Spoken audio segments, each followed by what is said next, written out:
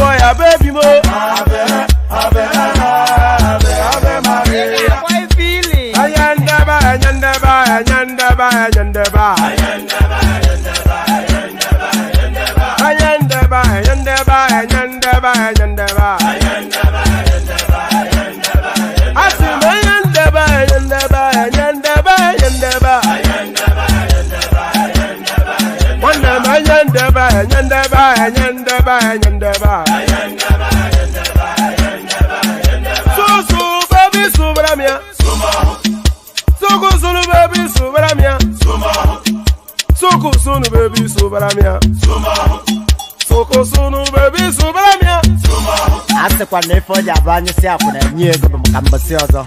Since I was born, but now I am getting old. I put a button, I put a card book.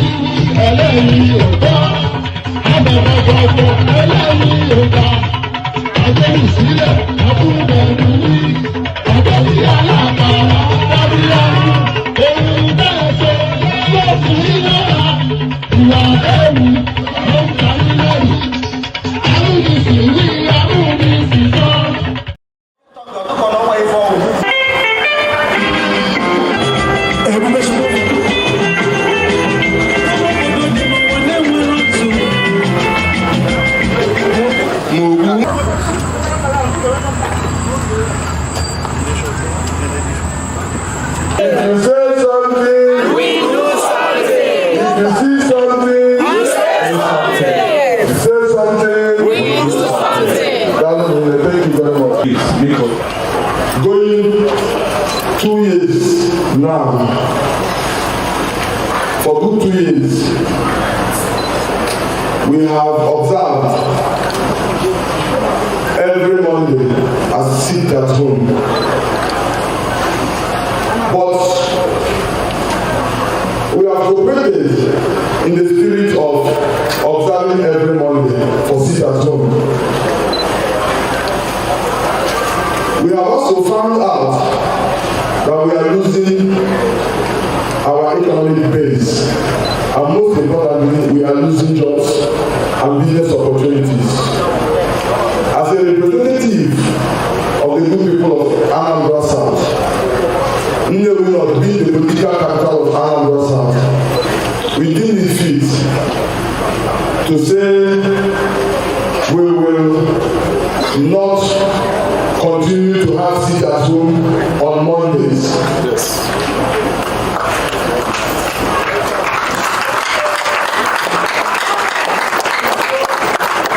From this Monday, every business venture in Nnewi will be open for business.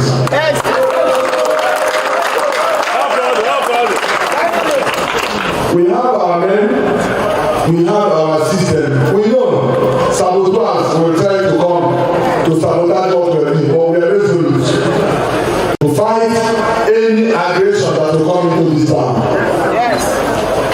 I'm not statements. To be precise, I've heard from what's that his name? Simon or one Simon that hailed from the beginning. This is a warning to Simon. For 17 good times, you have mentioned the time Ubah, and I did not reply you.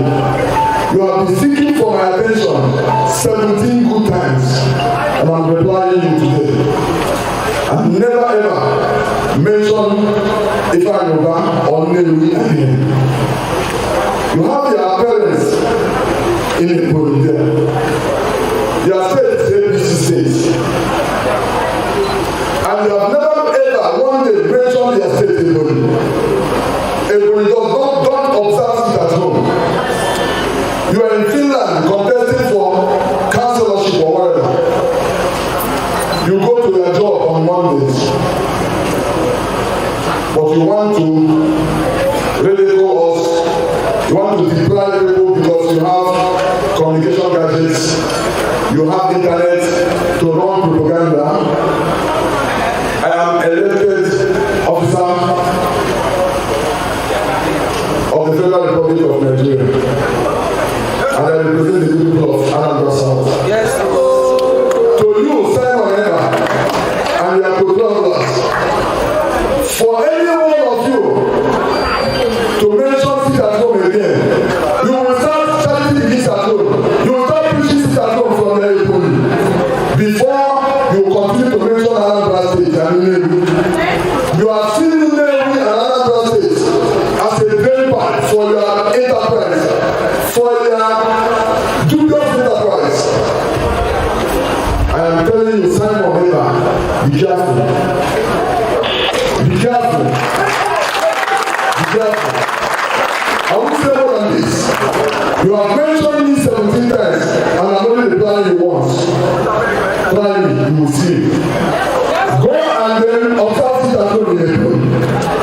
And then also your father, your family, go and observe it at home in their village. And this other house in Anambra alone. The new assembly will resolve to give it a very serious push. I've started that push by having a meeting with the family of Nnamdi Kanu some few days ago. I'm in contact with the lawyers. We have been talking in the last 1 week. So what our resolve is that we are going to give it a new dimension of legislation and also push. But for us, for 2 years now, we've been observing sit at home, and we don't really appreciate the economic value or downturn the sit at home has brought hardship to our people instead of fortune. So for me and my people, we will not continue with the sit at home. We must go about our businesses on every Monday.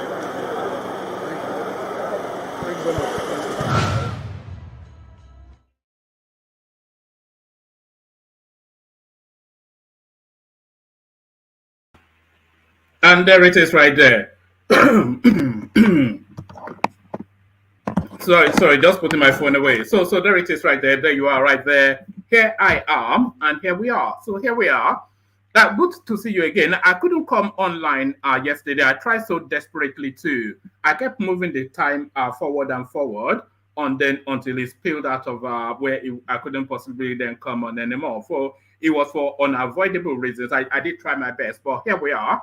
So we cut off from yesterday and today, and what a lot has happened. Of course, a lot has happened. So you saw that clip there. The battle line is drawn between now SIMOIN Ekpa and Senator Ubah. So the two juggernauts, or two of the juggernauts from the southeast, have decided to lock horns. You called my name 17 times, he said. Now I'm calling you once. So make sure that your blade is sharp and your cut is swift. So that's the warrior code. Make sure your blade is sharp and your cut is swift. So there it is. So we'll explore what is going on there. Senator Ubah versus SIMOIN Ekpa. So we explore that. There's just so much to explore. So we'll explore this as well. We'll explore this as well. So this was actually going to be the headline from yesterday. So just to run through, just to catch up yesterday and float it into today. Tinubu rejects EU's mission's position on 2023 election. Cause report, jaundiced, poorly done desk job. So there it is right there, jaundiced, poorly done desk job. I did not think the EU report was especially damning on the Tinubu's administration, especially. I think if you want to sum up the totality of their report, it was actually a repudiation of everything that happened in that space. So it wasn't especially damning, but it looks as though Tinubu's team are taking it sensitively because, of course, they're taking it personally, rather, because they're somewhat sensitive about the elections that's just gone past. But what and why underpins that sensitivity? So we'll spend a little bit of time to reflect on that. So Senator Ifeanyi Ubah versus SIMOIN Ekpa. So we do that, and then we do this as well. Now, unless you've been living under a rock, there's only been one story dominating the Nigerian landscape for the last 2 days now. To be or not to be, that is the question. I've got clips, I've got articles, I've got a plethora of everything. So just relax. So really, this one we really need to chew over. I'm talking about this young lady. Where is she? And there she is right there. So I'm talking about this young lady, Miss Joy Mesoma Ejikeme. So Miss Joy Mesoma Ejikeme. So do I even really need to build it up for you? But let me build it up for you. Let me give you this readout before we even finish the introductory phase. So this is where the story started. So this was where the story started. And it started off as a good news, heartwarming story. But then very quickly spiraled into something else. But it started off as a good news, heartwarming story. So this is the headline of Pride that announced this now storyline to the Nigerian landscape. Igbo girl, Mesoma Ejikeme, makes overall best in 2023 JAMB. So that is it right there. And why not beat your chest? If it was a Fulani man, they would beat their chest. If it was a Hausa man, they would beat their chest. And certainly, if it was a Yoruba person, they will throw a party. So of course, beat your chest. Igbo girl Mesoma Ejikeme makes overall best in 2023 JAMB. So that is how this story line started. But very quickly, it spiraled out of control. But let's take it first from the good news space. Anambra State-born student of the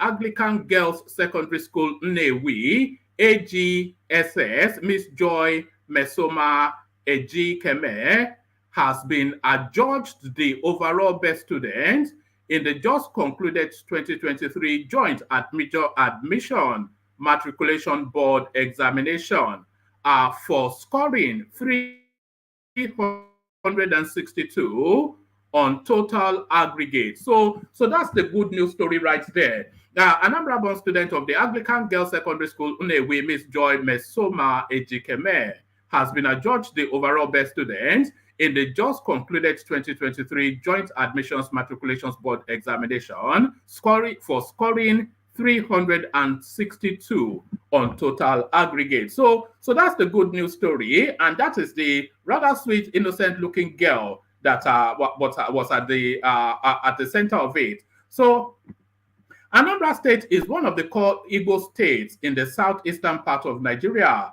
making the region proud. Sources close to JAM informed iTrims that the breakdown of our scores were as follows. English 98. So those figures rather reminiscent of the sort of figures that we were hearing from the Obi scores from the Southeast during the elections. 98 in English. I mean, I suspect even the Queen of England will not be able, or now the King of England, of course, would not be able to score 98 in English, but there it is. Sources close to JAM informed correspondents that the breakdown of our scores were as follows. English 98, Physics 89, Biology 94, and Chemistry 81. Correspondents gathered that this feat has brought joy and celebration to our school and the state as our teachers, parents, and fellow students were thrown into jubilation. And of course, a good news hearty story. Hold on, let me just yeah, let's do that. Let me put up thank you for the super chat. Thank you for the super chat, Ayo. But really, other people should now. I suspect that I'm not pushing this super chat thing enough. Only Ayo has the reach to always go there. So I invite that other people should be joining Ayo as well. Thank you, Ayo. But he should not be carrying the can for the class. That wasn't even the one I was reading. Where is it? Oh yeah, let's go to it. Right. Anambra State has once again demonstrated its pride of place as the cradle of academic excellence in the country, even from the days of Peter Obi as governor. So the days of Peter Obi, of course, the narrative of Miracle Center. Should I even take this from the top again? I thought I had it on the screen, but it wasn't. So let me just take it from the top again so you can read along. Apologies for that. I'll be very quick. Igbo girl Mesoma Ejikeme scores overall best in 2023 JAM. Anambra State-born student of the Anglican Girls Secondary School Unewi, Miss Joy Mesoma Ejikeme, has been adjudged the overall best student in the just concluded 2023 Joint Admissions Matriculations Board examination for scoring 362 on total aggregate. Anambra State is one of the core Igbo states in the southeastern part of Nigeria, making the region proud. Sources close to JAM informed correspondents that the breakdown of her scores are as follows. English 98, Physics 89, Biology 94, and Chemistry 81. Correspondents gathered that this feat has brought joy and celebration to our school and the state as her teachers, parents, and fellow students were thrown into jubilation. Anambra State has once again demonstrated its pride of place as the cradle of academic excellence in the country, even from the days of Peter Obi as governor. So I'm not really sure that they should be referencing even from the days of Peter Obi as governor, because of course, during the days of Peter Obi as governors, as we know, miracle centers and all that, we all know what happened there.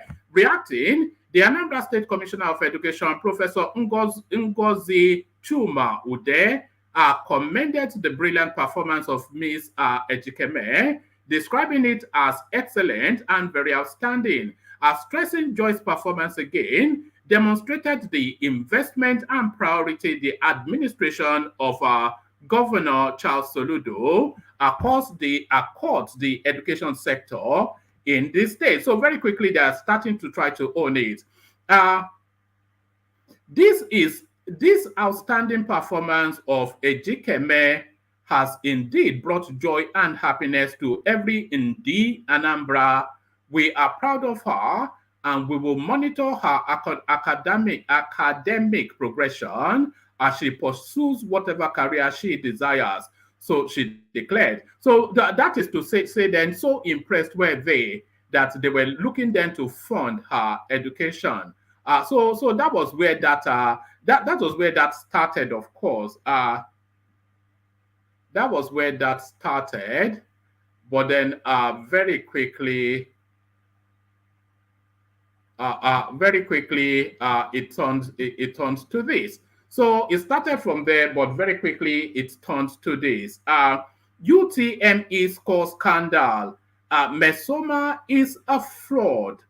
JAMB insists. So there it is right there. So you all know the backdrop to the story. It's essentially a story of accusations that the girl actually went and faked the results.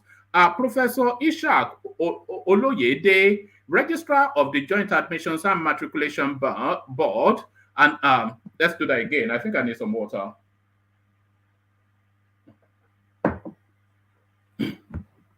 Professor Ishak Oloyede, Registrar of the Joint Admissions and Matriculation Board, JAMB, announced on Tuesday that the board has completed investigations into the case of Mesoma Ejikeme, 2023 UTM student, accused of fraudulently inflating her UTM score. Oloyede stated this in a transcript supplied to journalists from Namibia. He said, "The truth is that JAMB has concluded the investigation on Mesoma's score falsification matter. She was not the only one caught. Just the others have chosen not to go out." So you see this paragraph. This paragraph actually it echoes something that Reno Mokri was putting out on Instagram as well, to say that everybody was caught, but why all the noise around this girl? He said, not everybody, but a lot of people. He said, the truth is that JAMB has concluded the investigation on Mesoma's score falsification matter. She was not the only one caught, just that others have chosen not to go out, Oloyede said.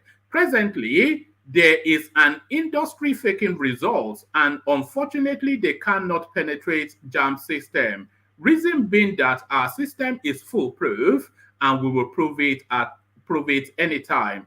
It is unfortunate that parents and some candidates that are being fooled are not aware that they are being fooled. This is internal evidence to show that the change in Ejikeme's scores was done with her collaboration. So, I mean, the girl looks barely, 16? So, hopefully it's not with her collaboration. I would prefer to think that she's an innocent victim of all this.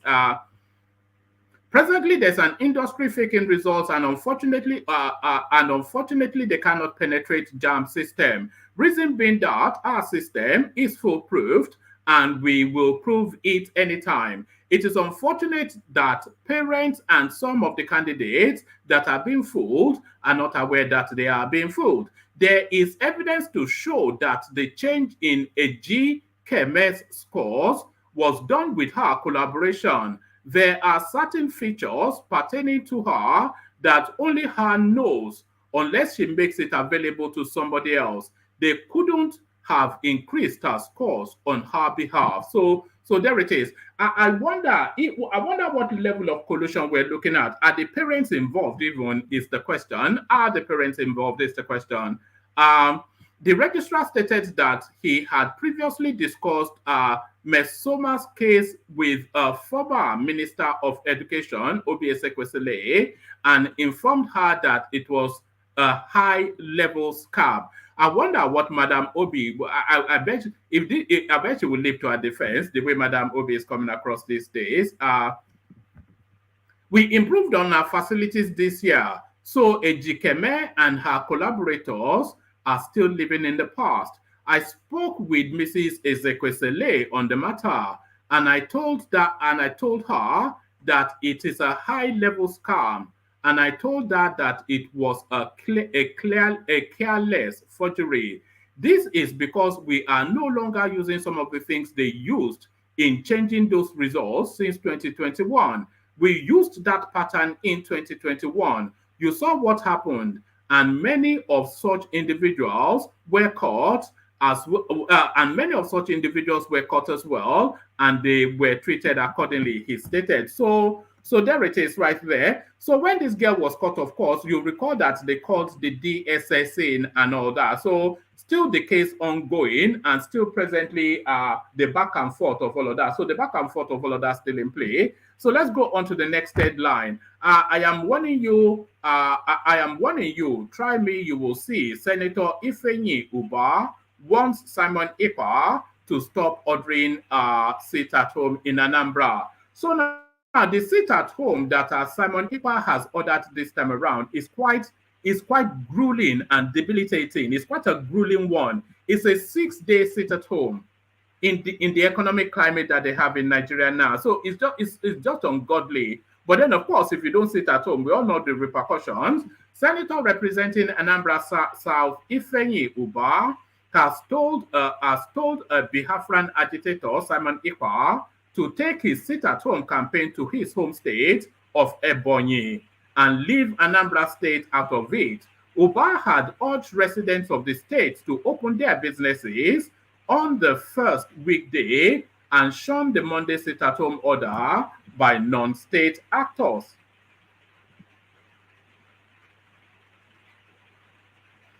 There have been several reports of attacks on residents who defied the sit-at-home order of the proscribed indigenous people of Biafra, IPOB. So I wonder if this is an IPOB sit-at-home or a Simon Ekpa sit-at-home, because of course, they are not separate and distinct, of course, but the alignment between those two spaces is just a sliver of a paper. There have been several reports of attacks on residents who defied the sit-at-home order of the proscribed indigenous people of Biafra, IPOB. Last week, de facto IPOB leader Simon Ekpa ordered the Southeast states to embark on a sit-at-home exercise to protest the continued detention of erstwhile leader. So just look at the wordings of this, and these wordings are the reality of it. The de facto leader. So the de facto, so by default now the leader, Simon Ekpa. But then look at how they referred to Nnamdi Kanu, the erstwhile leader, Mazi Nnamdi Kanu. So there it is right there, and that's the reality of it. But Ubah says the move is detrimental to Anambra indigenes and has warned Ekpa to stay off Anambra indigenes. We have observed the sit-at-home for nearly okay, we saw the clip, so we saw what he had to say. So there it is right there. The battle line drawn between those two characters. So the battle line drawn between those two characters. There's one other Simon Ekpa headline as well. So let me just yeah, let me give you this.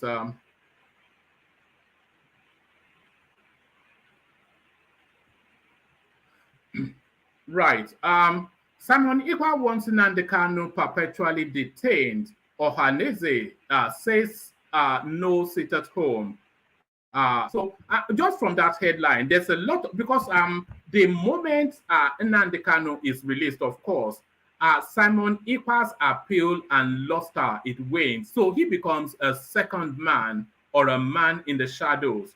You know, because of course he will have to yield that seat now, that top seat to Nnamdi Kanu. So how much really does Simon Ekpa? I would like to see Nnamdi Kanu released actually, to see if Simon Ekpa will factionalize, because I have the suspicion that he may well do that. Simon Ekpa wants Nnamdi Kanu perpetually detained. This is Ohaneze Ndigbo making the headline here. Apex Igbo Social-Cultural Organization, hold on.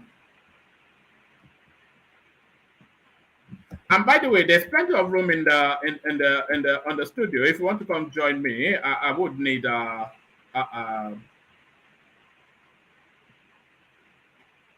right. So that's the hyperlink right there. If you want to come join. Apex Igbo Social Cultural Organization Ohaneze Indigo Youth Council Worldwide has urged residents of the Southeast to ignore Simon Ekpa's declaration of a 1-week sit-at-home in the zone. Ekpa had announced 1-week sit-at-home commencing from today, July the 3rd, 2023. The Finland-based Biafra agitator has continued to spearhead regular Monday sit-at-homes in the Southeast, despite the mainstream leadership of the indigenous people of Biafra IPOB suspending the exercise. So on what authority is it? I did say it was going to factionalize. It looks as though it has already factionalized. Several groups, individuals, and state governments have also condemned the sit-at-home, lamenting its economic implication on the zone. But Ekpa has again asked the people of the Southeast to stay at home for 1 week. In a statement obtained by correspondents on Monday, the national president of the Ohaneze Youth, Amazi, I won't attempt his name, urged Southeast residents to ignore Ekpa's directive. The gentleman who described Ekpa's order as dictatorial said there was no justification for someone to relax in his comfortable abode in Finland and then issue orders that others should not seek their daily bread for 1 week. The youth group said, "We have always made it clear that Simon Ekpa is not fighting for Biafra. He is only using the name of Biafra to enrich himself. He is also not interested." So this is where I was wanting to really highlight. He is also not interested in having Mazi Nnamdi Kanu released because he knows any day Kanu is released, his business will end. And there it is right there. And that is the totality of the truth of everything. Because of course, as soon as Nnamdi Kanu is released, he automatically, everything gravitates to him. And all of those membership fees or whatever it is that Simon Ekpa is collecting, that comes to an end. So he goes ahead taking decisions, issuing orders that will lead to the prolonged detention of Mazi Nnamdi Kanu. One of such is a senseless and unjustified sit-at-home orders. How could you ask the breadwinner of a home to sit at home for 1 week and watch himself and his family members starve to death? It is utterly senseless. So I wonder what argument Simon Ekpa is presenting to the economic argument of the sit-at-home thing. So if you're asking them to sit at home, then how do they feed? What's his argument for that? Is he saying the starvation is what is a worthy price to pay to sit at home? It is even more deceitful, considering that the person issuing the order is far away, is in far away Finland enjoying himself. Indigo should, therefore, not take him seriously. Come out and go about your normal business. There is no sit at home anywhere. Oku added that even the IPOB leader, Mazi Nnamdi Kanu, had also condemned the sit at home, stating clearly that it was not in the best interest of the people of the zone. For Ekpa to be promoting it against the directive of IPOB leader Kanu shows that he is on a personal mission and should be ignored. So that's the Simon Ekpa space right there. So other headlines are Asarido Kubo's confession has vindicated Nnamdi Kanu. So we find out what's in play there, and then we'll find out what is in play. The good news continues for the Tinubu administration.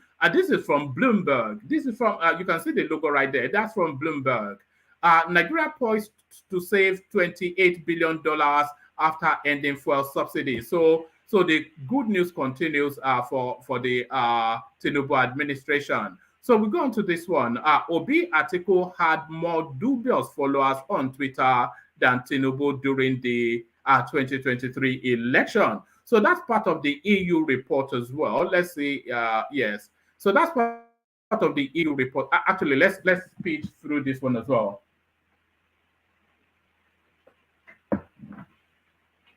By the way, whoever wants to come and join should come join, especially if you're a new voice. You know, we're always looking for new. If you're a Southeastern voice, because there's a strong Southeastern lilt to today's session. So if you're a Southeastern voice, I want to hear from you.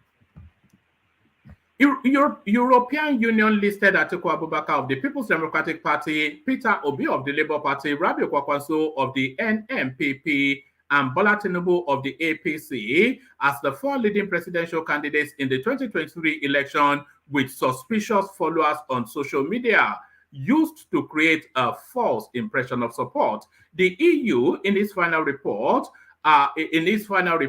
Election Observation Mission Nigeria 2023, said of the sampled Twitter accounts, Kwakwanso had 80%. Oh God, let's right. The EU, in its final report, Election Observation Mission Nigeria 2023, said of the sampled Twitter accounts, Kwakwanso had 80% dubious followers. Mr. Atiku had 60% suspicious followers. And by the way, this is the EU saying this, so it's not even anything. And you see that the Tinubu camp is already rejecting the EU report. So you cannot pick and choose. So this is the EU saying this. The EU, in its final report, Election Observation Mission Nigeria 2023, said of the sampled Twitter accounts, Mr. Kwakwanso had 80% dubious followers, Mr. Atiku had 60% suspicious followers, and Mr. Obi had 29% suspicious followers. The EU report stated 23% in its chart to illustrate the statistics in the same report. Mr. Tinubu had the least number of such followers with 22%. So I wonder what they would be making of this in the stolen mandate spaces. There was a steady increase in the number of followers of key presidential candidates over a period of 3 months, January to March. During the week of the presidential election, there was a sharp increase in the number of followers for all 4 candidates.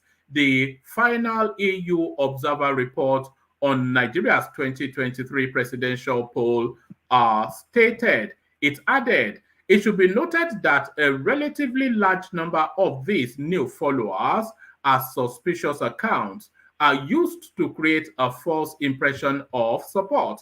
Explaining its sample size and methodology for arriving at its conclusion, the EU said the sample 3,000 Twitter followers of each of the 4 major presidential candidates was verified using the Botometer and Botcential tools, as well as via manual verification. In the process, the EU EOM found that suspicious accounts accounted for 80% of the sample of 3,000 new Kwakwanso followers, 60% of the sample of 3,000 Atiku followers, 29% of Obi followers, and 22% of the same sample of 3,000 Tinubu followers. According to the EU, accounts could not be identified as suspicious at first glance because they had an original-looking profile name or used a random snippet of a photo used online as a profile picture that could not be directly identified as having already been used. But the report noted that deeper investigation revealed problematic aspects, which were anonymity or high engagement and endorsement of particular people, topics, and hashtags. In recent elections, Nigerian politicians had deployed social media for massive campaigns and youth mobilization. The EU report also debunked claims that the 2023 general elections were free, fair, and credible, lamenting the killing of 74 people during the poll, berating Nigerian police for attacking journalists, whilst ignoring political talks disrupting the process. So there it is right there. So even all of this, well, there it is. The headline tells it all. Let me not add anything. I will not add or subtract from that headline. The headline tells it all. So there's one more thing that I wanted to introduce. You see this now next headline is not only for this session, but for the succeeding sections till it comes to actualization. So the Oronsoye report, a lot of you, at least hopefully some of you may be aware of it. The Oronsoye report is essentially a restructuring or a harmonization report, or more to it, a pruning down of governance report that was commissioned by the Goodluck Jonathan administration. So Oronsoye, he then came up with recommendations to the government, which was then archived by the Buhari administration. The thrust, let me actually say, if it's not too deep a read, I'll read it out to you. It is a deep read, but the thrust of it is to say that we will read it at some point, but the thrust of it is to say that there's too many duplicitous agencies within the Nigerian. Actually, let me give you a few paragraphs, but the thrust of it is to say that there are too many duplicitous agencies and parastatals within the Nigerian mix, and he was especially calling for a harmonization or even a getting rid of. Let me see if I have it somewhere else.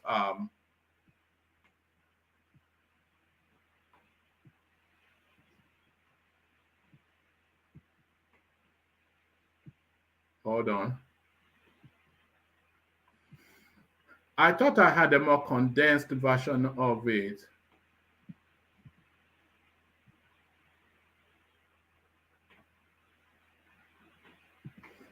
All right. Let me give you 3 paragraphs and then we leave it.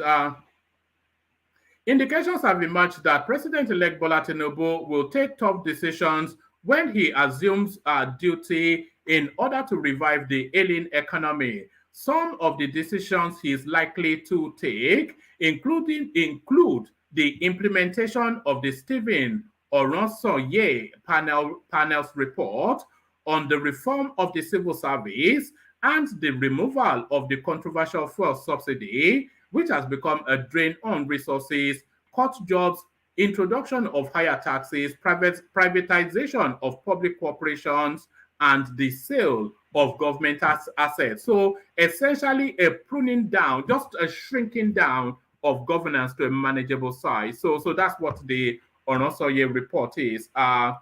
Correspondents gathered that Tinubu had been impressing on his loyalists the need to take certain decisions that might be considered unpleasant in the short term, but pay off for the nation later. Before the February 25th, 2023 presidential election, Tinubu, who was the then candidate of the ruling All Progressive Congress, had vowed to remove the fuel subsidy if elected, as it had constituted a huge drain on the government's revenue. A highly placed okay, I think this actually dates back. When was this written? So this was written in May. A highly placed source told one of our correspondents on Saturday that the incoming president would merge some ministries and agencies, and there are so many of them. I've often cited EFCC and ICPC. There's just no need for the 2 of them. No need.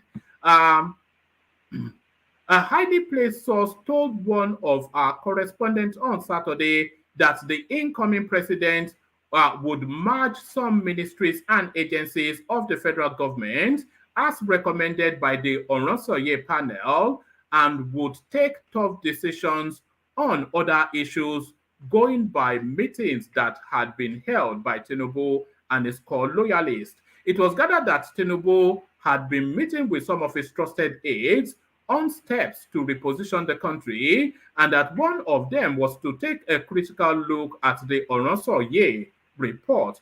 The source said, the report has been gathering dust at the office of the Secretary to the Government of the Federation. Nothing has been done. Even President Muhammadu Buhari, who promised to cut the cost of governance, couldn't do anything about it. But the incoming government is likely to take a critical look at the report. You know, Tinubu is an accountant, and he knows how to manage resources, increase revenue, and so forth. Yes, we'll see just how heavily. I tried to bring up the Oronsoye report, but it's too deep and heavy. But we'll see. We'll be matching Tinubu's policy positioning with the Oronsoye report.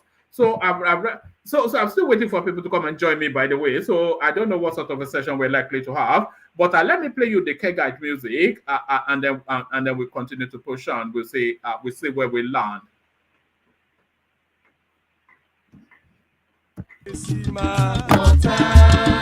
Only water, where they see my water.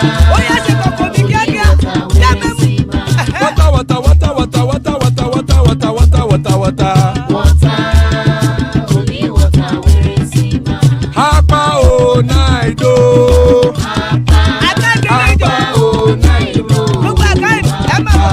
Hapa you don't come o.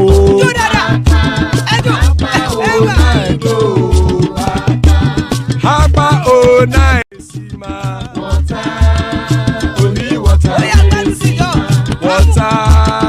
Only water, where they see my Oh, who stopped that? Was that you, Thomas? Only water. Only water, where they see my water.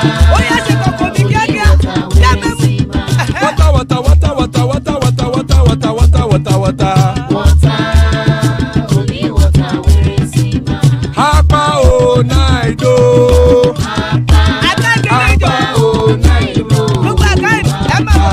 Hapa you don't come o.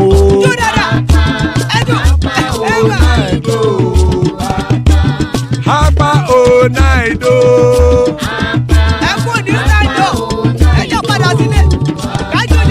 Oro kẹ̀kẹ́ ẹlẹ́mù yé o. Ilé sọ́díyà kẹ̀kẹ́ rẹ̀ ẹlẹ́mù rẹ̀ o. Bobby Master kẹ̀kẹ́ rẹ̀ ẹlẹ́mù rẹ̀ o. Chifu Faila ti kẹ̀kẹ́ rẹ̀ ẹlẹ́mù rẹ̀ o. Eruku lẹ̀lẹ̀ ẹlẹ́mù dé. Eruku lẹ̀lẹ̀ ẹgbẹ́ ẹlẹ́mù dòdò jàre o. Eruku lẹ̀lẹ̀ Ghana ti dé ẹgbẹ́ bọ́dì o. Ọmọ ẹlẹ́yẹ ẹ̀yẹ o ó dilé o. Odúyẹ̀lá ẹ̀yẹ o ó dilé o. Petrosonama ẹ̀yẹ o ó dilé o. Petrosodúnkẹ́ ẹ̀yẹ rẹ̀ ó dilé o. Ẹlẹ́kọ̀ ọ̀run mú ìní o.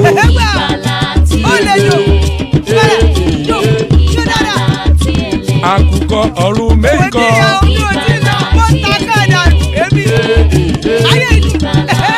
Ikú kò ní ríwà gbéṣe o.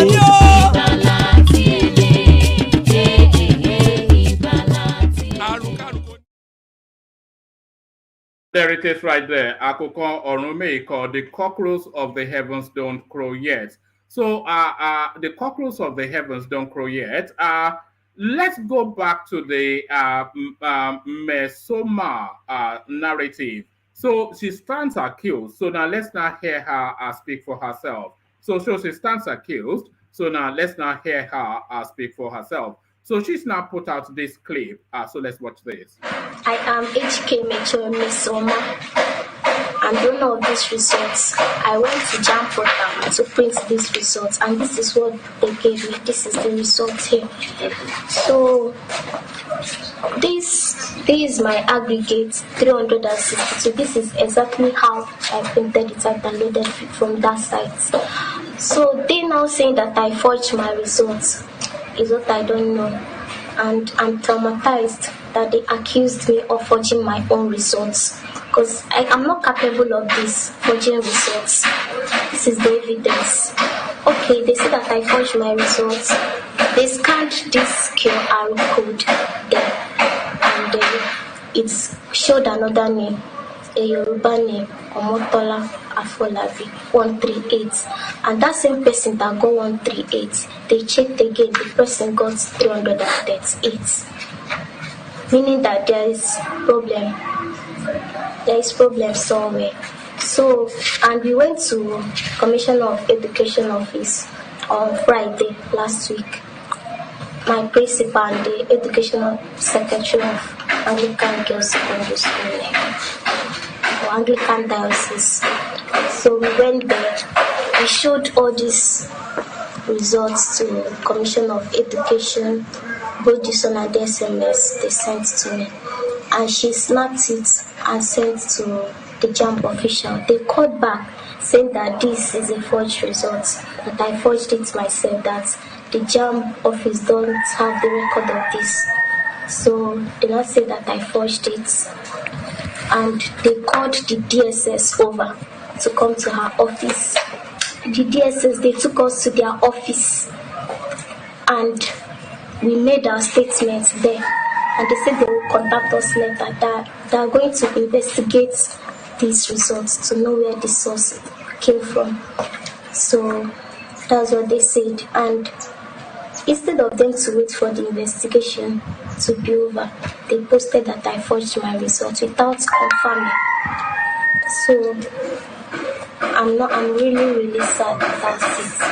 And it's not that since my nursery school I've been taking first, I'm a brilliant girl. It's not that I'm an illiterate person that will go and forge her results because I'm not intelligent to impress people. I've been taking first position since my nursery school, and even my common entrance, it was 300 and something. So it did not start today.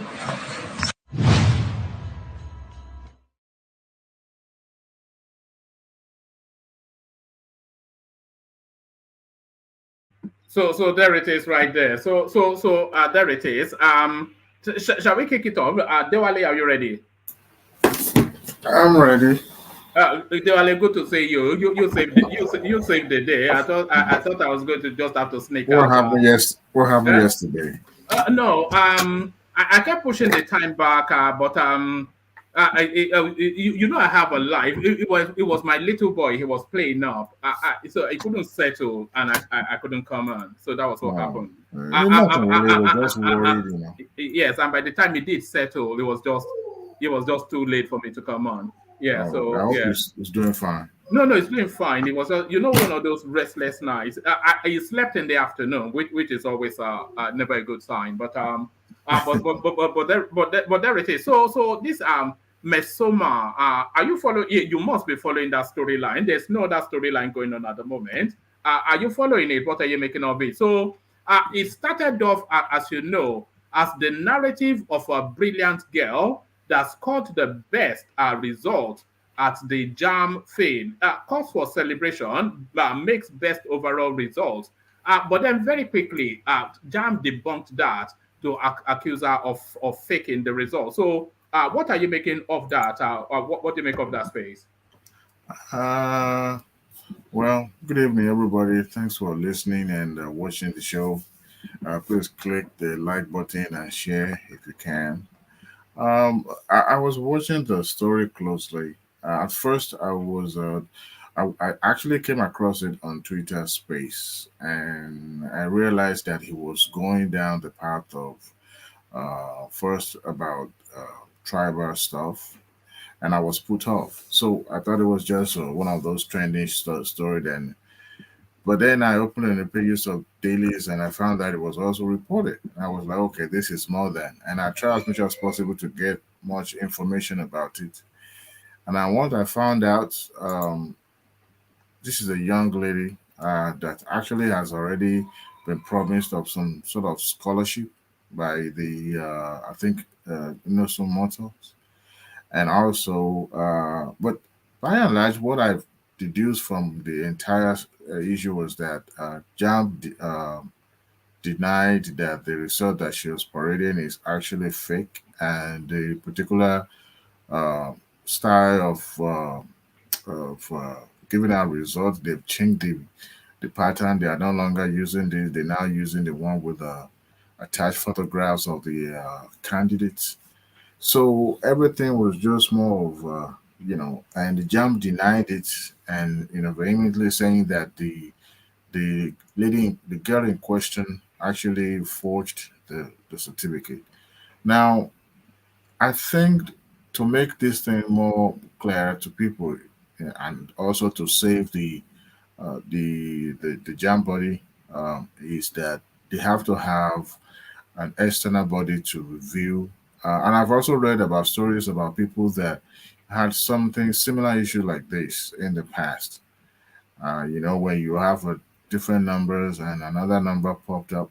So, and the girl also was saying that if you scan that code, uh, it's likely that another name's Yoruba name will pop up. So that makes the entire thing even messier. And Jam, going by the spokesperson of the body, saying that it was a fake result. So, having listened to this girl, I would say for now I believe what she said, because she denied being capable of forging this result. Yes, she's a very innocent looking girl, but let me bring you this paragraph. It says, there is internal evidence to show that the change in Ejikeme's scores was done with her collaboration. There are certain features pertaining to her that only her knows unless she makes it available to somebody else. They could not have increased her score on her behalf. So this is what Jamb is saying, that it's impossible. They are quite clear that it's a fake one, because what she printed out was actually in the format of the previous, even from 2 years ago. So what she printed out was from 2 years ago. It's a shaky story. She's an innocent looking girl, but Yeah, if you divorce the emotions from it, there's a suggestion that a fraudulent act may have taken place. What's going correct. on? Another thing is this: if even if the one she's paraded is in question, why not go online again and retrieve the one that is already online? Maybe we can compare and contrast if it's actually different result. But the jam, even if they are four, they wouldn't want to own up to it.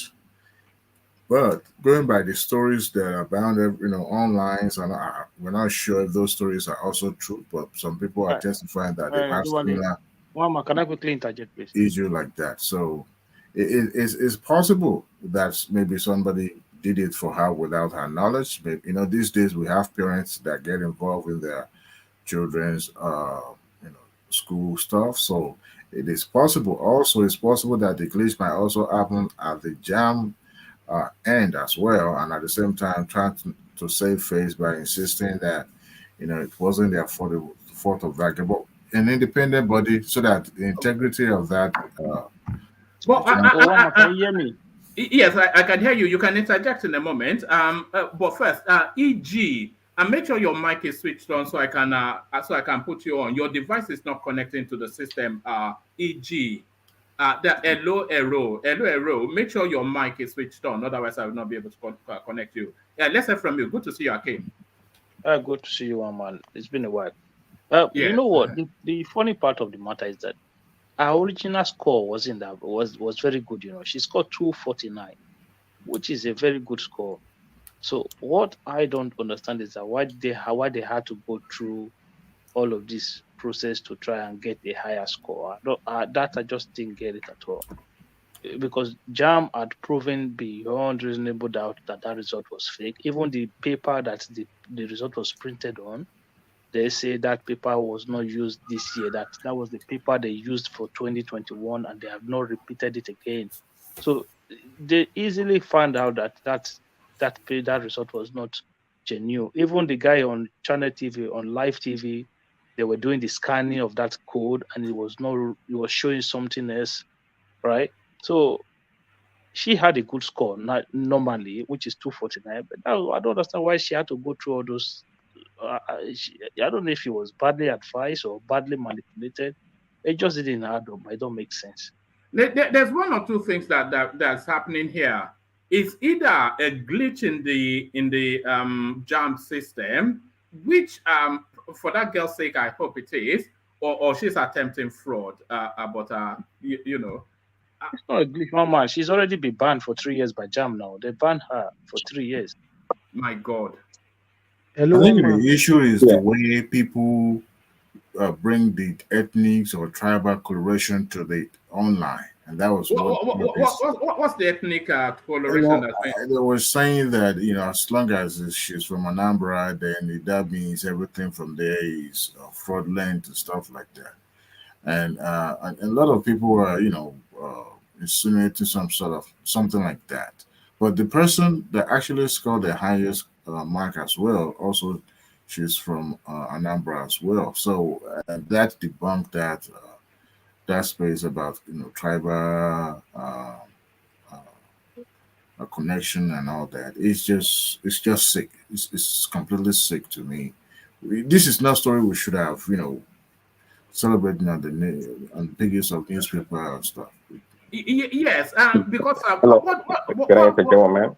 Yeah, you can come in, but let me just say this. What JAMB was actually saying was that quite a few students were caught out. So why the fuss about this girl? But Prince here, let's hear from you, Prince. Oh yeah, thanks, Woman. Hello, everyone. Hello. So I think somebody is that Kim that said earlier about the girl get a good score, so maybe doesn't see the reason why she would cheat or change the results. Just for a note, a lot of people that actually cheat, they tend to be people that are brilliant and usually have good scores. I've heard about them. It's well documented. Not even people that have bad score, not that brilliant, don't tend to cheat that much, I would say. But people that would normally get such good scores would do it. And in regards to this young lady, I was waiting for somebody to say it, and I think she said it herself in the interview, that she's always scored A's. She's always done very well in her academics. Is it entrance exams, and it should sound like a brilliant student. So is it well? And also, I kind of believe her that she knew nothing about it, but it doesn't stop somebody else, parents or guardians, from doing something fishy. See, that's the funny thing. But her account, Prince, is that she went to the JAMB office and did the printout from a computer system. She was showing you the barcodes and everything, that it was a direct printout from the JAMB system. Yeah, I don't dispute that. And just like I think Adewale said, it's quite possible, for all we know, that this error is coming directly from JAMB. But there's a dispute right there. Also, the caveat. You said it also that the JAMB official said, look, the format or the paper that's used to produce the result is like a couple of years old. Therefore, you couldn't have been. So there's a lot of convolution going on right now. So that removes then the possibility of it being from JAMB. If the paper is no longer in use, then it couldn't have come from the JAMB computers, can it? Well, according to the JAMB official, but again, these institutions, they make mistakes also. They absolutely make mistakes. So at this point in time, without full investigation and getting to the bottom of it, I don't think we should discount the girl's position on the matter. They could mess up also. But I just wanted to point out that because you're brilliant doesn't mean you can't cheat. That's not a sufficient justification for that reason. And I think also, well, I heard a bit about the story prior. I didn't read more to it, but there seemed to be a lot of calling names if you're from Anambra, if you're Yoruba or Igbo. I mean, it's quite interesting. It shows when we're trying to. One second, please. You know what the JAMB officer even said, that on the system, it showed that the girl actually printed our own original result, but she refused to show the public that she entered and printed the original result that she scored 249, because they could see it on the system that she printed that result, but she didn't tender that to the public. She said, okay. Showed that to the public. So it is fraud then, is what you're saying. Hello, one man. Well, that's Can I interject, please? Can I say something? Hold on, not yeah. Hold on. Sorry, with your permission, let me bring Zita in because I know she's been messaging me about this particular storyline. Zita, what are you making of this young lady's? Is this fraud, or is she some innocent victim of something she did not know about? Good day, everyone. Good I day. don't even know why Jamb is freaking out on that. I don't know. Maybe because they blow it out of proportion. That thing is cyber crime. It's some group of individuals that are doing that thing in cyber. What do they call them again in Nigeria? All those people that have computers here and there to enable you to do one or two things. They are the ones doing that thing. One thing I will say that I cannot... Cyber cafe. Yeah, things like that. They have places you can go and print stuffs like that. And those are the people doing it. But I cannot say whether the girl is involved or her parents or the brothers or a relation that helped her. But there is something people don't understand about Jamb. If you are somebody who have tried to hack into Jamb system to see one or two things, you will find out that Jamb is using a very funny code. And they do their things sharp. That's why they always catch them. When they push out that result, they push it out. Number one, you cannot alter your own. Neither can you alter somebody else's own, except it's in the past.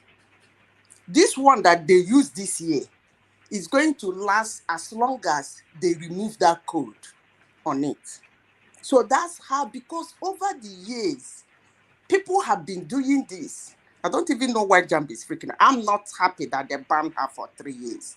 Maybe because of the noise, and then Jamb is trying to send a detrimental warning to every parent, to every student, to every Jamb writer or something. But the 3 years is ridiculous because she's not. Hold on. For falsifying results to gain an advantage in admission, you don't think she should be penalized?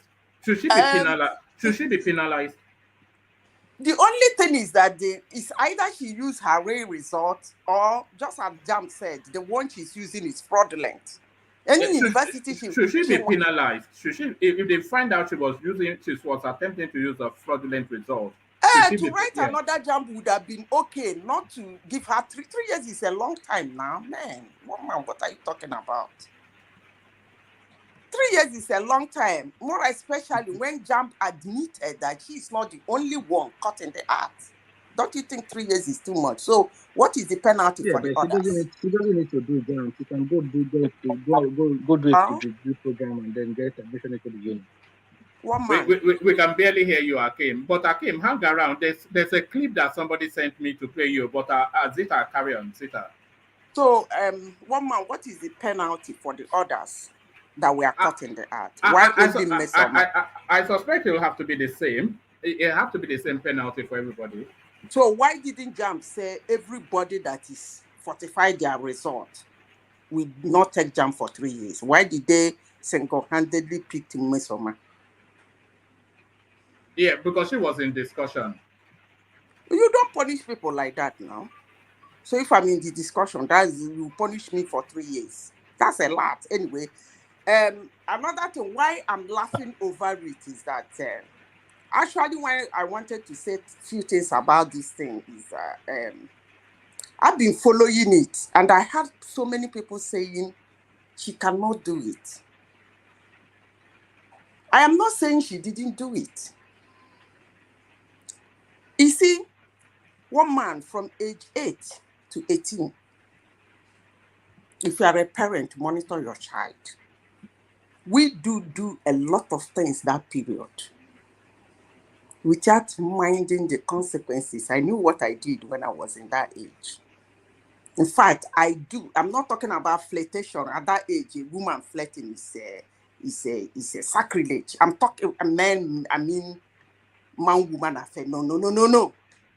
At that age, woman, if I tell you what I did in that age, I did and did. When you are brilliant or smart, at that age, you do a lot of things. So that question of she cannot do it, I don't even know where people are getting that one from.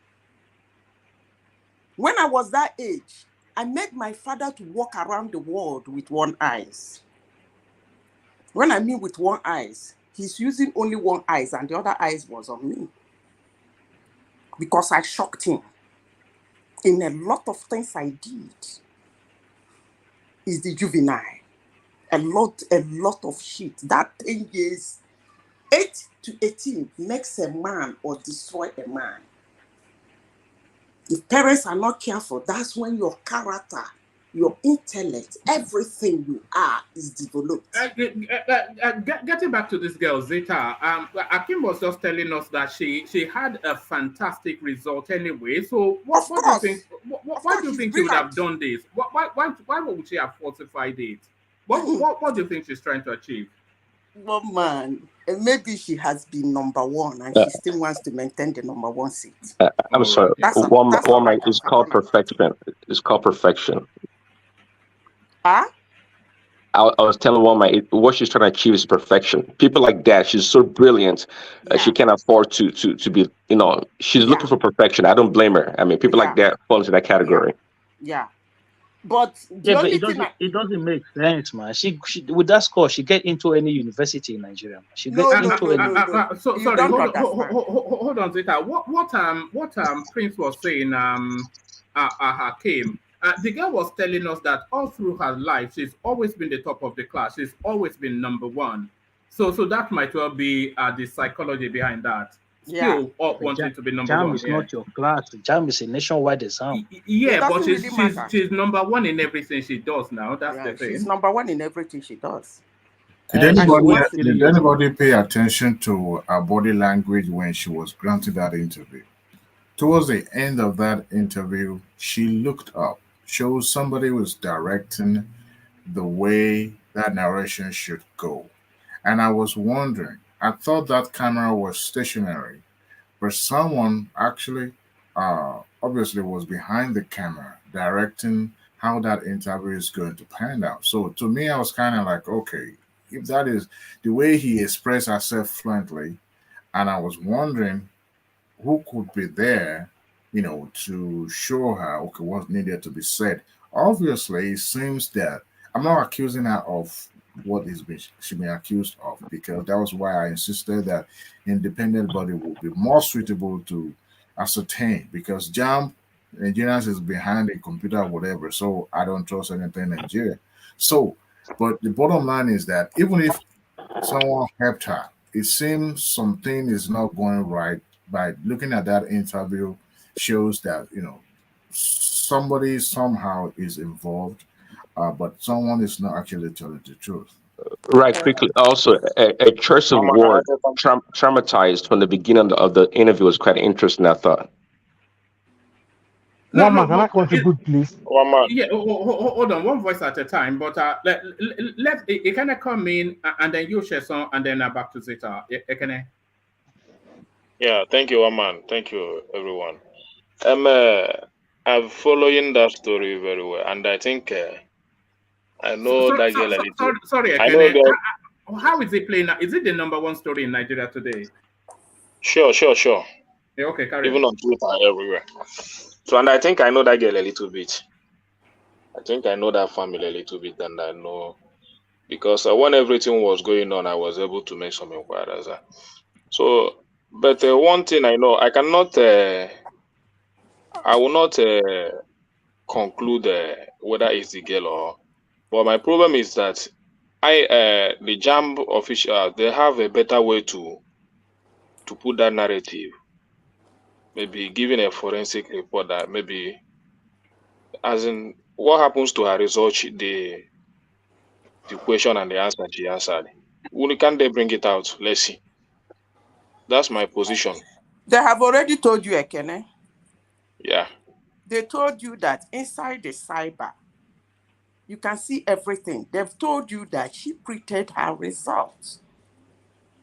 And if you No, look at what she's what holding, I mean, like when you're writing English in the school, you have question and the answer. How it's being marked, whether you get whether good or bad, this one and all that.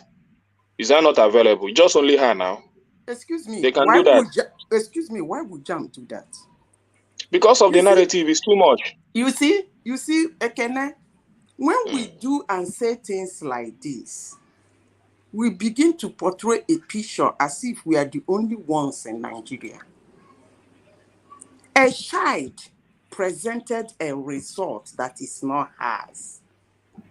The authority who have the jurisdiction to tell the whole world which result is which came out and proved beyond reasonable doubt. They even said that she has gone into the cyber to print out her result. We are not still satisfied. They mentioned, wait, let me finish. Yeah. They mentioned the certificate she's holding. If one man can beam that thing, you will see the name, the date. Look at the date carefully. JAMB is a body that runs a system. They run a system. So when they type May, they use a program. So when they type May should be the same in any of the paper. That's how program now. I hope Ola is there because I think Ola is a programmer too. So for her own card, she's holding. Look at the May. Let one man bring it out in the screen. The card she was holding, that is her result. Look at the date, the way it is typed. And you ask yourself, can JAMB type May like that? That is the first question. So why would JAMB, hold on, why would JAMB now go and said, okay, if she's claiming that she scored 365, let's bring her result, what she typed, like is MC questions. What I mean by MC, multiple choice. He said, let's bring her question and see where she typed A. The answer is A, so she got A right. That's what you're asking for, right? Is that not so? So why would JAMB do that? Is it only her? Is it only? Is just for subjects? You've not told me why JAMB should do that. That's the question I'm asking. Because of the narrative. The narrative is too much. Is that narrative that made JAMB ban her for 3 years? Because she's not the only one that did that. I said before here, if Ola is in the platform, Ola can help me out. Because I knew Madam Zita, he's a programmer. Wait, let me finish. I knew Ola is a programmer. JAMB knew what they are saying. They have a code. And they made it lock and open in a certain time. You know why I said this? You know why I said this? Yeah.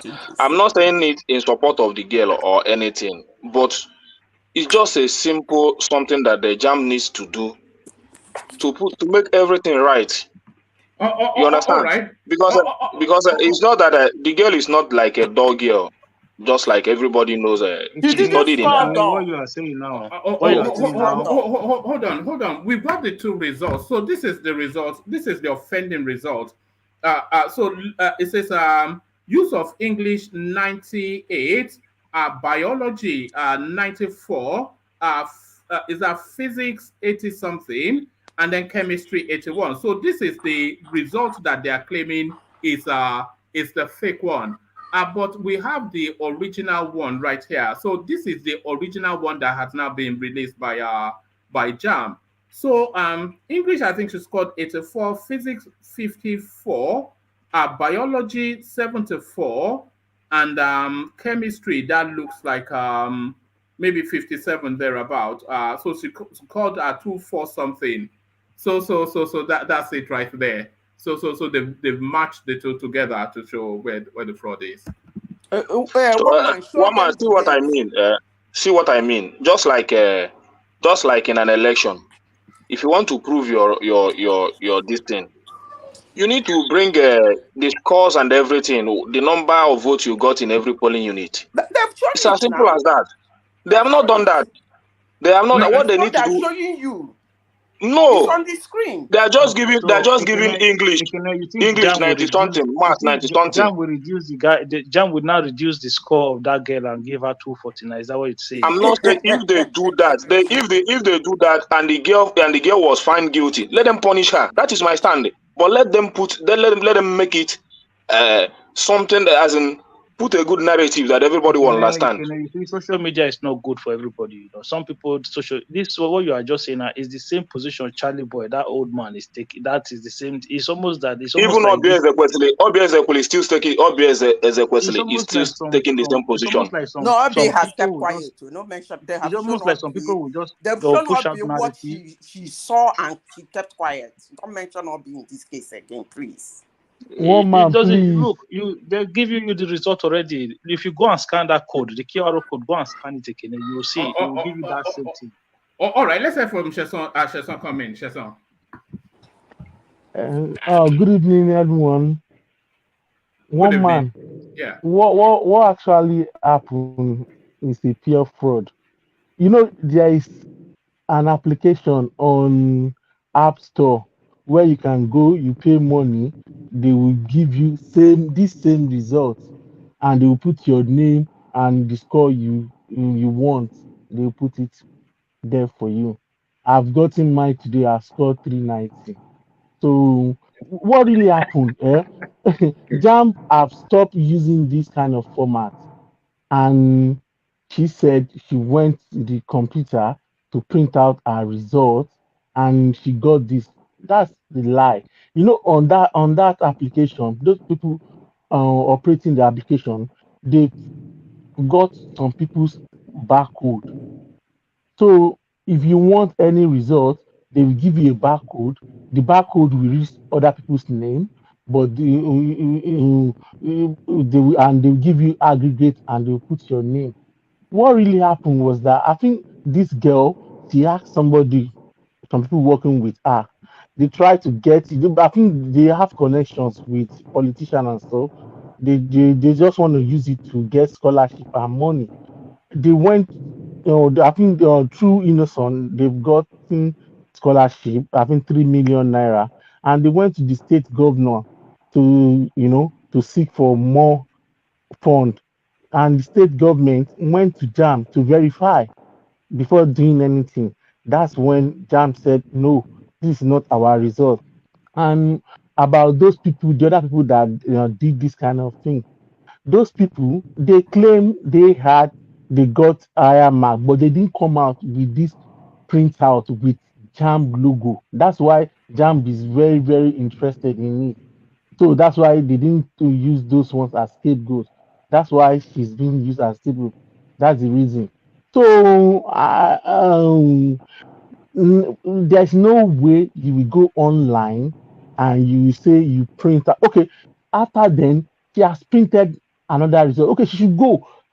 She has camera, phone, video. Go to the computer again and then log in. Then print out another one. I said, okay, as I am now, there was a time I lost all my certificates and I need them. I need my WAEC certificate. I contacted WAEC. They said they can't give me another certificate, but I should get the PIN code. Then I should go online. Then I can print it out. I went online. I put the PIN. It brought out my result, and I print it out. She should go again, video to the whole world. That, okay, I want to print it out again. Okay, let me print out what will come out of it. You understand me? So this is old format. This format is not on the system, and she's been the only one that is claiming this. Many people has this kind of format with them, telling people lies. This is my score, this is my score, but they didn't come out like she came out. She went to the government, the state government to seek for scholarship. That's why she's having this kind of problem. If you have it, like the one I got today, I can show it to anyone that, oh, I did JAM last year, which I didn't do. Why did you do good? You just to make the point, Abi? Was that why you Yeah, did just it? just to make a point. Yeah, it's online now. You see many people scoring 390, 399. The guy even scored 400. Just go. Well, I can send you the app. The app. It's on Google Store. You see it there. It's Jam Phone. jam, whatever. You just go there. They collect Increase my 20,000, score. 30,000. Increase my They score. increase my score. Yeah, they will increase your score for you. And they don't have, Jam have updated their system. Jam result now comes with your picture. Those people, they don't have the format Jam is using at the moment. They don't have that kind of format. They only have the old format which they are using. They can give many people. They can give as many people one barcode. So that's what is happening. He should go again and reprint again if he wants to do anything. Yeah.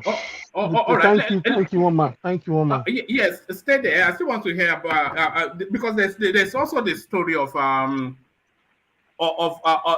there's a lot of stories about fake goings on, about frauds today, fake followership for Peter Obi and Atiku. So we get to that in a moment. But let me bring Kulata into the conversation. Now, Kulata, is this a case of fraud?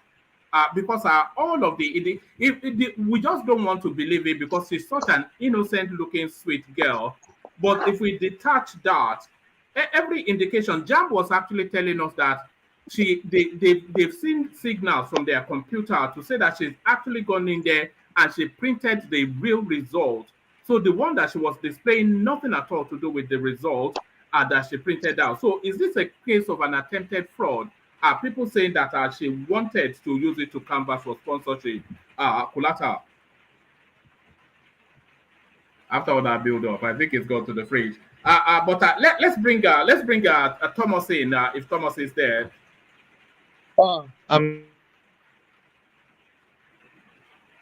You have to unmute Thomas. I'm here. Are you following the story of this young girl from Anambra? And No, I'm not following it, but what I'm hearing from people now is very distasteful. It's very embarrassing. Now they are trying to do all this ethnic coloration. One man, this country, we are not going anywhere. With this ethnic, anything that happens now, if it is from Yoruba, they will say it is because it's Yoruba. If it is from Anambra, if you say it's because it's from Anambra, it's just total nonsense. I'm not following it. I'm just hearing it for the first time here. So, but the ethnic coloration, Ekene is trying to bring, they should go and bring his marking script.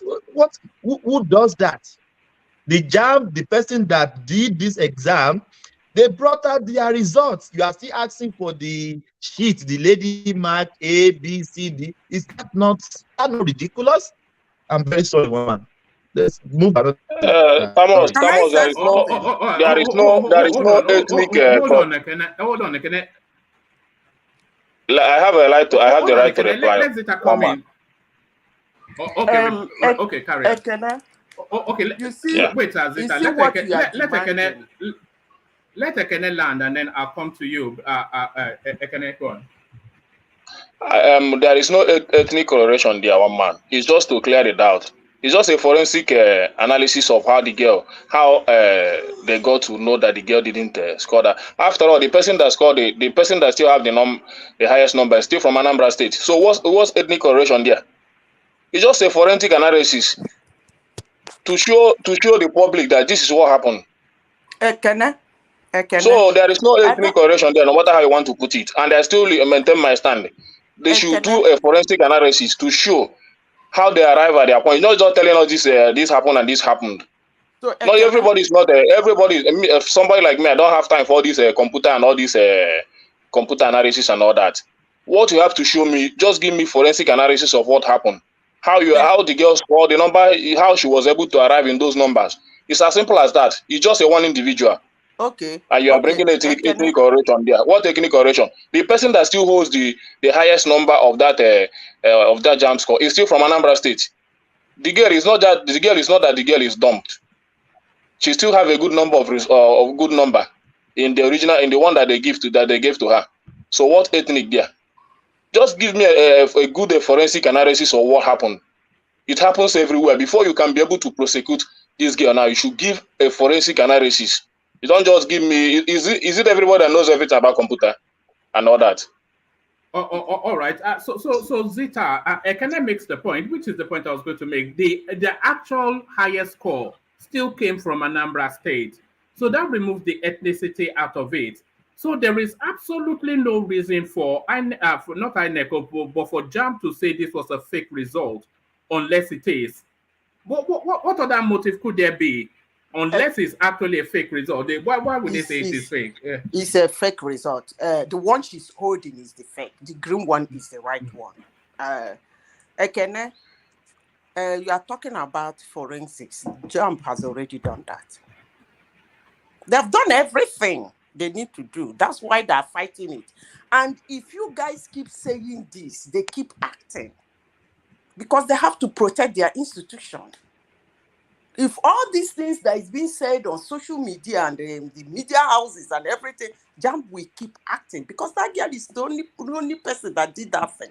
They do it anyway. So why is the hammer hitting on her? It's because of things like this. JAMB has told you they've done their forensics, everything. And that JAMB exam is done online. I believe so. It's no longer done on paper. You go to the computer and do that exam by yourself. And JAMB has proven beyond reasonable doubt. She logged in, they looked at her results, they looked at the one that they sent out for her to print. Everything was correct. And they're like asking, then why is she holding a different one? The format is not the same. So what I didn't see else it as do you you say it, want Madam JAMB Zita. At to least do? I listened to them. I listened to them this morning. They didn't say what you They said have here. done everything. And they said, maybe you are not reading what They is were going saying on. log in to see this. Hold The on, name is hold showing on. another thing and They another thing. have said, even if they bring her result now and do the forensic, you will still claim another thing. That's how it works. But let me finish by what I am saying. What I'm saying is that JAMB has called all the necessary bodies and they said they are ready for investigation. They have done all the investigation, including forensic, everything they need to do. So they are waiting. And by the way, there is one boy in 2021. I don't know if you people follow the story. He even sued JAMB in this kind of shenanigan. But later, he said the truth. When the thing was heating up, he said the truth and his lawyer has to apologize to JAMB. I don't even know why JAMB did not levy a lot of this thing on them, sue them for so much money. The guy went as far as calling a lawyer, and I believe Mesoma should do the same.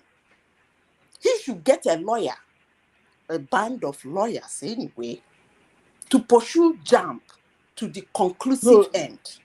If his father got the lawyer. Yes, if she believes that that white pepper she's holding in her hands is her JAMB result, because I've seen my two nephews and one niece took that JAMB this year. Their result was not like that. So I know what I'm talking about. There is something I tried to do to that JAMB website while I was here. I noticed how tight that JAMB was. So that's why they're raging. Their computer center, whichever group that is managing it is tight. So they know what they're talking about. But if you think they don't know what they're talking about, take them to court. And it's going to be a yo-yo show. If Her you father listen, said it's not going to court. Her father said if it's you not going to listen to court. the interview from that JAMB guy on channels, you will know that those guys, they are very confident of their system. And the level of analysis that they did, up to the phone number the girl used, the messages she sent, everything was recorded. Look, the messages is sent where? Hold on. The messages is sent where? You know, you have to send some code to get. All right. Yeah. Yeah. So access. Yeah. Everything was recorded. Like they even went as far to say she uses Airtel number, Airtel phone line. Yeah. So I noticed that too. one man when they showed the picture of what she said, I noticed Nigeria, if we want to do something, I'm sure we can really do it good, because I was surprised at the level of information that JAMB brought out with this matter. It tells me that I was looking at it, these guys, they're really good. They told us that the templates, the paper they can use, they're very was good. Old one. Like look, you cannot do anything that to come to the conclusion that the girl, I don't know if she personally or somebody advised her, whatever. But Sorry, Akim. What Jamb is saying is that she is personally involved because there were specific details on the fake printout that only she could have provided. Yeah. So for me, I think the code that she is. typed in. I think that is that they just she got all wrong, because at the end of the day, maybe it's greed. No, maybe it's greed.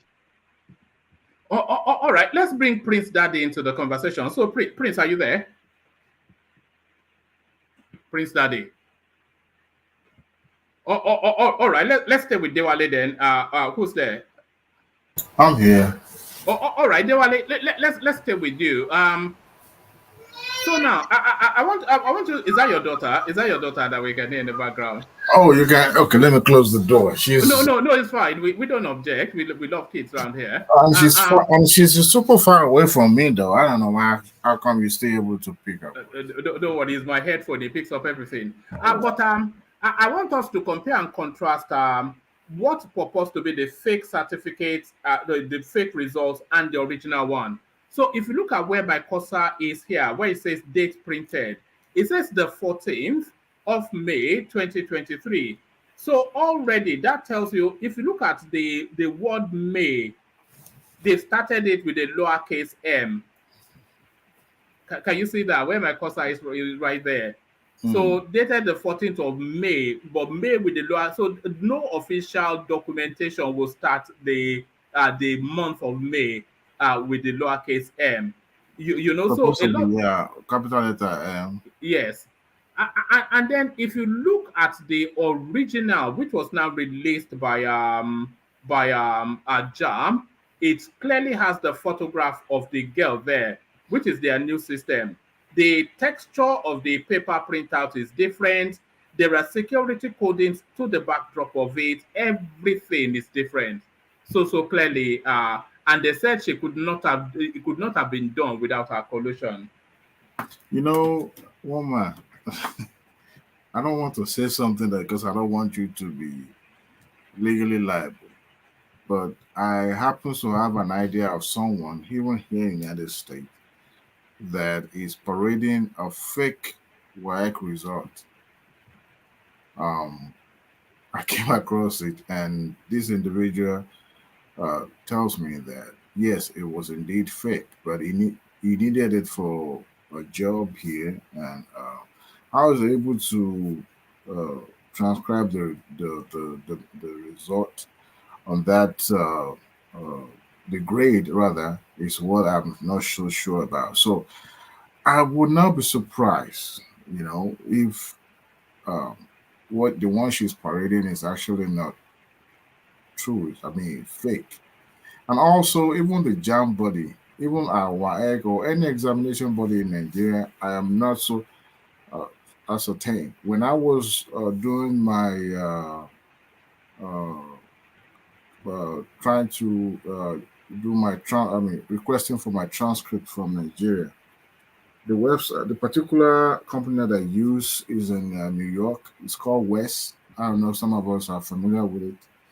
They actually have University of Port Harcourt banned from their website, and most of these institutions in America also use them. They banned University of Port Harcourt, so any result coming out from that school, they would not accept it. And some other universities are also didn't want it. So why do they have to ban it? Because they are not sure of, the authenticity of those results. So JAMB, WAEC, GCE, any examination coming from Nigeria can easily be manipulated. But what makes this one a little bit ironic is the fact that the body itself came out categorically and said the result the lady is parading is fake. But I will implore them to open up, unless someone's neutral with no interest, examine and check. But sorry, Dewale, why should they go to that level of depth? Why should they go that deep? They've already, she's just some little girl trying to pull a fast one. Why would it need that level of investigation?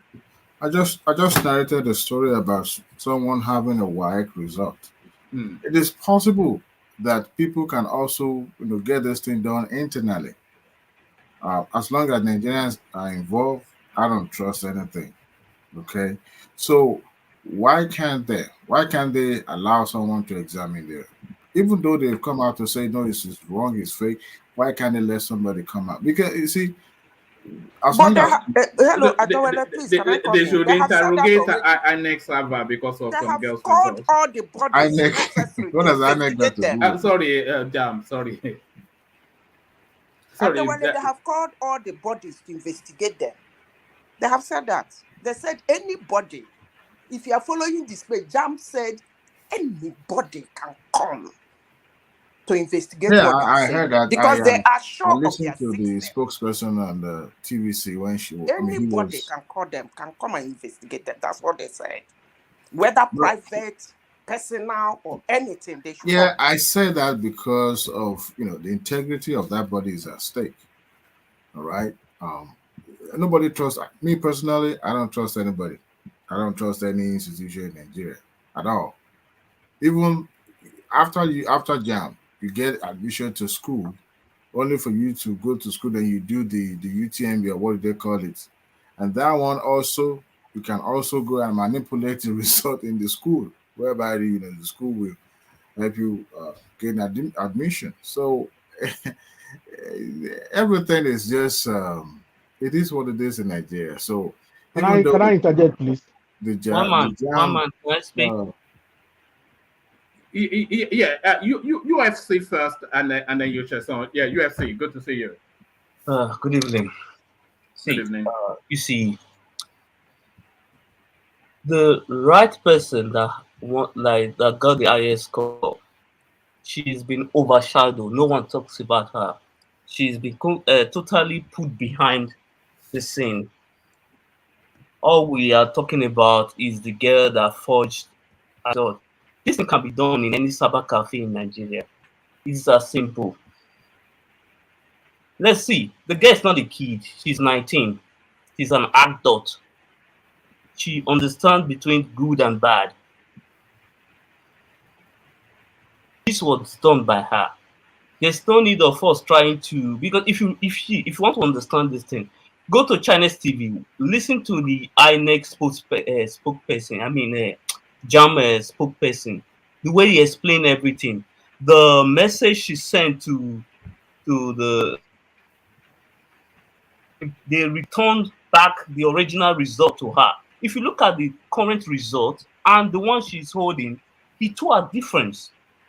Very big difference. They are different results totally. So we don't need to start telling them to go extra mile.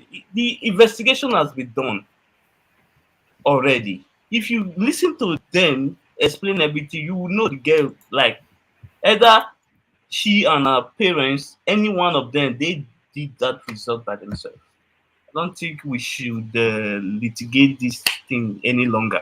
We should focus on the person that got the highest scores, because that girl has been, totally abandoned. No one is, saying anything about her at all, or giving her the accolade she deserves.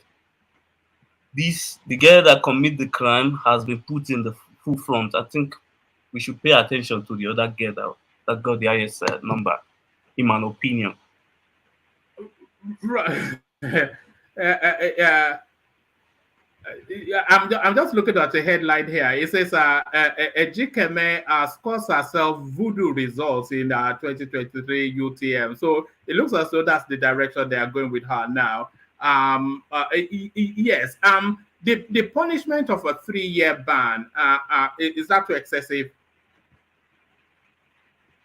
Yes, I think it's too excessive. Maybe a year or something, or I don't know. But 3 years is just too much. Is A that not to year say? ban. Is A that not year to ban set is a? like enough. Is that not to send a signal though? You are right. You are right. Because if you look, the reason why Nigeria is where it is right now is because lack of consequences. People don't get punished for their wrongdoings. Let's be real. everyone when they commit crime, they just walk away free. So I believe they should, well, they should administer the consequences. I don't. But she don't look. She doesn't really need. Look, not that it's not like she don't need jam, but she can still go through pre-degree programs and still go to university if she does what she wants to do. Oh, if you look at it, she's a brilliant girl. She got 240 something. That's good result. I don't know why she decided to do this.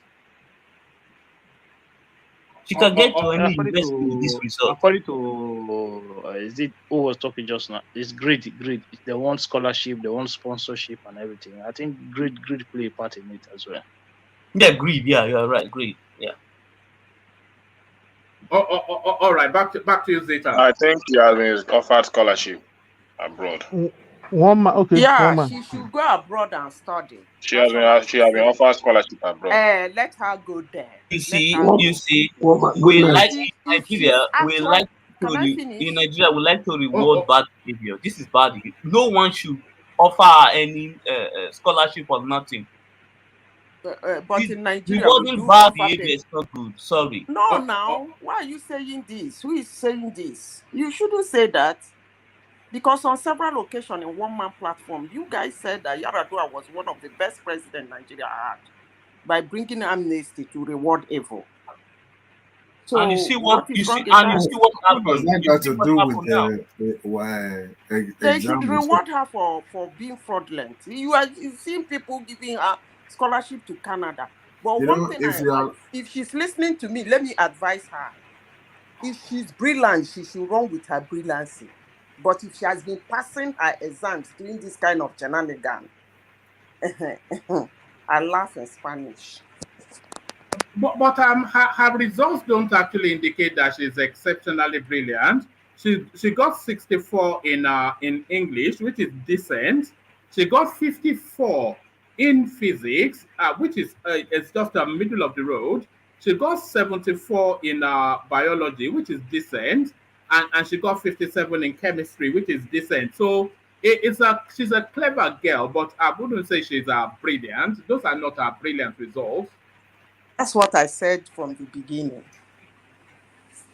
I said I cannot say she did not do it. And that's why I was talking about it is because so many people on the internet are saying, how can she be the one to do it? And I said something the other time. I said, no. I can't overrule the fact that she did it or she did not do it. Because she's clever.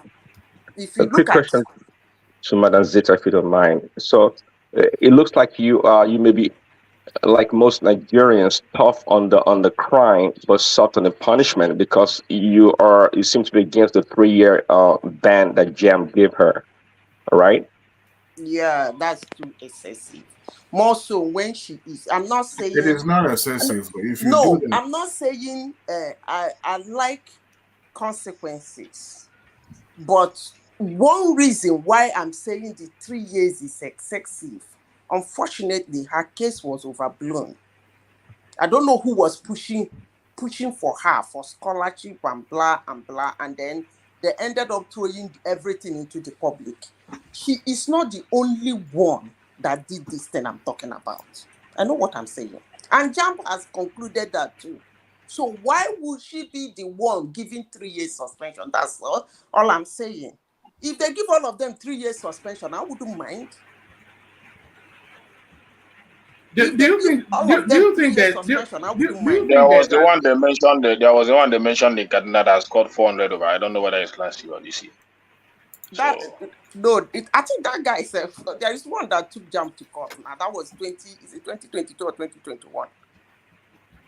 When everybody was investigating it and it was still the same thing, he has no choice than to confess. Madam Zita, you know the reason why he confessed? He used his sister's phone. She saved his sister's phone with JAM's code number 55 whatever, and he texts that his sister to request for his results, and the sister replied in with the results, and he showed his father, this is the text Jam sent to me. So Jam, they later realized that they went to check that number, and they realized number is on WhatsApp, and they saw the picture on the WhatsApp, and they called the person back. At the end of the day, they realized it's his her sister. So when police was involved, the sister was invited, and he has nothing to say again. Then he confessed. He confessed. Oh, That's so you that's followed that even. space. I Yeah, thought I I was the follow. only one that followed that space. When did she confess? This one It was 2021.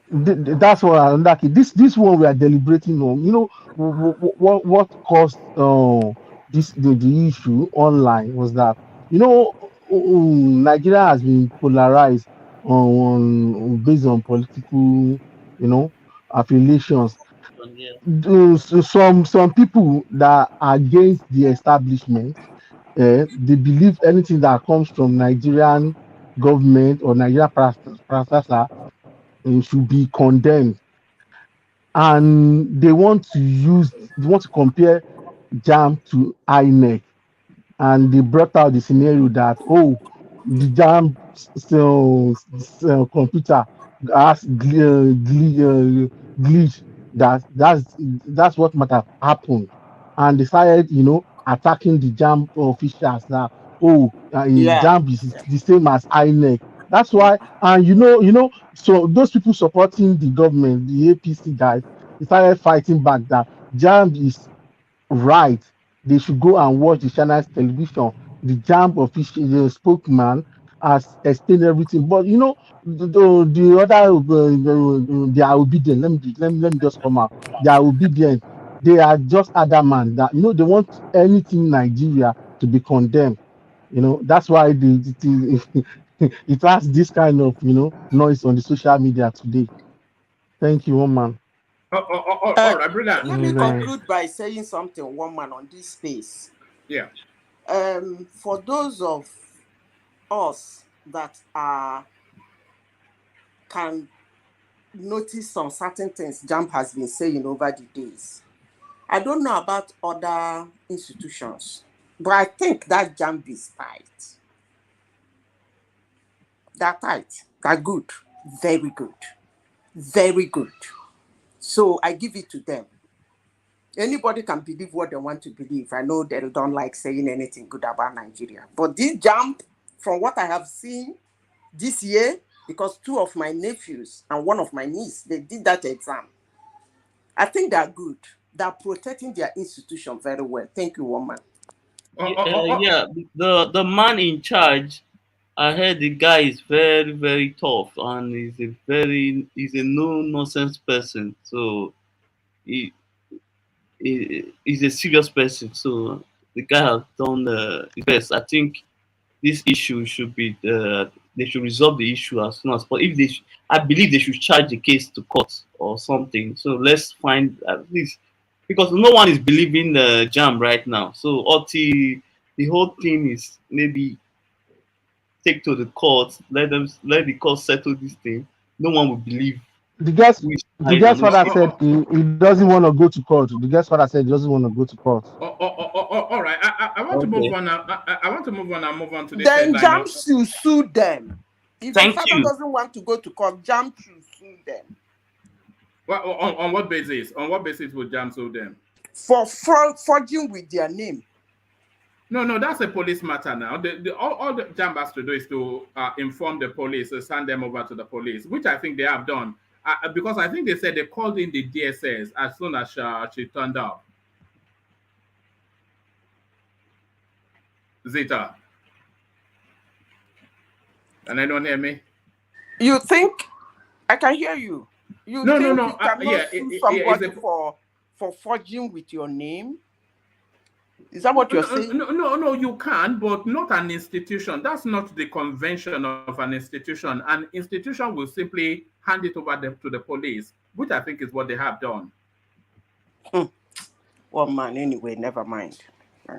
All right, I want to go to this headline, and I want this was actually, I think this was said by Kulata, but he seems to have disappeared somewhere. But I want to, so Prince Daddy then, Prince Daddy, sound check. Let me see if you are there. So I want you to lead on this if you're there, Prince Daddy. Yeah, 1 man or so. All right, brilliant. So I want you to lead on this. I'll reread it in a moment. But before I do that, a subscriber sent in this clip for World Peace and Hakim to react to. So Hakim, brace yourself. I don't know they carry last, Abby. Is that not the saying, Hakim? Hakim? What's happening to everybody today? I can hear you now. No, Hakim is not there, but this clip was meant for him. Somebody sent it in for me to play to Hakim and War Pace, but he seems not to be at the computer at the moment. So let me take you to this headline then. This makes for interesting reading, is just all I'll say, because it runs contrary to the widely held belief. So Prince Daddy, let me speak through it. Obi article had more dubious followers on Twitter than Tinubu during 2023 elections. So where's this coming from? This is coming from the much maligned, if you are the APC, and much celebrated EU report. So it says, European Union listed Atiku Abubakar of the People's Democratic Party, Peter Obi of the Labour Party, Rabiu Kwakwanso of the New Nigeria People's Party, and Bola Tinubu of the All Progressive Congress as the 4 leading presidential candidates in the 2023 election, with suspicious followers on social media, used to create a false impression of support. The EU, in its final report, Election Observation Mission Nigeria 2023, said of sampled Twitter accounts, Kwakwanso had 80% dubious followers, Mr. Atiku had 60% suspicious followers, and Mr. Obi had 29% suspicious followers, and Mr. Tinubu had the least number with 22%. There was a steady increase in the number of followers of key presidential candidates during a period of 3 months, January to March. During the week of the presidential election, there was a sharp increase in the number of followers for all presidential candidates. It added, it should be noted that a relatively large number of these new followers are suspicious accounts used to create a false impression of support.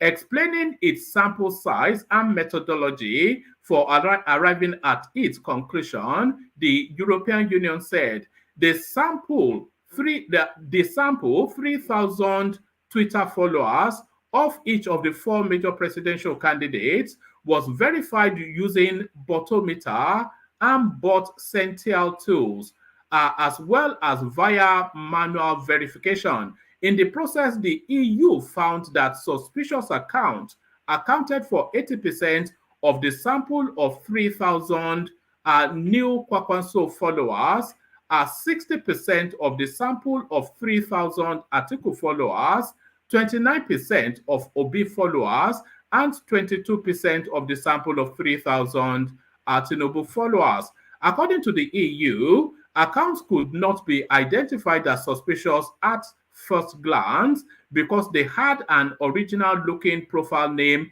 or used a random snippet of a photo used online as a profile picture that could not be directly identified. As having already been used. So all of that. So all of this now much famed Twitter following of Peter Obi, all of it is just bought by bots. What are you making of that, Prince Daddy? Yeah, hello, 1 man. Hello, everyone. Yeah. Hello. Please like, share. Yes. See, unlike the claim, I guess, in the U.S. during I think 2020, even 2016 election, that online activities, especially from Russia, influenced the outcome of the election. I don't think this result has anything to do with Nigeria's final outcome of the election. Does it? I don't know if the report says that, but in fact, well, percentage-wise, is quite actually low, given the noise that seems to be the loudest amongst the obedient people. So and Tinubu getting the smaller percentage seems about right, I would say. But Congress saw 80% is kind of that number is fishy, and the number, of course, may be right based on their survey or their calculation, but it's doesn't tell the whole story. We all know, I mean, that Kwankwaso did not have that many people online. Therefore, the percentage of false accounts and actual accounts seems to be skewed by the 80% report. That's just bogus. Um, Article 60%, right? About 60%. That's okay. Uh, Again, this report, I'm not really sure what this report about the online activities is supposed to reveal to us. Um, if you ask anyone, everybody talks about the obedience being the loudest online and do a whole bunch of stuff. And mostly the other parties or the reps are always um, responding to their actions. Does it surprise you that the obedience space bought more followership than Tinubu? Oh, of course not. I mean, they tend to be more online, and they are very good at using online presence to propagate their position or their voice. So it's not, and even the number seems to be quite low, if you ask me, quite frankly. Because again, this election, you would think the election will be conducted online. Quite frankly, it would outloud the word, and I didn't even know even Tinubu was that was that prominent online. If you ask me, Tinubu's people were just responding or to counter the obedience online. But in terms of trying to use the platform itself to gain any advantage, I'm not really sure about that. But again, I guess it's nice to know uh, what the report says, but I'm not sure the significance when it comes to the outcome of the election. Are they saying that as a result of the online activities, the each one of the presidential candidates gained an advantage or did not? Did the No, report say that? they were not specifically they were not specifically speaking of advantage or not. It was a what and all sort of assessment of the elections because they spoke about everything that they observed, and one of their observations was the buying of followership to create a false impression of our popularity, and then to then wrap a narrative around that. And the highest, the largest, the biggest culprit was Kwakwanso, which surprises me, of course, because you don't have the expectation that Kwakwanso was an internet sort of politician. Well, But what surprised me was that the obedience space actually did, because you thought they had command of the Twitter space, but apparently it was just bots. yeah, just like I said, that Kwankwaso number is not a true reflection of reality. I didn't think Kwankwaso spent a lot of time. Yes, they try to compete online, but in terms of followership and actual um, figures that are real, they didn't have any chance. They didn't have any chance. So the 80% is somewhat skewed towards Conquest. So of course, in terms of actual uh, bot accounts and maybe fake accounts, Conquest does not have more than Tinubu or Obi or Atiku. It's not possible. And also, you see, the election, it showed the final result showed. See, Nigeria is still predominantly um, what category do I put it? It's not advanced when it comes to this internet um, things because the population is not well penetrated. You know that.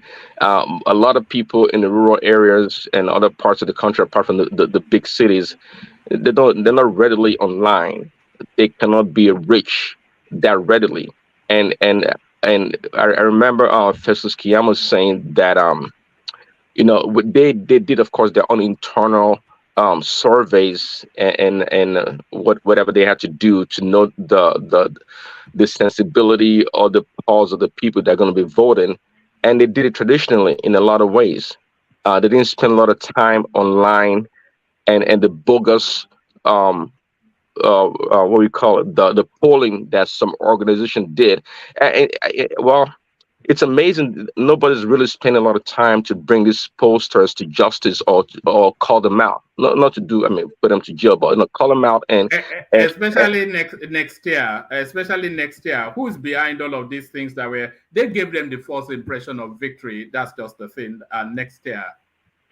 Well, yeah, and I mean, remember the bogus result about Obi's going to win 60% of Kano. These are just ridiculous, claims, and they ran away with it. Why? Because I mean, I saw them on the news network, these posters on Arise Television, and people like just. Well, is it common sense? So people that just know what is going on out there in Nigeria would think that's a joke. Why would Obi win 60% of Kano? Where is that coming from?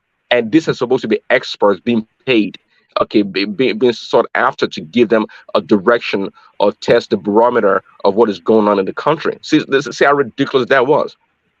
I mean, it was a joke, but again, Nigeria's not there yet, not even in America, actually, or advanced country, that, people sometimes we think that Twitter or Facebook is the entire world.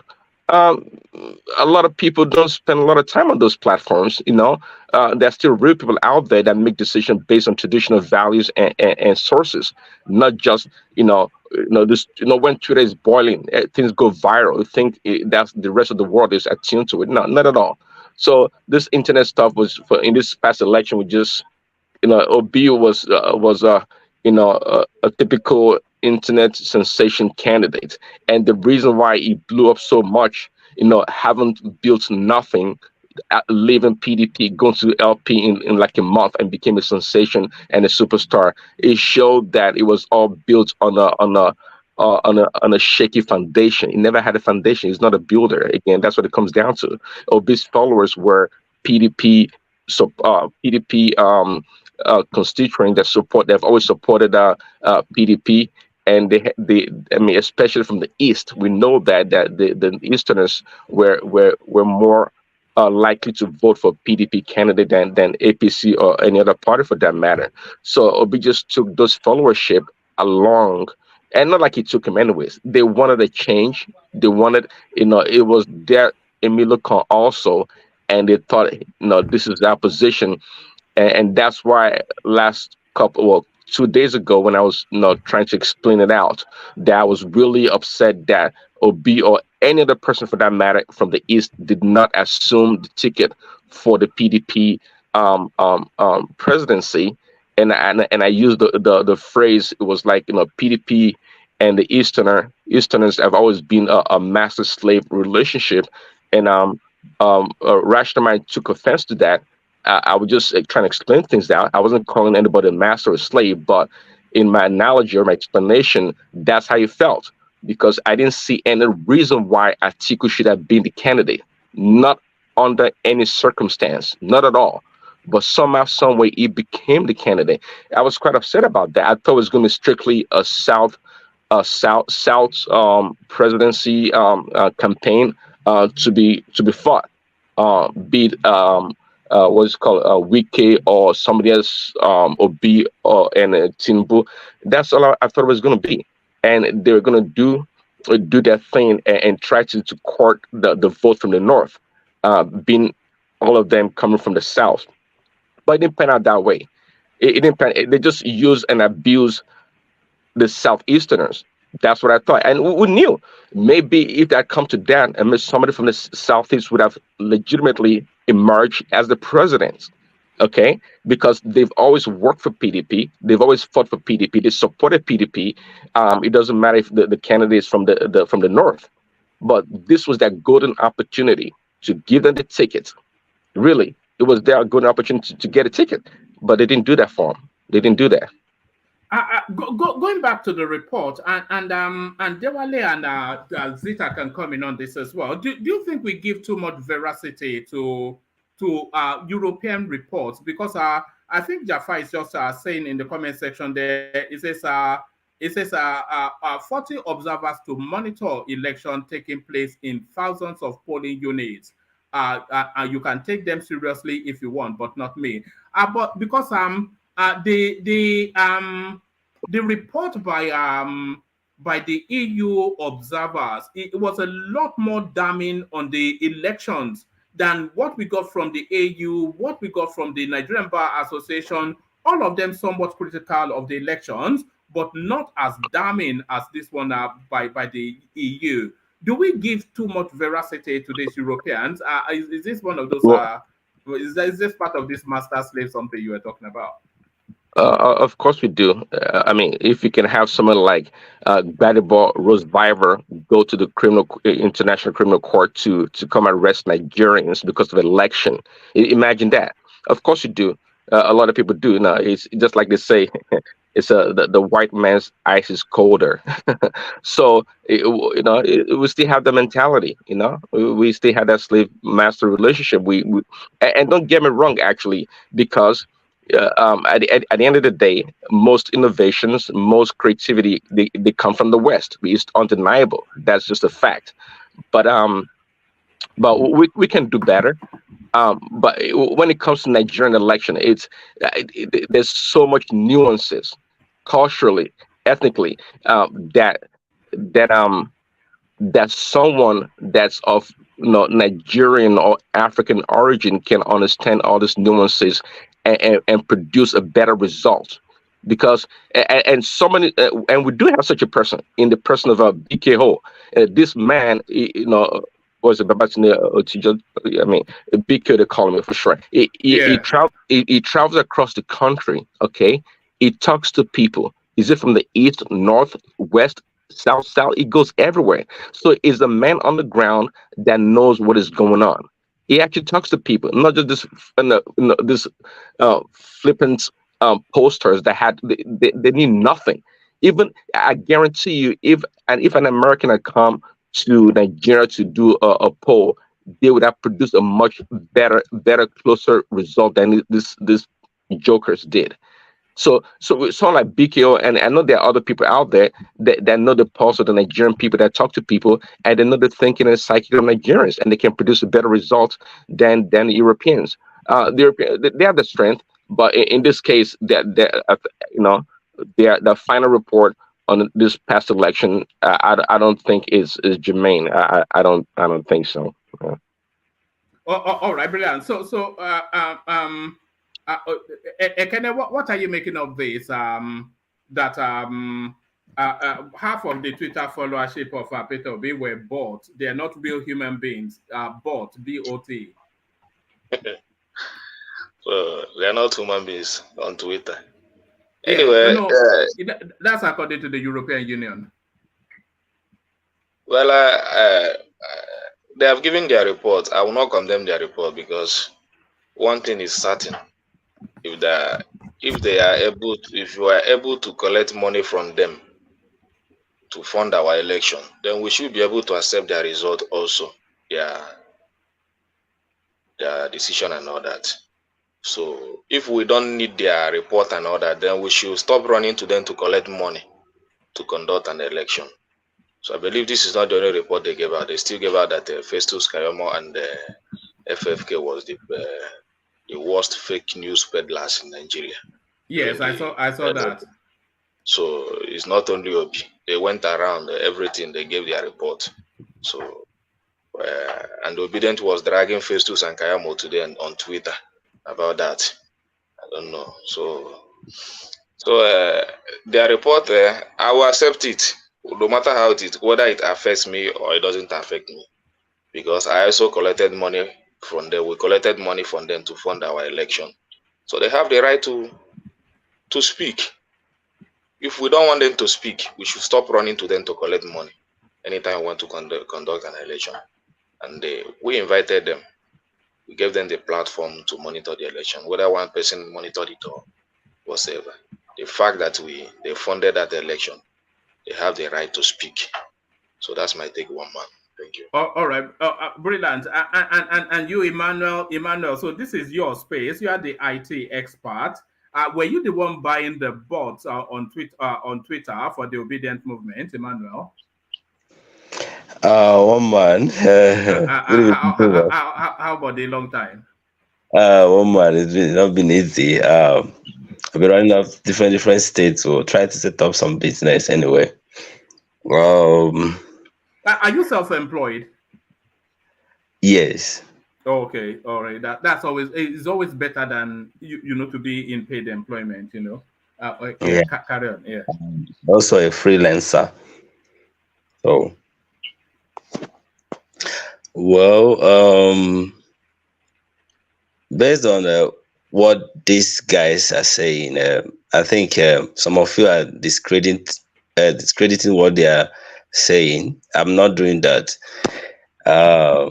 They have done their forensic analysis and they found out that some of these followers that follow these politicians are dubious and some of them are just bots.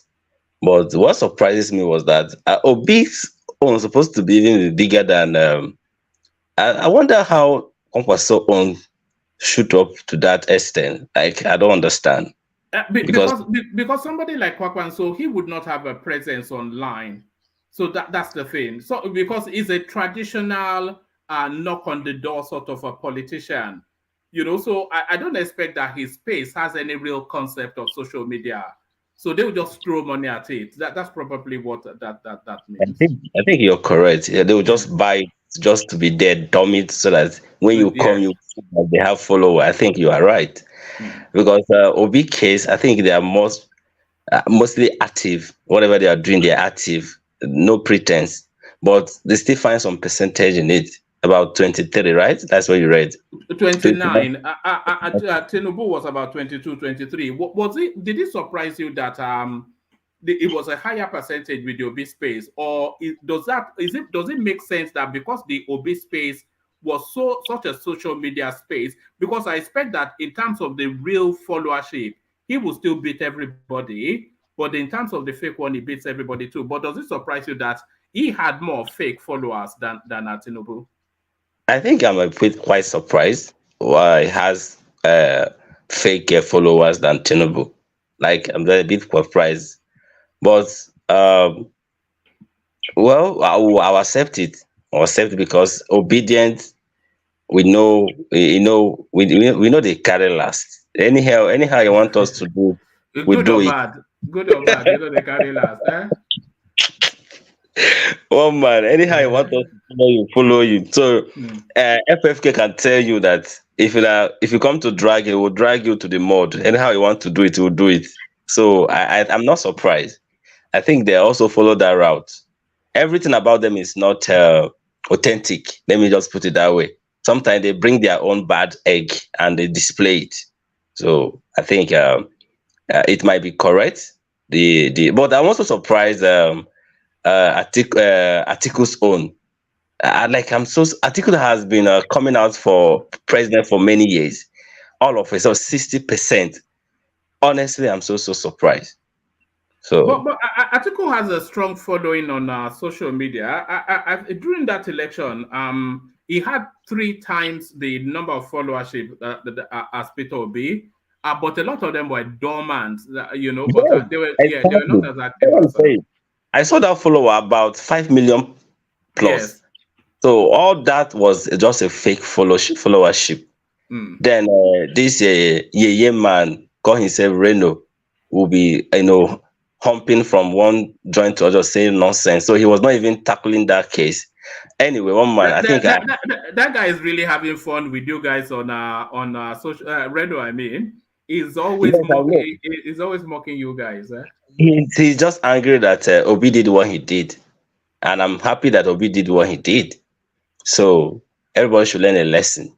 So if they want to do, if they want to unite, so they know what Obi has a followership now. Anybody that want to unite Obi has to, just buy that followership, because now he has that number to himself.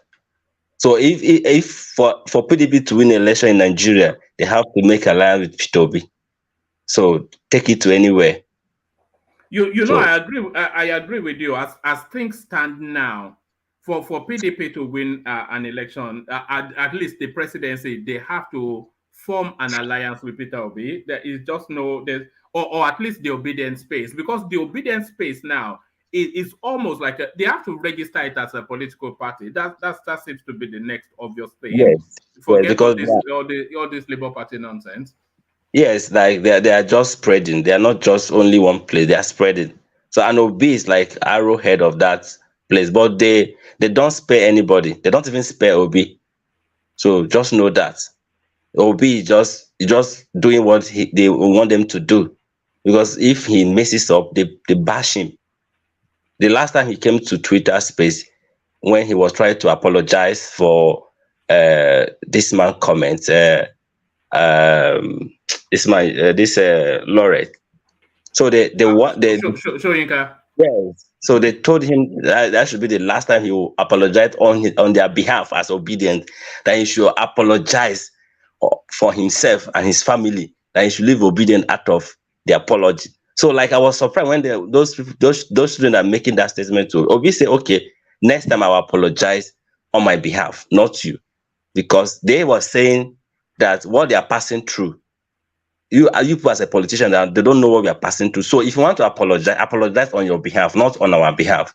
They cannot come here and be messing around with all those their statements, stuff like that. So what I'm saying now, Obi is just like arrowhead of that obedience. So no matter how PDP wants to next cycle of election, they have to make a serious alliance with Peter Obi. Else, PDP will never win an election in Nigeria. Can take it anywhere. And this battle going on between Ifeanyi Ubah and SIMOIN Ekpa, what's your take on that space? It's getting quite ugly, threatening each other across the social media space. What's going on there, Emmanuel? Okay, to be frank with you, I'm not a fan of all this IPOP of a thing. I think I've been saying it for some time now, but I think I love what the governors of Southeasterners are doing. I think I love what they are doing. And I always say this thing, that it's only the citizen of the Southeast, like we are the one to stop the mess that is going on in the Southeast. Because if the government tried to do it, Mama, can you hear me?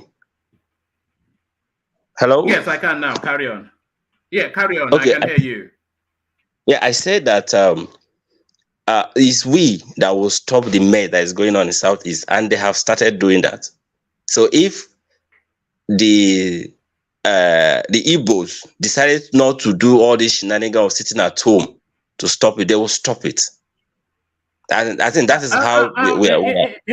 Emmanuel, bring us up to speed. Why exactly did SIMOIN Ekpa call for a week-long sit at home? Because that seems a bit excessive, a week-long sit at home. Why did they call for it? What's the justification? I think that useless man is playing a game with Nnamdi Kanu. He actually wants Nnamdi Kanu to spend more time in that detention, because what he's trying to do. That's what Ohaneze is saying as well, by the way, that he doesn't really want Nnamdi Kanu out of detention. Yes, I agree with whoever is saying that. Me, I'm already have that foresight that what he was just trying to do is just to cause chaos. Put the name on the name of I'm trying to do that to save this man from detention. But honestly speaking, he's doing that because when he's causing chaos in the Southeast and Nnamdi Kanu will not be released, to be honest with you, he's just doing that to prolong his stay as the leader of IPOP. So he'll be collecting that money from gullible Igbos, which I call them they're a bit stupid to just be giving that guy money, be perpetrating some evil. How will you tell your citizen to go and sit at home? Imagine somebody with 5 children, tell them to sit at home Monday to Friday. Yes, Emmanuel, how does it justify the economic? So he knows that a lot of people in Nigeria, not just the Southeast, a lot of people work for a daily bread. That is to say, the work they do for that day is probably what will feed them for that day and the day after. So if you tell them to sit at home, how does it justify the economic hit that they will take. What does it tell them justifies that? Or is it paying them palliatives? Is it giving them palliatives? He's just being stupid, one man. There's not, and I think to people that are obeying him, they're also being stupid because the economy of the Southeast there is not growing, and you're telling somebody to stop going to market Monday to Friday so that the thing will crumble. That is total nonsense. Total nonsense. And I love the fact that we, the Igbos, they are beginning to do our strong head to defy the order. It just a stupid, like call them rat tag. Like I don't know that you can just be giving order unnecessary. And I love the fact that the governors of that state, that region, is beginning to see their ass together to defy that order. Honestly speaking, but I think there's one thing these guys they are doing. They know that Mondays stuff like that. They'll just hinge it on it that sitting at so they will not go to work, and that is total nonsense. So, and they have to speak up, and we the Igbos need to. I think we are waking up to stop it, and we are the one to stop it, and we are the one to stop it. Take it anywhere, and we are beginning to do. Can I say something? Yeah, come in, Ekene. Okay, to support what my brother here is saying, I agree in everything that he said. You see, but I want to commend one particular individual, that is Ubah. He has put up a lot of work before he was able to come out to challenge this guy. I know that he has put up some major security measures in Nnewi. In fact, Nnewi now has a very big camera situation. I don't know whether to call it a situation room or whatsoever, to monitor the activities of Nnewi now. All thanks to Ubah. He has put that measure on ground, and he has launched a very big security to cover almost every part of Nnewi, so that if you don't want to, that Monday, he has commanded everybody to start coming out, because he has enough security to match them now. If anybody should come, because not that people don't want to come out, it's just that people are fearing for their life. They use that particular sit at home to be as in committing a lot of atrocity that I don't know the kind of mindset where they got that mindset that they need to kill their people to get freedom. It's a very bad mindset. I don't understand. If you kill all those people, Ekene, there's an argument to say that release Nnamdi Kanu in order to expose the criminality in that space. So yeah, and that is the point. Then whoever is doing all this will then have to decide if they are criminals. So where are they going to park their narrative then? So if you release Nnamdi Kanu, then that will, do you buy into that as an argument? Yeah, it's a very good point, because I believe this particular guy, I never tried to listen to that guy for one day. Even his talks irritate me so much. As in, the guy is, I don't know, people that are following him, I don't know the kind of mindset they have. So I buy to that idea. If you listen Nnamdi Kanu now, you'll be able to catch up with this guy that are doing this thing, because they will not have any excuse that is because of Nnamdi Kanu that their executives sit at home and all that. So I buy to that idea, and if the federal government should listen to the Southeast governors that demanded for that, because now that the Southeast governors has come out to say that they can now stand as a surety behind Nnamdi Kanu, I think it's a very good one. Not just a single person, senator or that. Now is the Southeast governors saying that they can stand as a surety. So if the president can listen to them and give them benefit of doubt, they listen them being able to fish, because even this guy now you are seeing now is having problem with even Nnamdi Kanu family and the lawyers. He's not in good terms with the Nnamdi Kanu lawyers. He's not with he's not in good terms with the families of Nnamdi Kanu. So where does he stand? But the problem is, it looks as though the North, they are opposed to Nnamdi Kanu being released, especially the North. They don't want him released.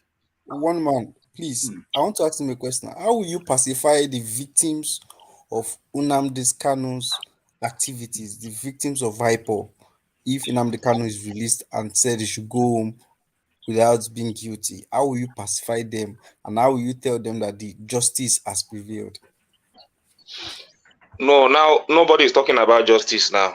Everybody is talking about No, security and life. you cannot talk about, you cannot talk about, or you want those guys to also start their own agitation of justice No, for now, because they no. haven't been The federal justice. government knows what to do, but for now, everybody knows that what everybody needs now in the south is security first. You cannot But talk about it. No, there will be no development without security. yeah, but This thing that have been happening for the last no, few years never happened in the southeast before. Ekene, you don't get my question. Let me rephrase my question. You need security. Releasing Nnamdi Kanu is not the only approach to getting security in the southeast. And we need what we need. There are people that need security in the southeast, and there are people that are in the southwest or they relocated outside the southeast that want justice. So how do you think federal government should balance the two? Because there are two people on different divides. There are people that want justice. There are people that want, because they are victims of things like in Lagos now. They are victims of NSAS. There are people whose businesses, whose investment into buses and all of that were burnt and all of that. So there are people, maybe soldiers that went to Southeast to get married, children, at least soldiers that were killed, and some of them were maimed, and their families are moved out of Southeast, they moved to other regions of the country, and they are waiting to see justice. And the governors are claiming they should release Nnamdi to go scot-free. So how do we balance those two? Because if you are thinking of security, you should also be thinking of justice. Same way. Do you mean to prosecute Nnamdi Kanu or that to serve as a justice to those people that are being killed? Is that your point? Yes, because he's under prosecution. So his next case is September 6th. Me, I would prefer that we go to Supreme Court. You see, you don't understand that. You don't understand the narrative there. Nobody is saying that. You see, what we are talking about security first, and when it comes to security, you know what is causing the security in the region. These people are sitting at home because they are saying that Nnamdi Kanu is in the custody of the DSS. So, what force do you have to do to give that region security? Release the man so that we'll be. I'm telling you, the problem of this IPOB now is that many backed egg have filled that space. If somebody because this thing that have happened before, they say there's an adage that says things that are happening now, they've happened before, and they will still happen again in cycles. So are you encouraging that when there is an agitation from any other region in future, because there will always be agitation, and when the person commits an atrocity and the elders of the regions come together and say, please release the son, he didn't know what he's doing, the government should always release? Because it has happened in terms of militants. Those times it happened in terms of militants and they were giving amnesty. Now bandits, North is also saying that they should give amnesty to bandits. At least we've been seeing that conversation coming from that space recently. Now you're Can also I saying interject? I get your point. Can I interject, because you're making your analysis in a bit a broad way. So if you start doing that comparison, it's not the same country that was not last year that federal government released Boko Haram in Kuje prison here in Abuja. Till today, they are still working freely. Boko Haram that have been killing a lot of people in Nigeria, so they've got their freedom. No, okay. So if you're looking at that, wait, let me finish. Boko Haram. Wait, let me finich. End of Boko Haram as an important person. So if they know that he has committed a crime, they should put him to charge him to put him in prison or stuff like that. Not yes, all this. So that his everybody next case knows. is in September. He's in court. His next case is September 6th or September 14th. They just put him in jail, and then okay, he's already in prison or stuff. No, all this nonsense they are doing in court. So what me I would prefer, that's why I said what I would prefer is swift justice. Let them take him to court. Let Supreme Court decide this case, whatever his case is. Because I know from the way the thing is going, I think the federal government, they're a bit biased in whatever they are doing. So, and let's not even go there. So the way they're handling Nnamdi Kanu case is a bit biased. So let's forget it. We know. But we know Buhari's regime was biased. So, but the wise thing too is when you know that someone is biased against you, you also don't infringe, don't cause infractions that will put you in that cell. And he has done that. So we can only wait for the Supreme Court to decide on the case, and whatever each way they decide. If, for instance, if it comes to September and the Supreme Court decides against him and says Nnamdi Kanu is spending 10 more years in prison, what do you think will happen? There will still be an outcry. There will still be a perception that, oh, we have been marginalized. Let me say something. Hold on, Kenneth. There's also the big issue of the conditions of his release. So if they release Nnamdi Kanu, then they have to band him over to good behavior. That is to say, he cannot agitate against the Nigerian state anymore.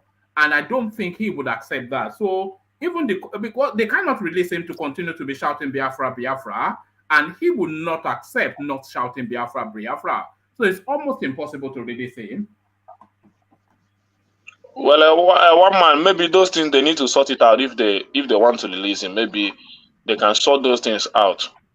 You understand? They can still give him measure. But my only concern is this: we are not talking about we are talking about security of entire legion, and we know what caused that security. Nobody will deny it's because of Nnamdi Kanu and all that, and the people know that Nnamdi Kanu have a lot of followers, and they're still keeping him there. Those followers may be evil, some may be good. You understand? So those ones that are criminally minded, using that position of Nnamdi Kanu to terrorize the southeast, is what we are talking about. Up to 6 million. Are the followers up to 6 million? You don't even need to say that. Some group of people need to. Because I'm asking. I'm not going. No. There is nothing like there is nothing like numbers. Some few people can just gang up themselves and be terrorizing a community or even a state. So it doesn't. The number doesn't count. Do you understand? So, but for you to fish out those things, you need to. Hence, they say that it's in Nnamdi Kanu that is making them to terrorize the whole region. Then give it a try. Let the security do their work. It's just to fish out those rascality and all those things and put them to justice. They have killed a lot of people. But Ekele, I want to put it to you. If Nnamdi Kanu is released, I don't think the criminality in the southeast will stop, because that has been bettered, and they are already using that as an yardstick. If it does not stop, then it now means that the man has bred a terrorist. Then let the government do to him what he deserves. That is my point. No need to. What you are not seeing is, first, the government does not need to release Nnamdi Kanu to verify that claim.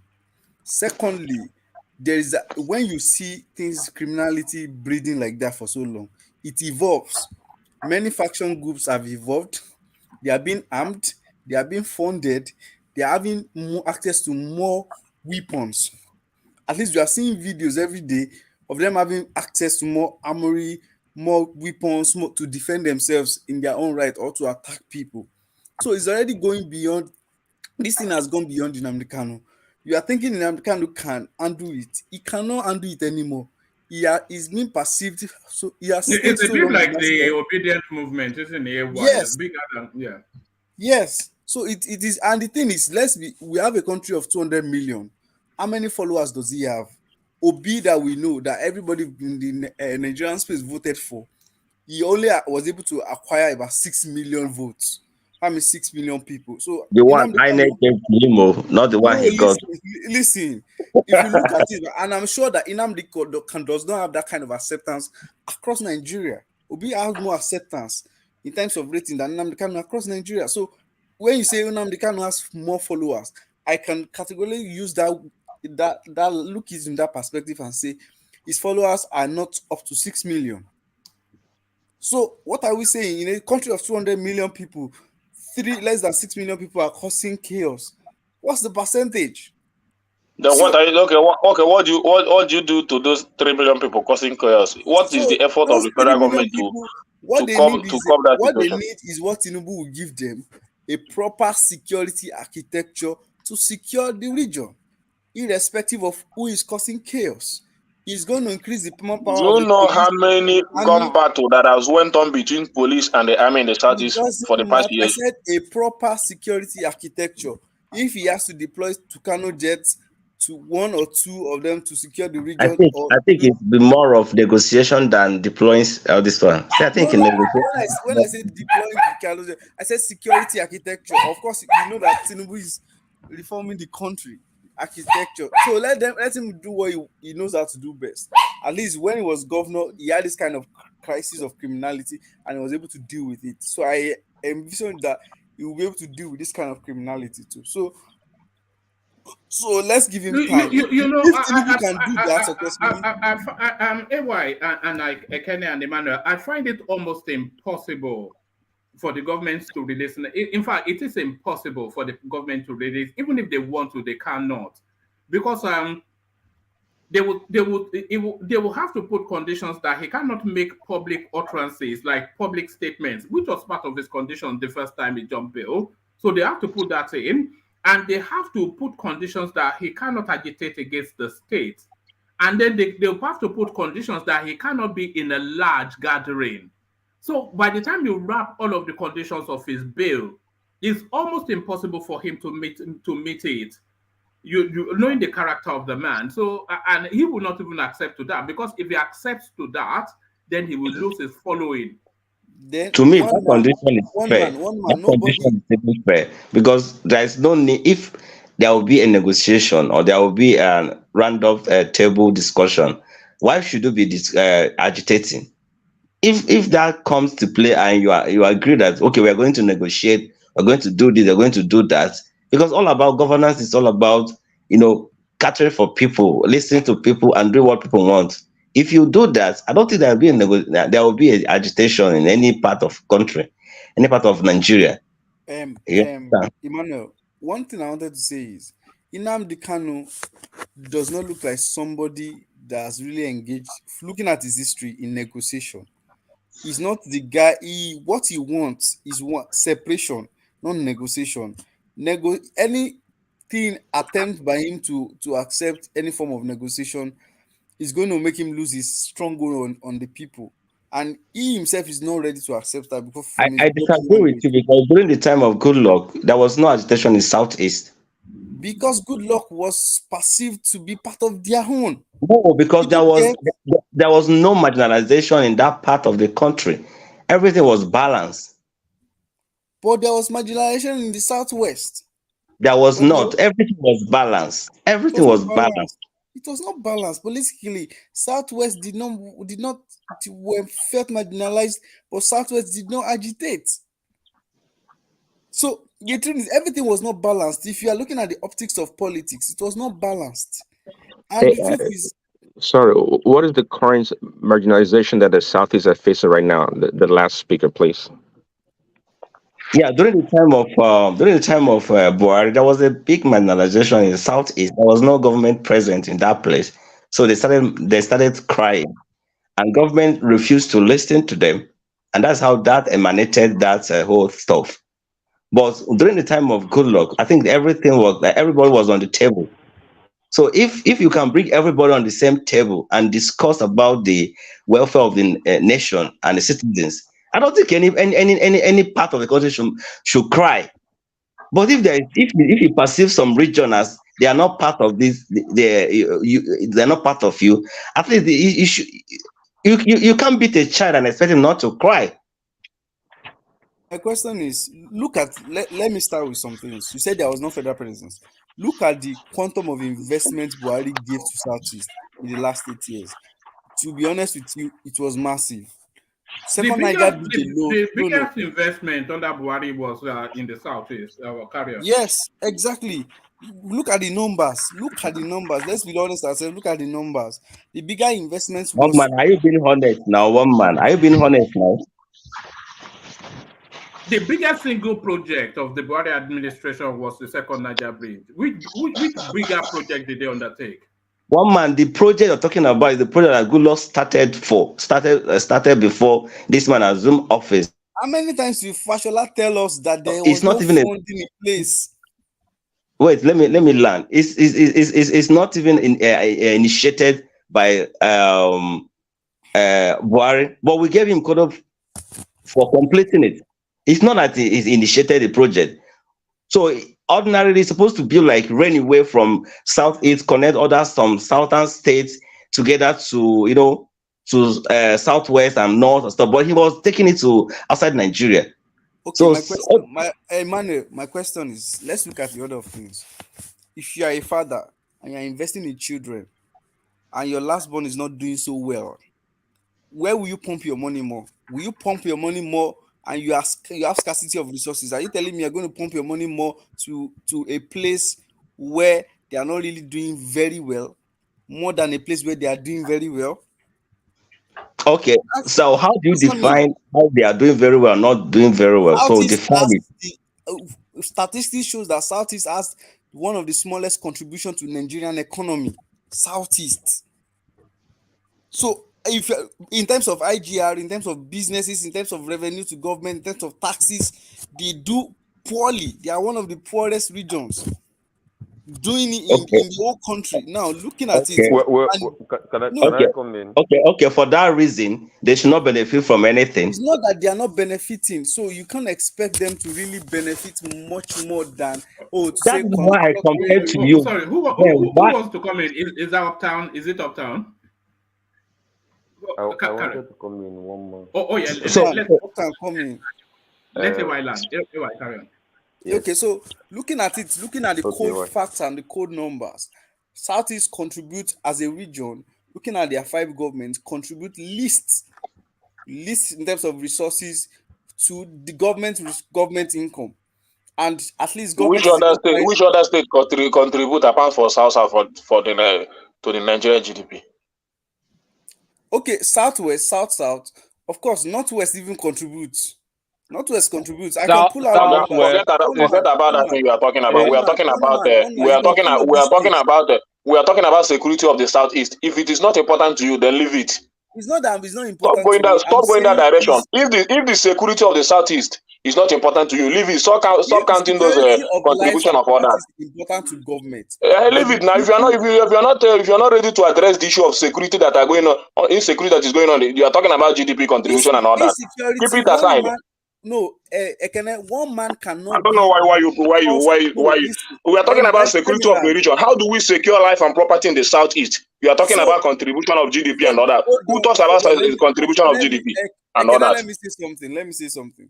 One man, Nnamdi Kanu alone, cannot be the root cause of insecurity. Insecurity in Southeast is a contribution of every stakeholders. Stakeholders in that region have to come together and decide that they want to end this thing and allow the government. We told you a senator came out from Southeast and he has put up a lot of measures, which I told you here, to curb that insecurity, and we are commending him already. What else do you want? And we are talking about how to put more effort to make sure that we come to an end to it. You are talking about you bring in GDP contribution, contributing all this and all that. We should separate it from, please release Nnamdi Kanu. Make the effort first. This is one of the requests of the South. We cannot be wiser than the Southeast governor that say release him so that we will fight this battle once and for all. Then if you have a better idea, go and give it to the governors. The governors have said this is what we need to curb the insecurity. So the federal government should listen to them. If they cannot listen to them, then keep it there. Forget about it. Okay, fine. Can I interject? Okay, yes. Yeah, I wanted to ask you a question. You talked about, you said that the insecurity in the Southeast is not necessarily IPOB and Nnamdi Kanu related. And I wanted to ask you quickly, just 2 or 3 years ago, which states, top 5 safest states in Nigeria, can you name them? Just 3 years ago. Top 5 states what? Safest states in Nigeria. Safest states in Nigeria. How many years ago? 3 years ago or 7 years ago? Just 3 years ago. 3. Southeast was not safe as far back as 2014, 2015.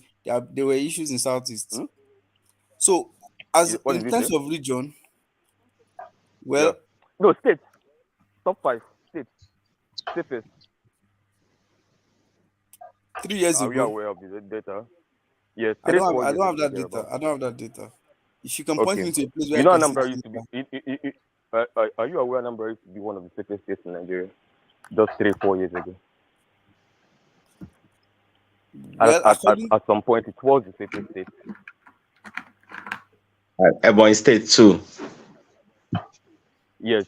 So what brought insecurity into Anambra? At some point, Obiano got the award. Actually, at some point, 3-4 years ago, Anambra was the safest state out of the 30 states of Nigeria.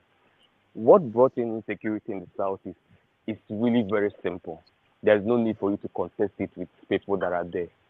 It is spillover from the poor management of the Nnamdi Kanu and IPOB situation. So when that is a space I've looked into very deeply. So when I blame people for what's happening in Southeast, I blame number one Nnamdi Kanu. He started off well with pointing out what the issues were, which are legitimate issues.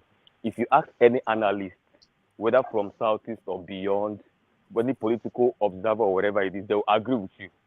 Those I are agree with you. really They were concerns legitimate. that need. Wait, I'm Yes. coming. Those are legitimate things. I'm talking about when he started off. Yes. It's very important to note that. He started off bringing in legitimate issues that needs to be looked into. Things that made people to relate with him that, okay, this guy is Why you actually sounding so speaking with us. faint and you sound faint and distant, Uptown? Are you somewhere remote? Uptown. Am I back?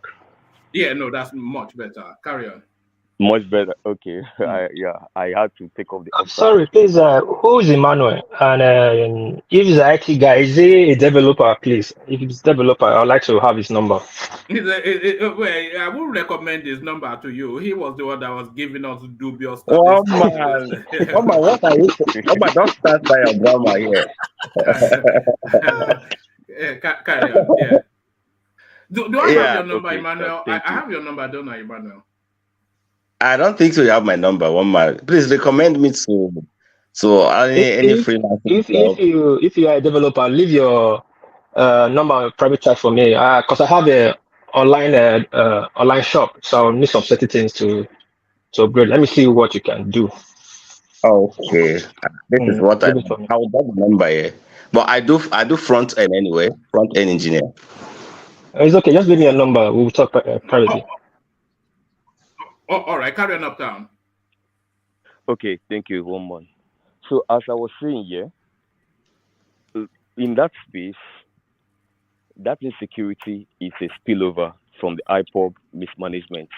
And like I was saying before, when Nnamdi Kanu started with the whole IPOB agitation, and I'm telling you that if Nnamdi Kanu started IPOB agitation by calling for policemen to be attacked or military to be attacked and saying violent things, nobody's going to follow him. People got attached to him early in the days. Why? There was a space left ungoverned by the Buhari administration in terms of the diversity of Nigeria. Immediately, Buhari entered the seat and began with the slogan of 5%. You don't expect to get this if you give me this, and you don't expect to get this. So he already set a structure. And Nigerians are very emotional people. They listen to you, body language and what you say. Now, that was the beginning of it. When Nnamdi Kanu entered that ungoverned space, there was already issues that predated Buhari already, that was already there to be addressed. Obviously, Buhari wasn't going to be the man to address it. He postured himself that I'm obviously not good, but I'm going to make it worse. So Nnamdi Kanu started off, and people related with what he was saying, the issues he was raising. You get what I'm saying? Hold on one second. Uptown. E.g., you have to make sure your mic is switched on. Otherwise, I'm not able to put you on. Your device is not connecting. So make sure your mic is. I know you've been trying to come in all day, but make sure your mic is switched on. Back to you, Uptown. All right, thank you. So now this is where things started going wrong. When Buhari started picking personal grievances with the way Nnamdi Kanu talks, probably we all know Nnamdi Kanu does not have the best choice of words in terms of speech. Yeah, when he says something bad about Buhari, Buhari probably get emotional in his office. I'll presume. But the thing is that when you start militarizing the space in terms of giving unnecessary attention, military attention to somebody that was saying a lot of things on radio, you start giving the person power, and you start giving whatever the person was saying. Even if some people believe him, some people are yet to believe him. Once you start fighting that person, even the people that are yet to believe him are now like, oh, looks like what this guy is actually saying is true. And they start queuing behind him as well. So you start raising sympathy for him because he's already in a space that is ungoverned by you, that is mismanaging the diversity of the country already.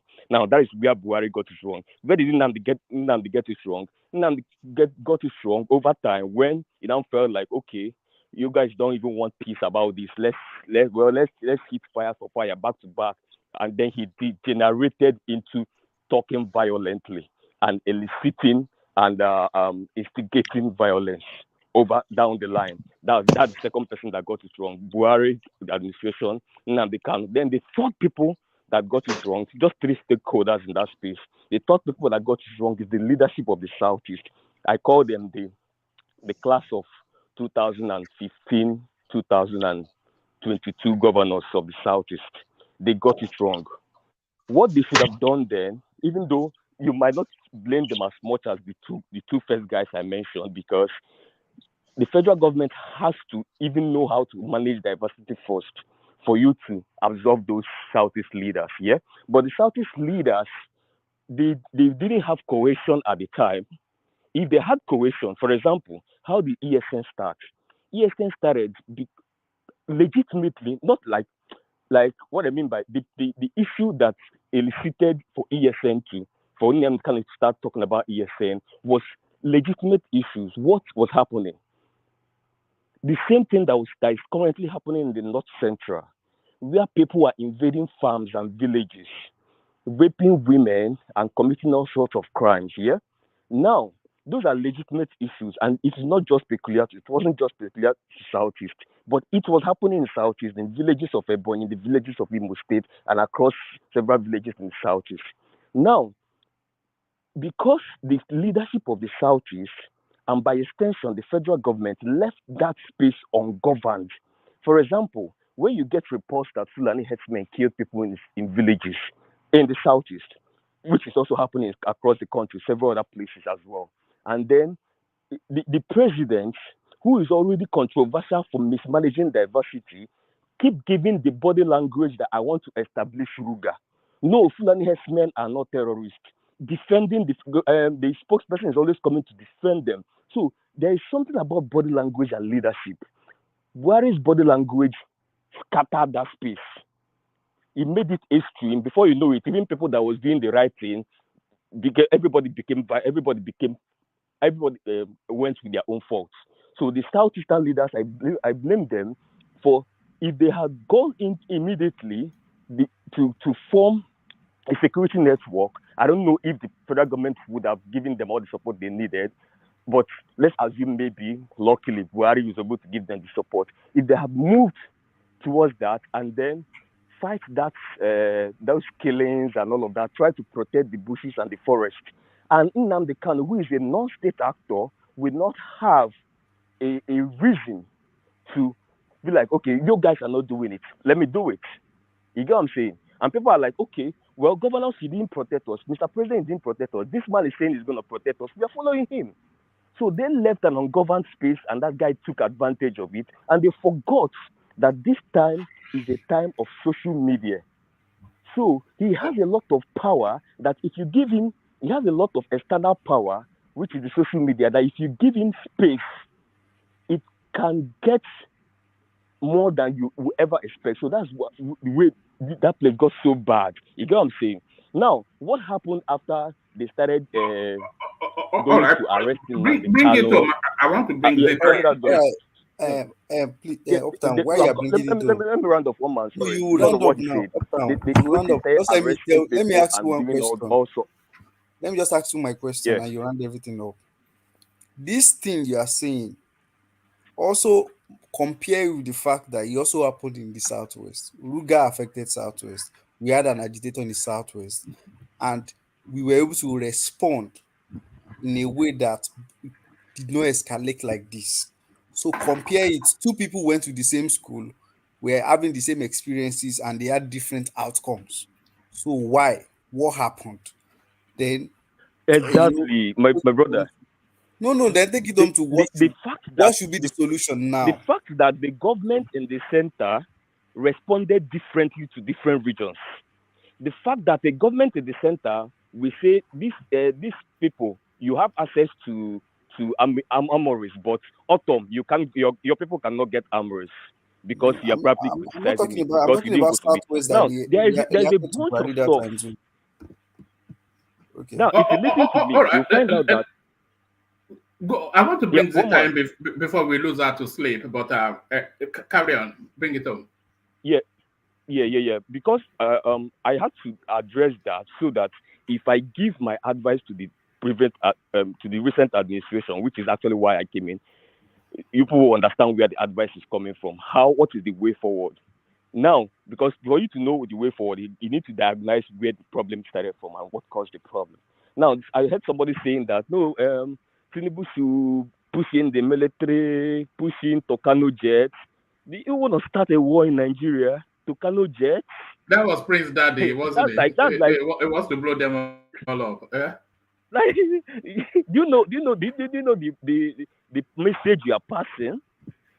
Some people, no, God. This is why we're saying that when every government should look for an advisor that will not advise them to hell. But the thing is that Hold on, Uptown. Why can't they put Tucano jets into the side? The Tucano jets are always dropping bombs in the northeast, and everybody applauds it.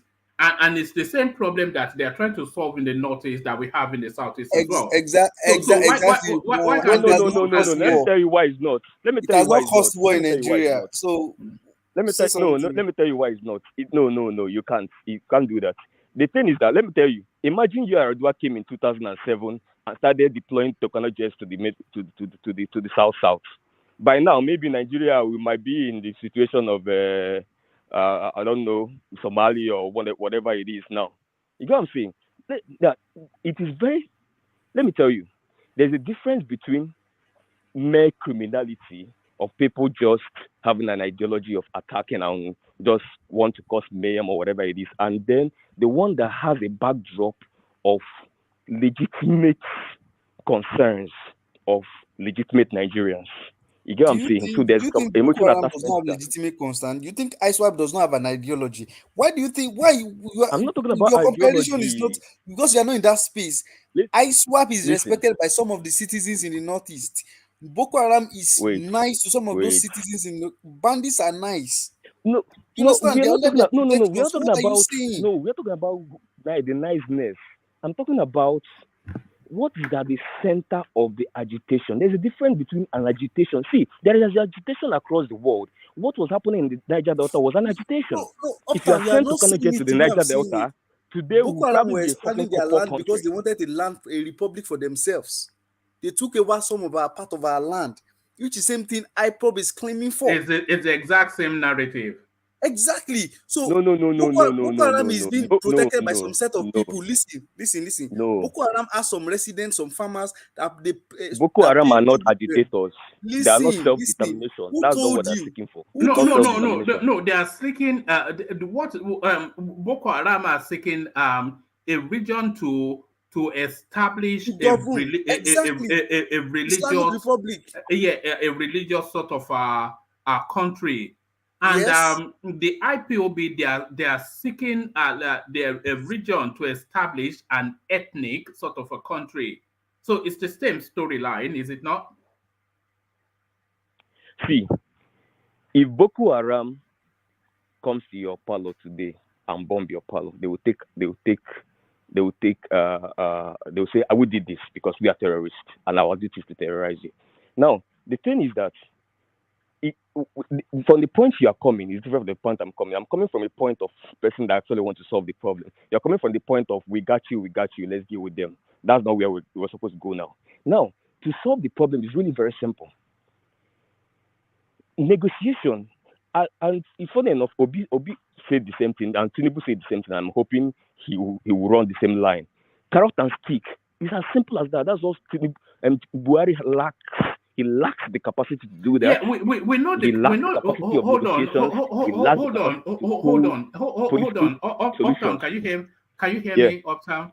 Yeah, I can hear you. Two things. Let's make it conversational, one, and then don't make it lengthy. Don't be too lengthy. But we know the stick, but what is the carrot? You see, the carrot is where the conversation is, because they've been how many Python dance have we had in the Southeast? So we know they've tried the stick and it has failed. But what is the carrot? Let's bring Zita into that conversation now. Zita, are you still with us, or have we lost you to sleep? Yeah, I'm here. No, we're talking about the solution to the agitations in the Southeast. And all of the solution wraps around the one single name, which is Nnamdi Kanu. So now, the Southeasterners are saying for you to assuage agitations in that space, release Nnamdi Kanu. And even all the governors in that space, they're saying they're going to stand shorty to him or for him. But to release Nnamdi Kanu is very easily done. But under what conditions is the thing? So Nnamdi Kanu can be released before. Well, yes, we saw how that panned out. Okay. They cannot release him for him to go and continue to be shouting Biafra, Biafra, and he would not stop shouting Biafra, Biafra. So how can you possibly release him? Woman, since you are asking me a question direct, let me answer you direct, because actually why I wanted to speak on that space is I noticed that there are a lot of things that have been said in the past 2 hours concerning that space that is not right. The solution to the problem in the Southeast is in the hands of the Southeasterners, not in any government. They should, whatever they want, if they want peace in their land, they should get the peace, just as Ubah was saying. Because you see, when you talk about agitation in a certain area or region, you cannot succeed if you don't have up to 80% in terms of support and sympathy. You can't. So the Southeasterners, our Southeasterners, even when some people don't believe that I'm an Igbo girl, should take what they want. They want peace in their land, they will get peace. The one that shenanigan, they're going to get it. It's as simple as APC. No government. I have said this severally in this platform. The Southeasterners, they got this. They know how to solve their problem. They have sorted it out severally. It's been going on for nearly a decade. That's what I'm saying. They don't have the solution. They don't want it that way. They do have the solution. They do have the solution. Why has it not been implemented? Because they don't want to implement it.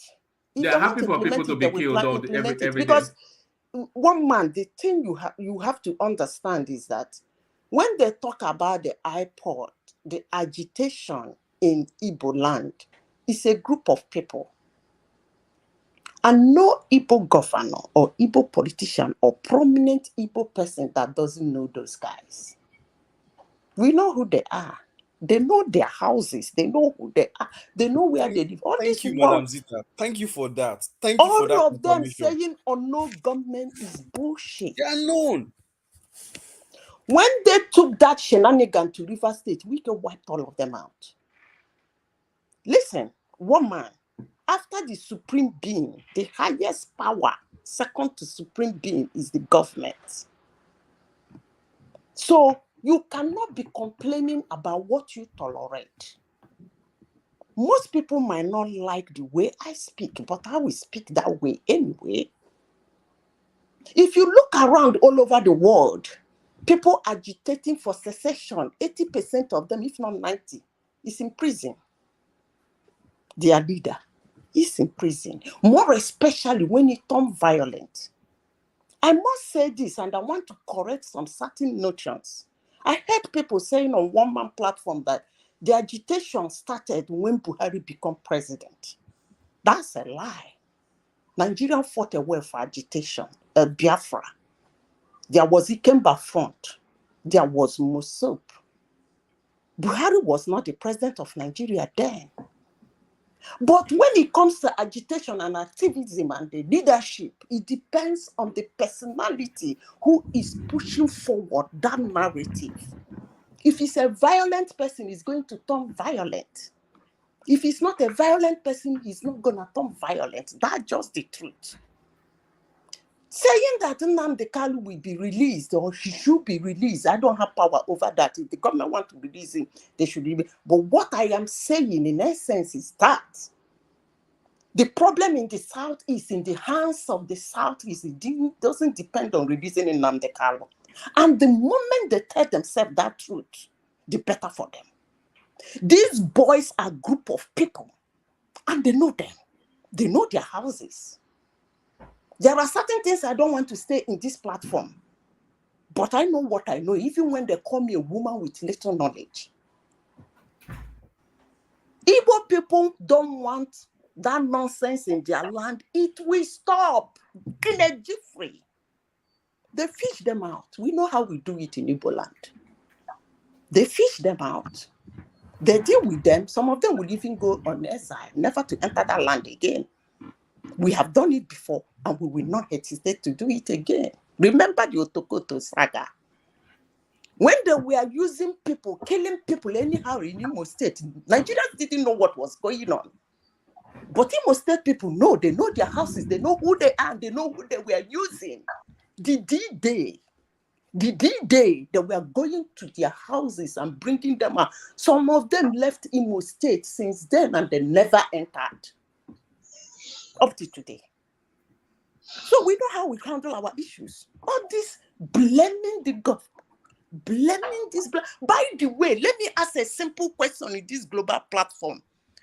For years now, Nnamdi Kanu has been running this show. He opened business in the head of his ethnic group, and he's making a lot of money. I want to ask, what step has he taken in achieving this agitation for secession? If I may ask, what has he done? People have been donating money for over how many years? Hold on, Ikene. Because the point that Zita just made there is quite a salient point. So Nnamdi Kanu has been on this journey for 5-7 years now, and for all of the countless tens and hundreds of millions of dollars that has gone into that space via membership fees and whatever canvassing for money, there are not 1 inch, not even the microcosm of an inch, closer to anything like Biafra. So he has not moved the needle 1 inch. A lot of people died, but not once.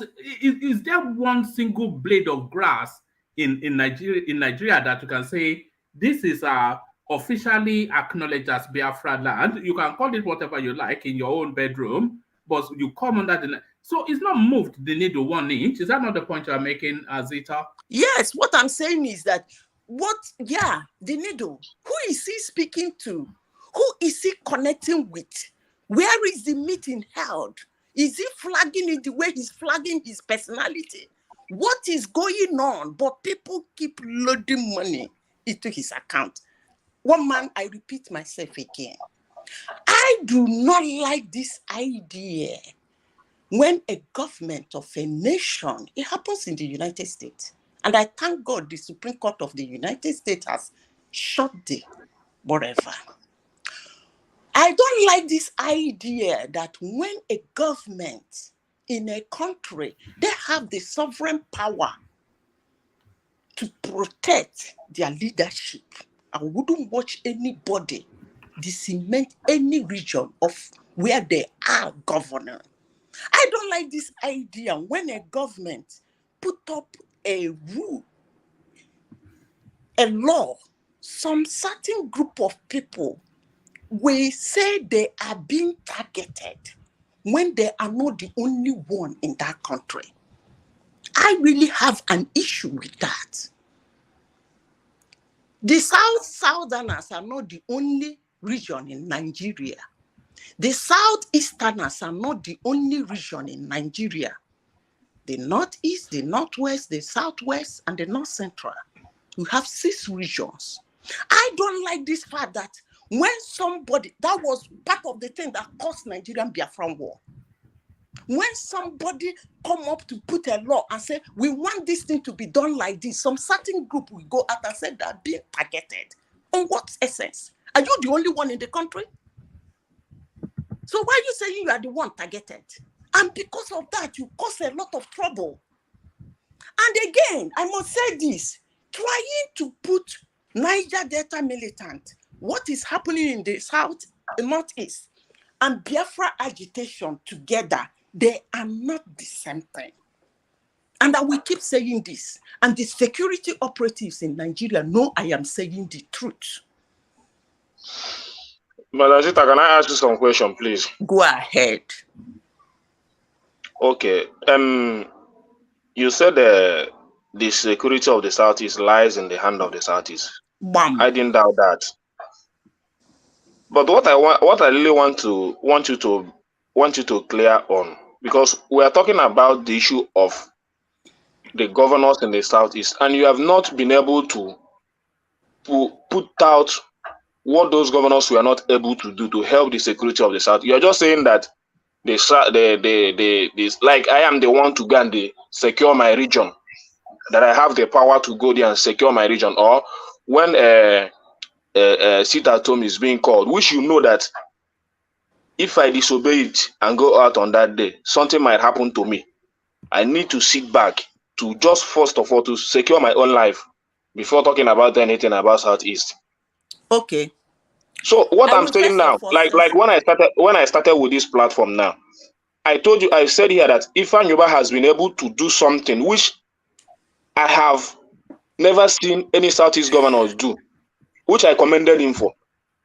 And then for him doing this now, a lot of people from Nnewi are standing behind him. He has been able to get a lot of followers just because of the security outfit he has been able to establish in Nnewi, both camera and all that. So these are the work of what the governors, the senators are supposed to do. But you just see only one man do something. Okay.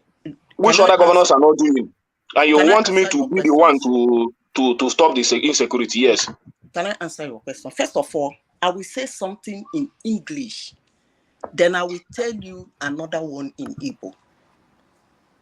I said the security of the Southeast is in the hand of Southeasterners, of which the governors, to the best of my knowledge, no governor of Southeast is a foreigner. They're Southeasterners, so they're included in what I said. That is one. Two, you said, if people come out, how can they come out? When they know they'll come out, they'll be killed. That one I will answer you in Igbo. Ofonye sierra, haricha ha, ahage rijua for manora siere fa faricha hana faricha ya, and hana from Bowa would the same thing. I repeat myself. Madam Orage, well, that she. Wait, can I come in here? Let me Sorry, finish. Let me just come in. Can I finish? If Ofonye sierra, you no go reach the aura, or I get reach or get zuha. Manora sierra Ofonye. Nrichi and Afomboya would the same thing. What am I saying in essence? If the whole of Imo State people open their shop, as they usually do in other days except on Monday, it go be Rambo. It go be Rambo. Sorry, let me And you have never seen when it happened. You have never seen where it happened in Imo State. Almost one. You know, village that are wipe doing everybody out. These people are the Madam Zita. Good morning, everybody. Sorry, Madam Zita. These people are civilians. They don't have guns. Even though that is their fellow. Wait. It's their fellow civilians that are doing this thing. But those ones are they are weaponized. They have guns. So you don't expect people to come out. I give you to come and just risk your life because you want to prove a point for Nigerians. You just for you to come and prove a point because you are Nigerian. You just come and risk your life. Let me finish. You see, when I say something, I buttress my point. Before I said the security of Southeast is in the hands of the Southeasternites. I made the comment, and I am very frantic about it. They know them. They know their houses. They know their families. They are not a stranger in those lands. They are not strangers. They are them. They live among them.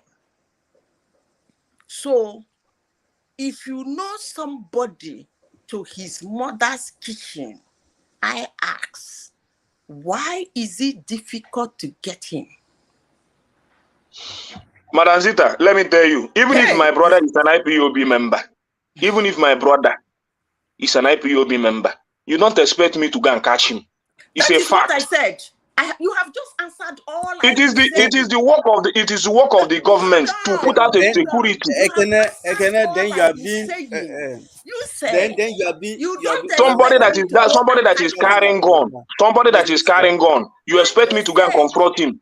Do you know the implication? Do you know the security implication? You have put your life in danger. So what you are saying is that you have a brother living in your house.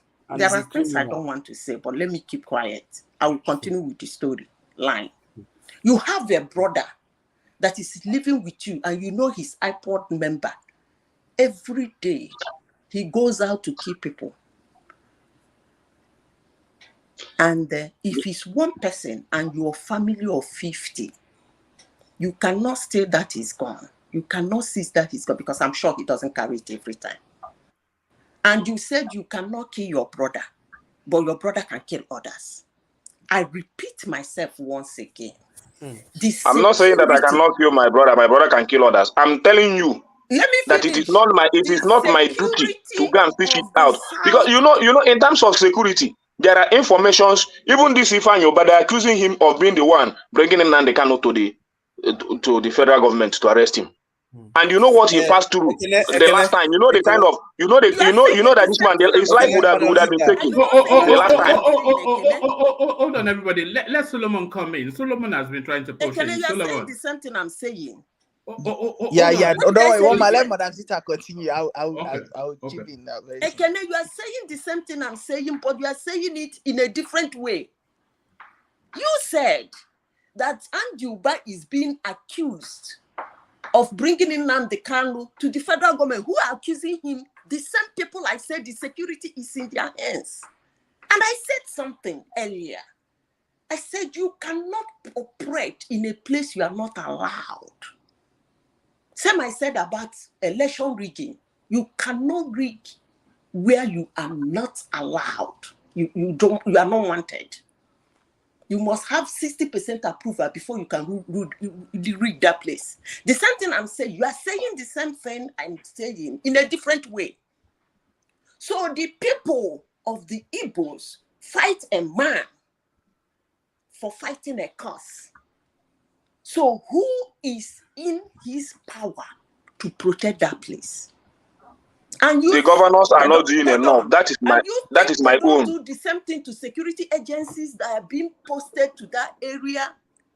This is the work of the government, the governors of the Southeast, to come up with a very good security architect. This is not even the work of Ifeanyi Ubah. I'm getting. You see, you are saying it as if and as an individual we come out and begin to fight unknown gunmen. It's impossible. It cannot happen. An individual, I didn't use the word individual. I said it in Igbo. I said, Ofonye Sierra, Hage Richa, Ogahezuha. But if we get back at least Nimo State, people in Mafia. They came inside the market. Southeast. Yeah, it shot a lot of people in the market, and you still want people to come out. Northeast. But the day people should continue to come out so that they will be shooting them in the market. You don't like your life. Hold on. The question you ask Madam Zita is why in the Northeast that is worse than what is done in the Northeast. At first, just like what is happening in Southeast, the Northeasterners were supporting them. But when they rose against them, the security operatives start making gains? Northeast. We know the effort Buhari put in the Northeast to stop the insecurity in the Northeast. Federal might was used in the north. What? We know the power. We know everything that Buhari put in the Northeast to be able to stop the insecurity in the Northeast. How did you view the Operation Python dance Buhari put in the Southeast? I heard somebody saying that it was a wrong move. But now you are praising the pressure and dropping bomb as if there is war in the Northeast. You are praising that. Madam, if you use that force in the thank you for that. Let me tell you something. That Operation Python dance in the Southeast was just only for one person. And who is it's that? just only for one person. He just came in to go and pursue one person. To say Operation Python dance. Does it circulate the whole Southeast? No, it was just only in Afaruku they went to do that Python dance. Can I ask you a question? Sure. You see, the second person that agitated for secession in Nigeria that went very violent was beheaded by Abacha government. I need to remind you people about that. Maybe you have forgotten. Ken Samuwiwa was beheaded. Thank you. He agitated for secession. Abacha government cut off his head. Are we really now, let me say this. I want to ask you and Solomon a question. If Buhari dropped bombs the way he's dropping in the Northeast, that federal mind you are asking for, if you do it in the Southeast, we're gonna accept it? If he does it in a way that you are beginning to put away. Wait, let me just wait. Tucano jets. Bring in Tucano jets. Wait, I said the same way he did it in the Northeast. Don't say if he do it in a way. I said exactly the same way he's doing it in the Northeast. Let me tell you something. You see, if like in the Northeast or in the North, let me just say in the North, these bombs were launched in a location, in a particular location where they know these people are not in people's not where people live. This was in a like for instance. Do you know how many houses that were destroyed in the Southeast because of the bombs? Northeast because of the bomb. Are you not following that space? But do you know how many casualties were recorded? How many casualties were recorded? Villagers that were part of people that were casualties because they were trying to smoke out these guys. These guys. Are you not watching that environment? And I asked the same question again. Can I interject? I asked what we are all missing? If Buhari, exactly the way he is handling Northeast, if he handled that same way in the Southeast, are you gonna take it? It's a simple question. Let them bring it. If he will do it, in a proper way, let him do it. Hold on, everybody, hold on. Now, what Zita just made now is a valid point. If Buhari started to, you said that they deployed federal might to clear up the Northeast. If Buhari deployed in the way that he deployed in the Northeast, in the Southeast, it won't be easy to be. And you know, dropping bombs on Abakaliki. Madam Zita, you know that when you are talking about this issue of Southeast insecurity, you talk about unknown gunmen, and you're talking about Biafra agitators.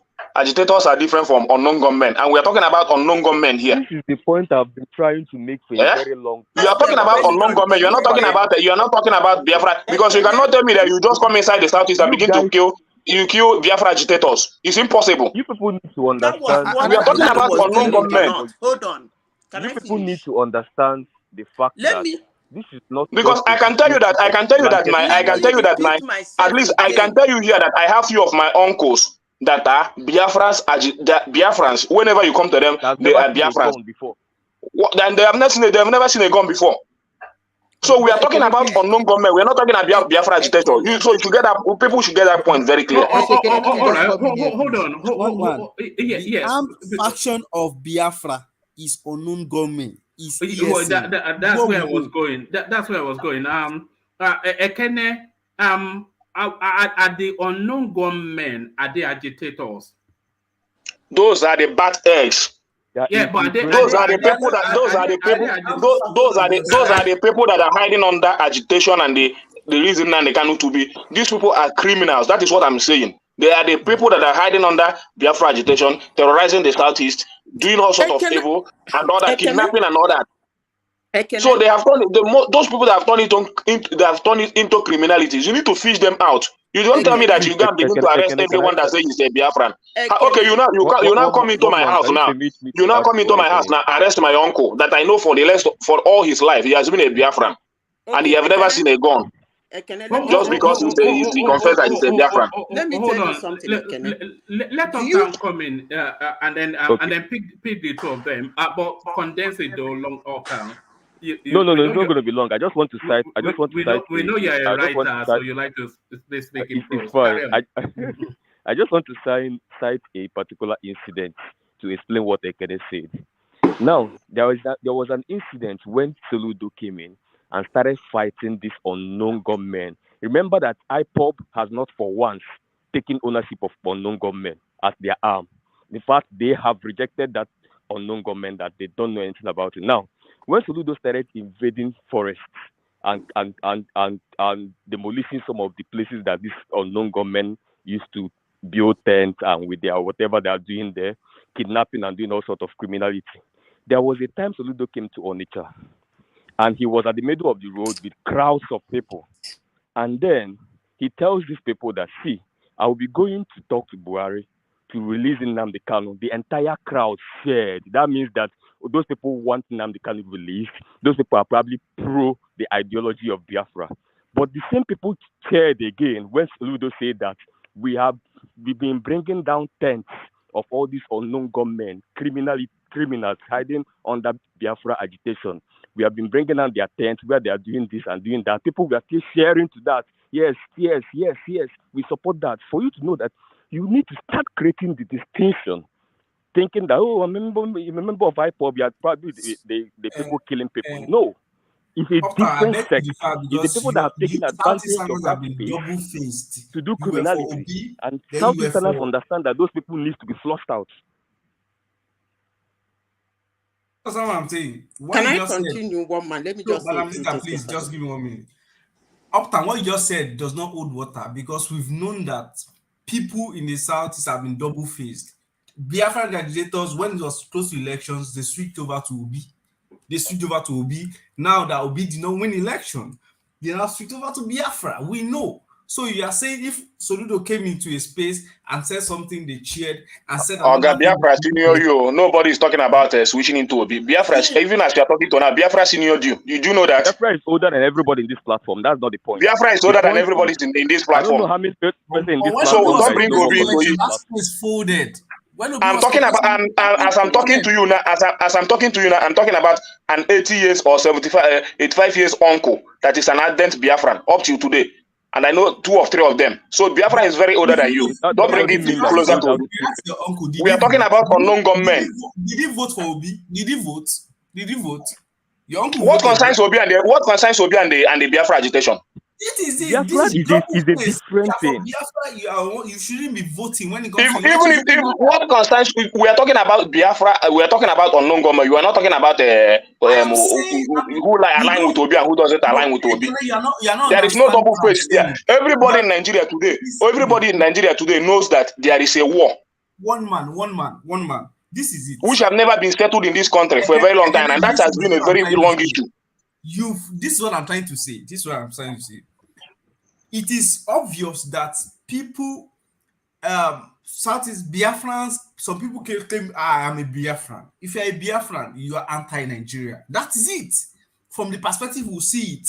If you're a Biafran, if you're taking your stand, you're not meant to vote or participate in elections in the first place. Wait, are you telling me that there is no Yoruba nation apologies that voted for Tinubu? Are you telling me that? God. Are you telling me that the ordinary Yoruba guy that understands that he's Oduduwa Republic? No, there was no Yoruba nation. There was no Oduduwa that voted Tinubu. So, listen, have you ever seen? I'm a Yoruba person, right? Yoruba nation. I never believed in Yoruba Republic. I'm a Nigerian. I'm from Nigeria, and I voted. And so, if, for instance, looking at the Yoruba space, Southwestern space that you said, look at it. We actually condemn Yoruba nations as agitators. from our traditional rulers to our local government councils to our governors to our leaders. We outrightly condemn them. We actually excommunicated them. What are you saying? Because we know we don't want it in our space. And we saw the actions when they were saying, okay, Fulani herdsmen were invading our land. We took actions. Even Buhari did not like our body language, but we took our actions anyways. We know where we stand. And that's what we keep saying, that we, the leaders in the Southeast, need to know where they stand. You cannot say you are from Biafra in a minute, then switch over to Nigeria in the next minute because you have an interest. No. There's something I can highlight for you. I told you that there are conversations in this country that's supposed to go on that people have been pushing and that is what he's trying to put aside. That conversation has to happen. That conversation has absolutely nothing with elections. Let me tell you. It has nothing to do with elections. Friends don't think they should do elections. They will put governors. Really? They will vote for the governors too, because the governors are contesting as Nigeria governors.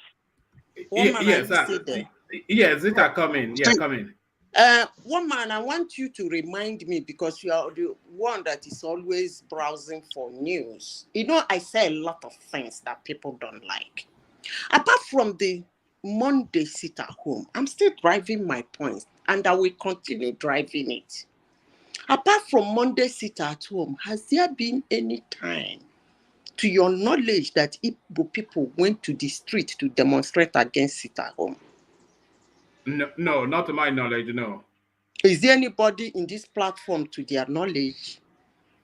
None. They're saying that if you come out on Monday, they will shoot you.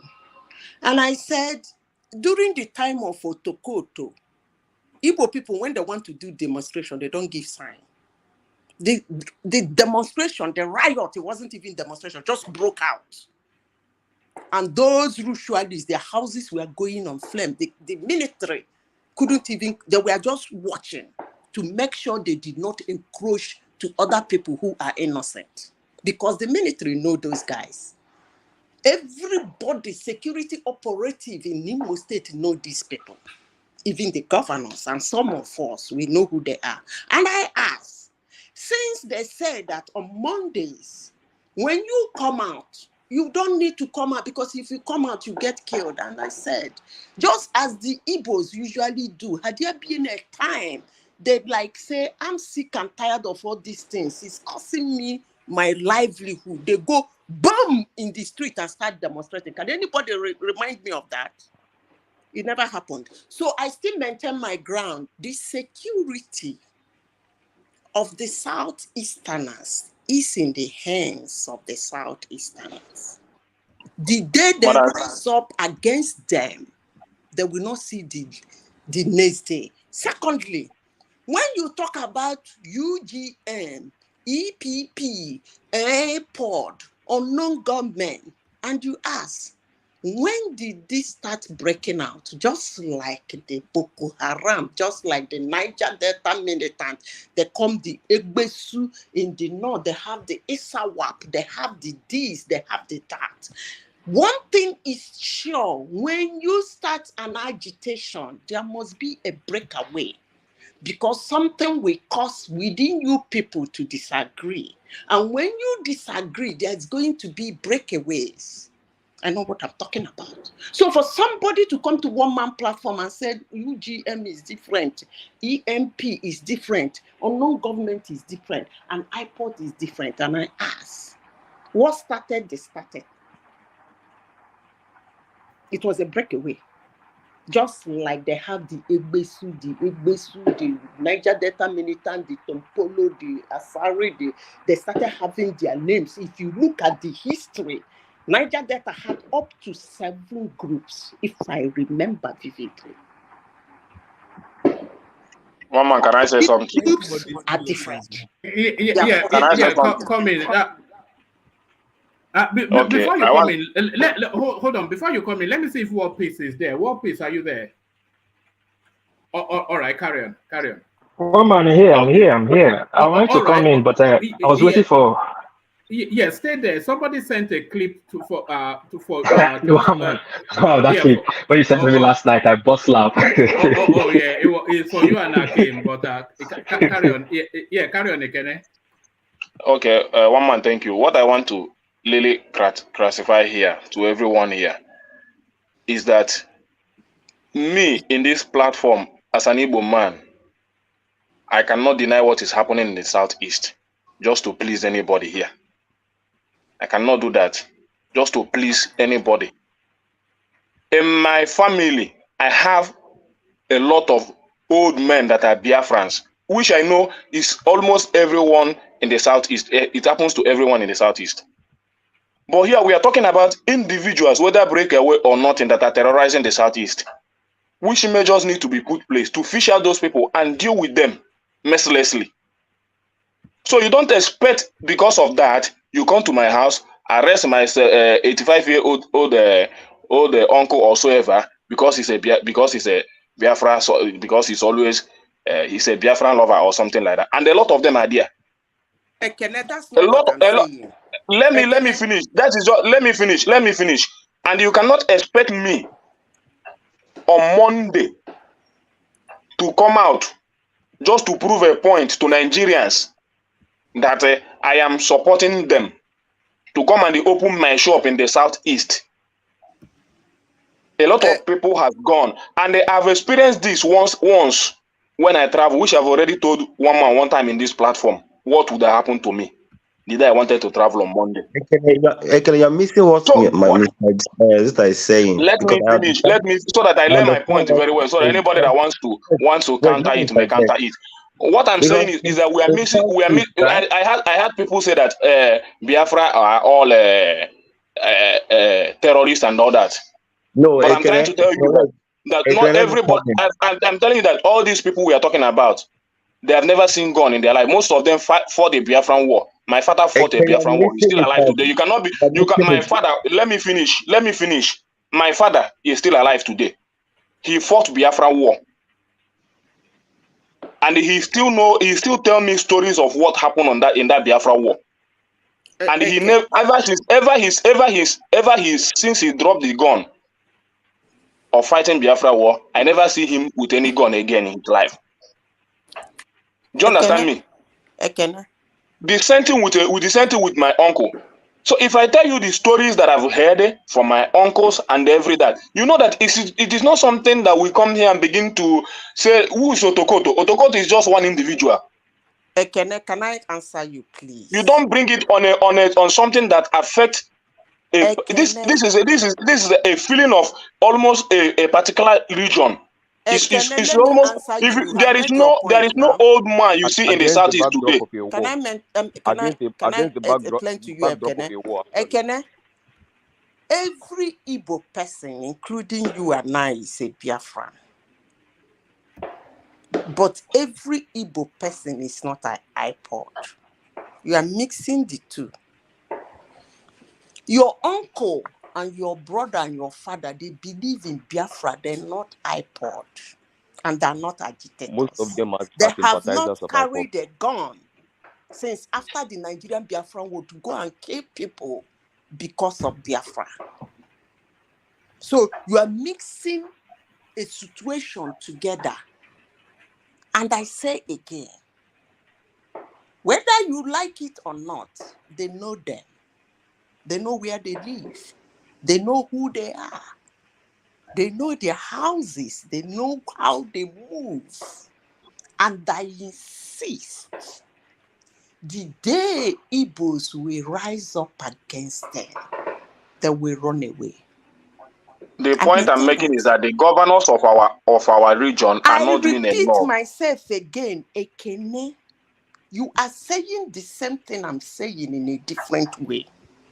You have said some certain things here to buttress what I am saying, but you don't want Please, to. can I let them come in and do what they are supposed to rise up against them. All right. Because please, the reason why I say that, Mazantita, the reason why I say that is that where you said that then I'm trying to tell you that people will not come out to prove a point on Monday to Nigerians that they don't support it. That's the point. If you are not giving them enough security to show them that they need to come out, then they won't come out. So don't blame it on don't put it on just ordinary citizens of the southeast. So you all are right. saying They need to that give the them whole the of adequate Imo security State that they went need. to the Hold street on to now. Hold agitate on. for sit at home. The ungoverned men will come out and shoot all of them. Is that what you're saying? Can I make we leave this thing now? All right. I know what happened in Imo State. Maybe it has been long you have traveled to Imo State. If you see what happened in Imo State, if you see the almost all one market, they have cleared everybody in that market. I know somebody they have killed close to Ihara. That Ihara.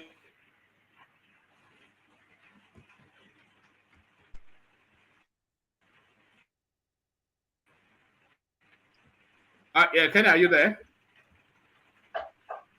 Yes, I'm here. Can anyone hear me? Yes, we can Yes, hear I can you. hear you.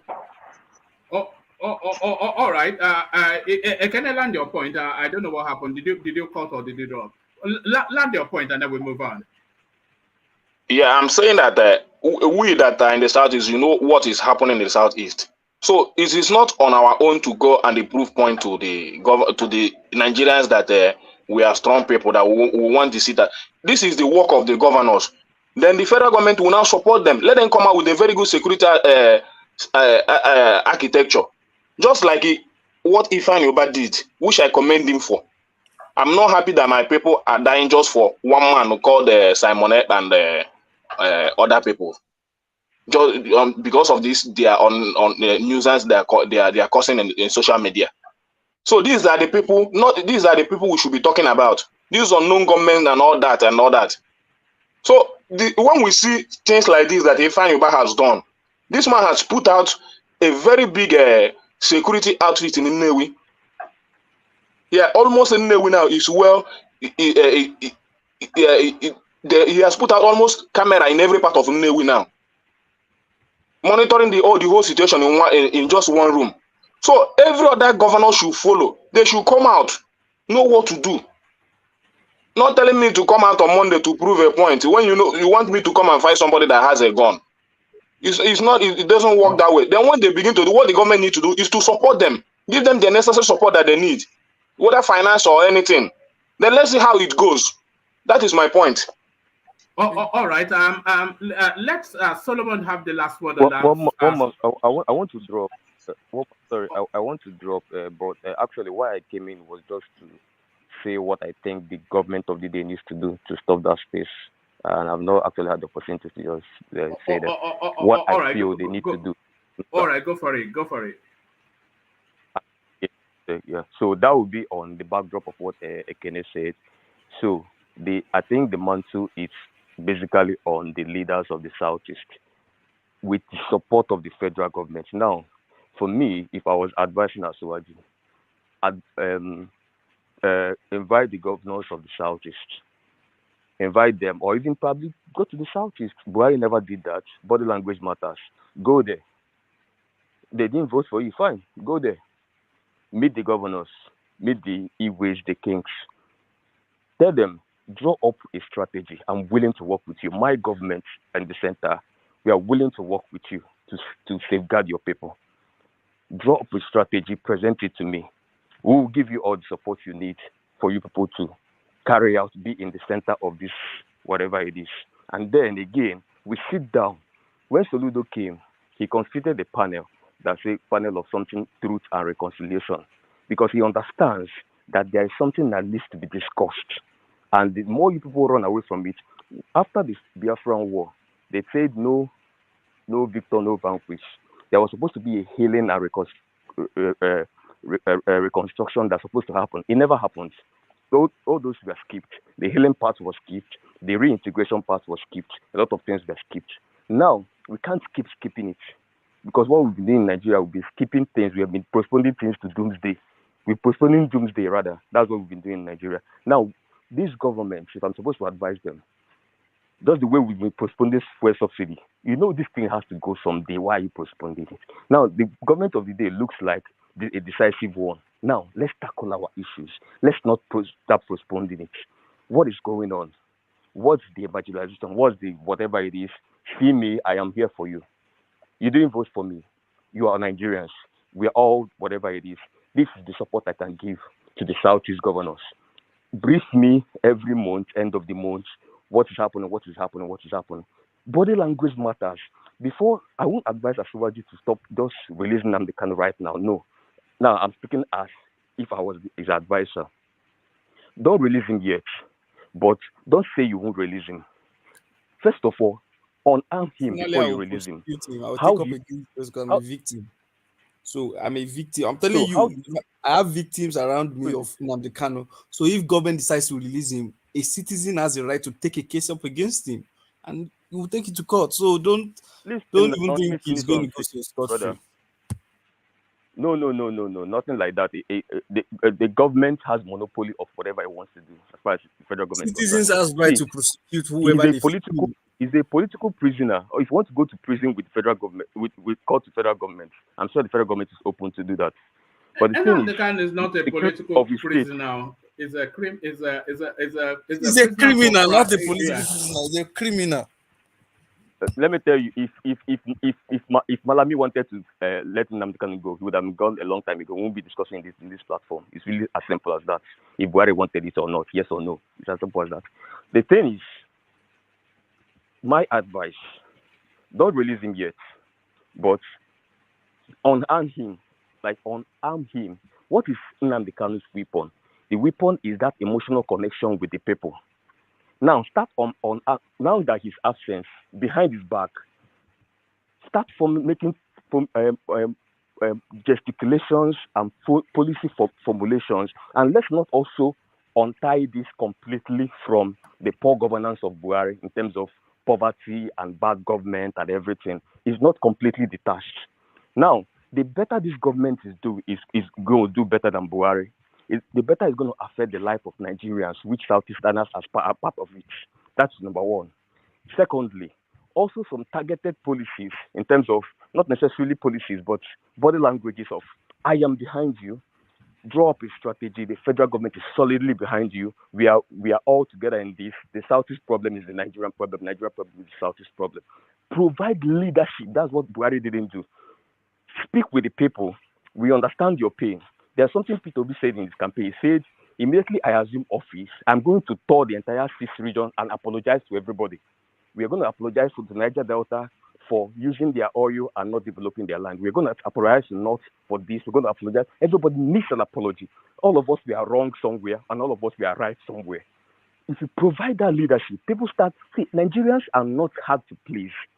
Nigerians are not really hard to please.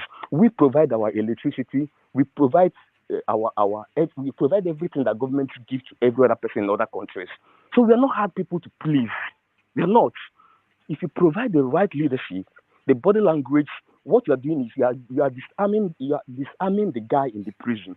By the time you do that for maybe a year and all of that, by the time you release him now, he won't be as powerful as he is again, because you have already opened the mind of the people a little bit. Nobody's saying that everybody's going to be behind you. No, but you've seen reason that this government is not really what this guy. So if this guy comes back again and even decide to go rogue again, people are going to be like, hey, Mr. Man, calm down first. When you were in prison, this is what we say. Please don't come and spoil this business for us. This government is really working towards this. This port would affect dredging it. This is Niger. Hey, this government is not really like Buhari. Mr. Man, don't come and spoil our matter. As it turned out, Uzodinma begged Imo citizens. As it turned out, has he stopped? Has he stopped? So it's really very simple. When you make all those moves, then you can now release him on the long run. Release him tomorrow, I am not part of it. Uptown will not give that advice. Set things in place first. Set the moves you're making now very good, perfect. Please, I've been hearing all these things you guys be saying.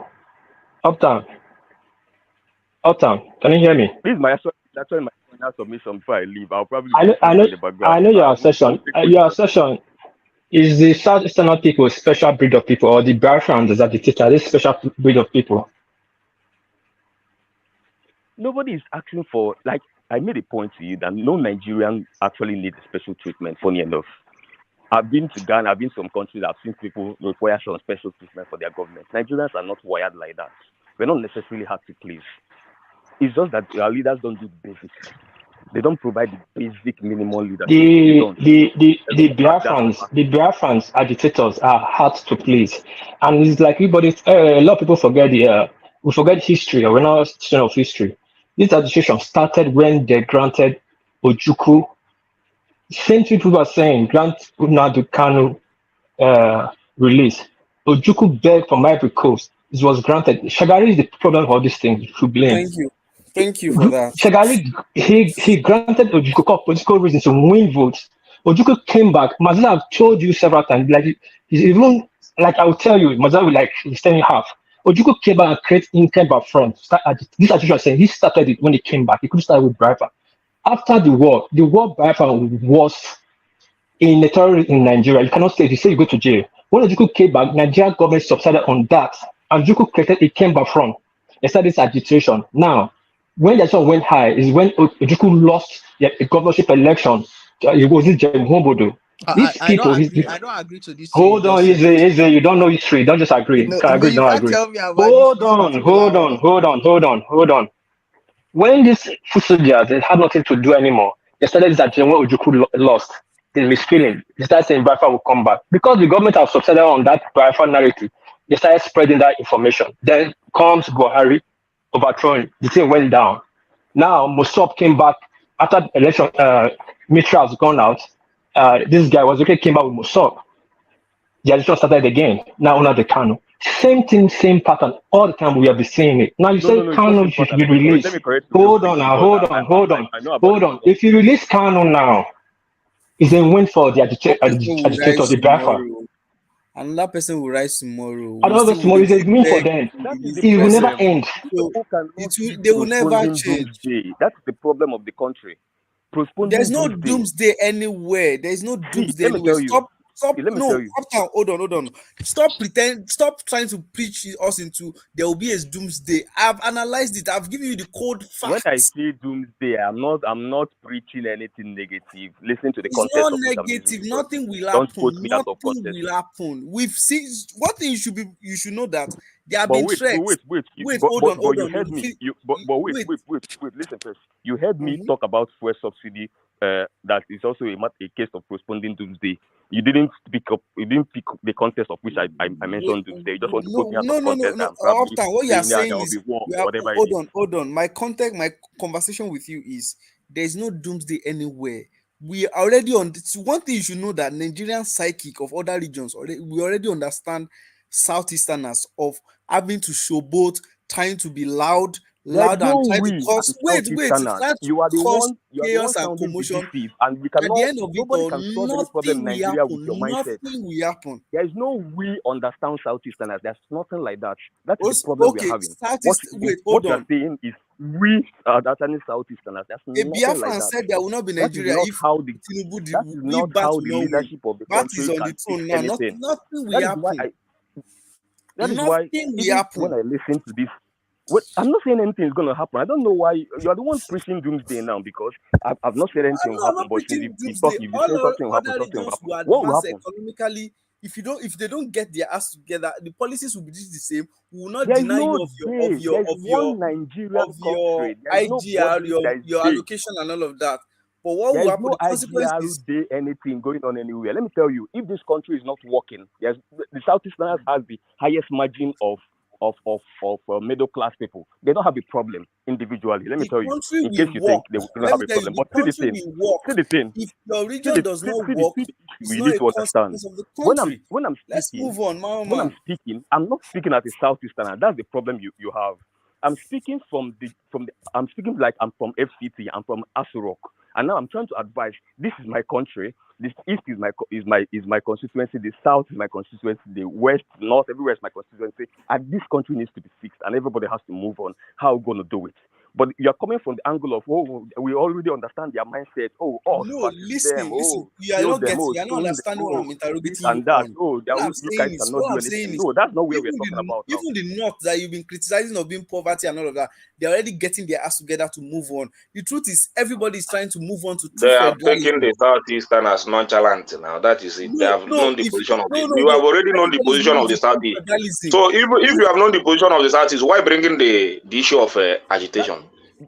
That is the problem. Agitation Like, in the Southeast. You have already know the. You already know the position. You have put out a position of the Southeast, how they will yeah, you behave. have, yeah, yeah, You have not you have even put assigned an to action to know them if by they will behave that way. I wonder But how you have We already know chosen your this. position how they will behave. Wait, Ekene, And that is history the has problem of told the us country. over and over and over and over again. This is not the first time. This is not the second time. This is not the third time. there's nothing over. During There's the time of nothing over. Obasanjo, did you hear about all All this? right, Nothing ever done anywhere. all right, gentlemen. Let's hear from Solomon. Solomon, come in. Yeah, good morning everybody, good morning woman. Yeah, his section has been good, and everybody has been saying what it's in their mind, and they're all good. But like what Mr. Wapis was talking about, Ojuku and all that. See, if assuming Ojuku did not come back to Nigeria, I feel like um there would have been somebody that would still agitate, that would still bring up this Biafran thing and all that, and the agitation thing will still come up. And this guy still ran, he's still contested now, and his people voted against him. So I don't think maybe that was why the anger that people became angry and started this thing again. No, I don't think that was the reason people started agitation or this Biafra movement could. And people like that was okay, I what his name, Raf. He was I think that one was just there to extort. I don't think he meant this thing, unlike this Nnamdi Kanu them, like the way they are going about. And this, I'm not a supporter of IPOB. I don't want Nigeria to separate, and never, I don't want Nigeria to separate, to be honest with you. I don't support IPOB at all. I don't support IPOB. But in the Nnamdi Kanu, there is this ESN of a thing. ESN really did a lot for the southeast, even to the extent of even going down to the southwest. Those I know people that talk against this Incorrect. I'm telling you, this is a fact. ESN did not get to the southwest. They got to they were even They helping did not to get fight to the against some. southwest. Stop. Calm down. I'm telling you something. Solomon, these are the things that tell you. Hold on.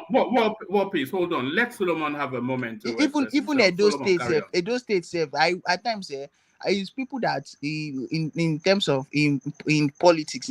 I just look. That's why you know people even the main reasons why I did not even support P2B, because these Edo people they are very they I feel like they use the head of like this, like they were the Midwest people with Delta. So I feel like they use, and anybody that comes to come around them in politics, they use the people head, because they will always go, their original leaders must go towards the southwest. So that was why I just know that these people are playing. So what am I trying to say? These Edo people were even part of the people that this ESN were even trying to, they were even helping, like they were really doing a lot for them. Oh, please, Solomon, which part of Edo State the DSM were helping? They were helping. I can't tell you the part, but I know that they were helping Edo State. Okay, Solomon, sorry to interject you. You know, when one thing that they have this IPOB, it started from, like, let me think of my back. You're not born then. Go and ask who is what's his name? Ugu Mevije. The role he played in Biafra War, he was one of the best, even British target, he was one of the best propagandists in the world. Even when they have to go and look for inside the bush, even when they are surrounded, they have to go and meet inside the bush before it was announcing, making brokers that Biafra is leading. Do you know the meaning? Do you know the name of Edo State security athlete? I don't even know if they even have. It's called ESN. Edo State Security, whatever, ESN. So they will use propaganda against you. Oh, yes, they've been working. That is Edo State Security outlet that Obaseki created. That not only one, they have about 4 different types or 5 different types. It was that's no, you don't see. So wait, hold on. Not even Delta. When they went to agitation to Delta, have you ever heard of the UI Delta? You know of the people the US Biafran people they killed in Delta, a lot. Thank you for that. See, let me tell you something. Let me tell you something. All right, back to you, Solomon. Yeah, see, in that delta, all these things we are just saying, there is nowhere, even in the southeast, in southeast, they kill IPOB people too. In delta people are even they even claim to be IPOB, part of IPOB. So those people, you don't need to say that they are like, you don't need to discriminate these people and say that they don't recognize them. They recognize them, but it might be that some parts in Delta they don't recognize them, but I know that they recognize IPOB, and I'm not from Delta, I'm from Abia State. Yeah, so ESN, this insecurity thing it has been hijacked. Like it is unknown government that are the ones disturbing this southeast. Then I don't think IPOB as a whole, like they are really the ones causing this thing. It is unknown government people Sorry, that, Solomon, before you go, it's yeah. Edo State Security Network, ESN. All Edo State Vigilante Group is under Edo State Security Network, ESN. There was never, ever a time you can't even dare in Benin. You shot Branifa in Benin. In Delta, you say you cannot dare it. It will remove your head. Forget online. Streets of you on Abuja, you know what's going on in Abuja. There's certain things I cannot, I said here, but you know it's not happening on the ground in Abuja. All this propaganda, leave propaganda. You know how much I want Igbo to get their states, but I'm not support for ESN. No, I don't I'm not want support of I IPOB. don't want Igbos to I don't One want us man. to have our own country, our own separate country, because we ourselves, like what somebody was talking about here. This guy, this Peter Ifeanyi Ubah, that what he did is a good thing, but you see, you don't need to. I feel like he's even playing politics with this thing. He's just doing, because you can't just come out as it's just his own district that he's carrying out this thing. This is a meeting he's supposed to hold with his fellow lawmakers, not just only him coming out and coming to claim champion. You see, these are the things that we talk about. I talk about this our space that they are not ready. You're supposed to do everything in a uniform manner, that you would call other lawmakers and okay, now if he's fighting for only Newi for Anambra South, and okay, they don't observe sit at home there, what about the rest of the other? Look at Ebony State yesterday. There was a shootout. Like they went to one side in Ebony State there, and they were shooting in broad Sorry, daylight. Solomon. Yeah. Sorry, 1 second. One man, are you there? Oh, I'm here. Sorry. You see the video I sent to you on Instagram? Oh, let me check. Is it now? Yes, I sent you a video of some of those gunmen shooting at innocent people. So Hannah, I can't play it. I know on, you can't show it, yeah, but I wanted you to watch it and tell us if those people are unknown people. My God. Yeah. That There's a lot of videos. There's a lot of videos. Is in So when Ebony you State. hear unknown gunmen, that's no Wait. gunmen. It's not going.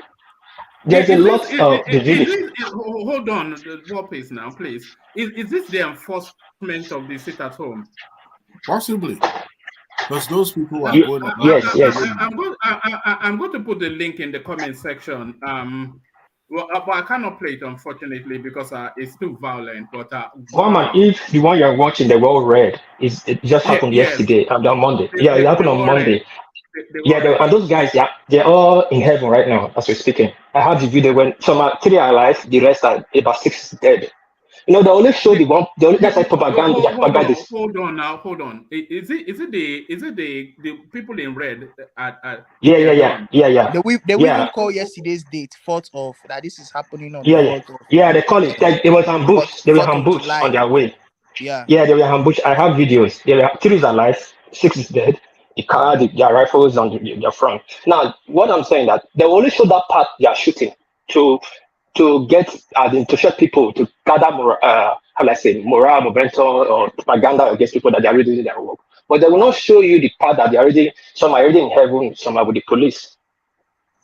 A lot met their Waterloo yesterday. A lot. Yeah, no. Oh, hold on. Well, please. Hold on.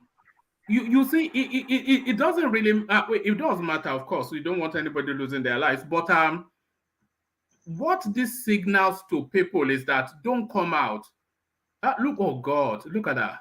Yeah, true, true, true. Yeah, true. Yeah, that was the signal. And the way I blame, like what Mrs. Support was saying, where that's the part you blame the government. The government should be out there showing that they are responding to give people encouragement, but don't show that.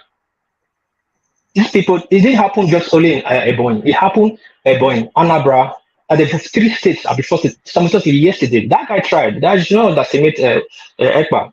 They were raid in places in almost four states or three states at the same time, and the police were able to repel the one that could repel. You know, the same in the askets. They could not, before they get there, they're already gone. But why is the government or why is the people or the leader that not showing the part that the police are making effort, the government is making effort, people are making effort. People vigilante kill a lot more than the police.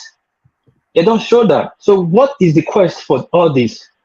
Samantha cannot be doing all this if he doesn't have support of the leaders, aka the one that was crying in the Senate the other day. Don't you think he will sponsor all these people to make a point? These are the problem. You don't want to stop insecurity in Southeast. It will not take them 1 hour. It will stop. They all know their self. They all know their camp. They know who is funding them. If you stop their funds, how will they go out? You cannot fight on empty stomach. That's my Okay, so solution. Thank you. you are making a very big point there, and that is what I wanted them to know. All right. Yes, let Solomon land this point. You know, what I'm going to be doing from here on is I'm going to be making sure that people actually land the point, because sometimes back to you, Solomon, land that point. And then we bring Kolata in. I think he's woken up from the 4th of July. It's now past the 4th of July now over there anyway. But yeah, back to you, Solomon. Yeah. So what I'm trying to say is that this guy, this Ubah should call everybody, the lawmakers and even the governors to, like, this thing should be in a uniform manner, that they would set up this, like the way my bros here Kenya said that they have CCTV in that Inewi. They should do the same thing I think in all this in Southeast as a whole, if possible. If they can be flying drones to use and monitor things and know what is going on. We should have a proper. It should be a regional, more of like a regional or zonal security network that would help in tackling this insecurity that is going on. Not just only what this guy is just doing, because him now protecting only Anambra South is, or setting up this measure in Anambra South is not really making sense. They should do it round. It should go around the whole of Southeast. Yeah. All right, brilliant. These guys in this red outfit shooting sporadic. How do they justify this in their mind? How do they feel that this is right in their head? What just how do you do that? It confuses me, Zeta. Have you seen the clips, by the way, Zeta, of these boys going around shooting sporadically at people on the streets? A woman, worst thing has happened in the Southeast more than the one you saw. It's only the one they put out that you saw. Government officials have been beheaded. Policemen has been beheaded. Foreigners in our land has been beheaded. Military men has been beheaded. Villages have been you know if that was happening in the north, you'll be calling them savages and whatnot. Okay. So but I want to conclude before I leave you people. When I hear people from the Southeast saying that Ubah is putting CCTV cameras and all whatnot, you don't need a camera to catch somebody you know who he is. I will still maintain that ground. In as much as this, my people on this platform want to deny that. You don't need a CCTV camera to maintain or to catch somebody you know who he is. There's no operation that is carried out in Imo State, in Anambra, or the Eastern Zone, Southeastern Zone, that people don't know who did that. It has gotten to that level. That is one. Maybe there is some points we are missing here concerning the Southeast. I will say this, most people will not like it. But when I finish saying it, go home and make your research. The Southeastern region is one of the regions, will I say either the one of the regions or the only region in Nigeria that does not have an institution that commands respect, gives respect, and earns respect. And because of that, it's affecting the leadership of their governors. In the Southwest, when they started their Yoruba nation, the Ubahs rose. They called the governors. The governors respect the Ubahs. And they sit down, they put their heads together, they sort things out. When the Fulani herdsmen, according to them, started invading their land, the Ubahs rose. They called the governors. The governors listened to them. They obeyed their voices. And something was put in place. Same thing in the South-South, same thing in the Northeast, same thing in the Northwest, same thing in the North-Central. They have institutions that command respect and respect and give respect. We don't have such in Igbo land. And because of that, some group of people or some kings or ezes, amalas cannot come up and say, look, we have to do this thing like this, and anybody obeys them. And that is the aspect of things that are happening in Igbo land that people are turning a blind eye to. That thing is actually affecting the leader. You know what happened to Soludo now? You know what they call Uzodinma. And some people in this platform said that body language. Buhari was visiting Imo State when Imo State was at the top of the chaos. When military men were killed, he was visiting. And what did they come up with? That he went to agitate Uzodinma to kill his people. I mean, woman, I mean, this to and fro and to and fro. I'm not in it.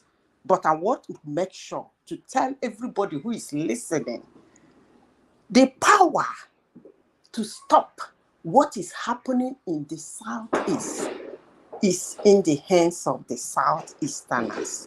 Thank you, woman, and good night, everybody. All right, brilliant. Well put.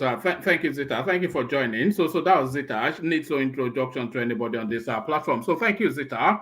So from Zita, I'm going to go to Kulata next. But on my way to Kulata, I want to play about 3 clips.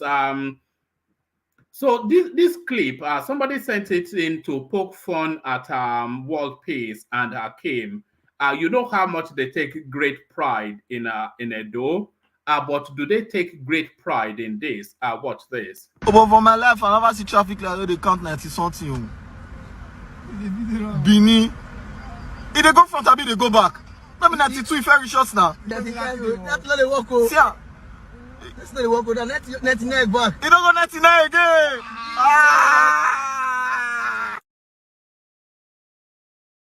Yes, only Wow, man, we keep telling people to come to Benin and visit. So many things are there for sightseeing that you enjoy. Only in Benin, if you know they carry last, you count to 100. There's nothing in Benin, Mr. Hotfish. There's nothing in Benin at all. Do you not see traffic that is counted to 96? Is it in Abuja? Can you provide in Lagos? There's nothing in Benin. Can you provide the traffic that is counted to 96? I bet you $1,000. All right. This next clip is Asari Dokubo providing a solution to everything we've been discussing all the way through. A senior mind with a senior idea. So a senior mind with a senior idea. Yeah, let the evils go. Oh, bang, bang, bang, bang, bang, bang, bang, let the evils go. President Bola Tinubu, let the evils go. Let the evils go. National Assembly, let the evils go. Ding ding ding ding ding ding. Tom tom tom tom tom tom.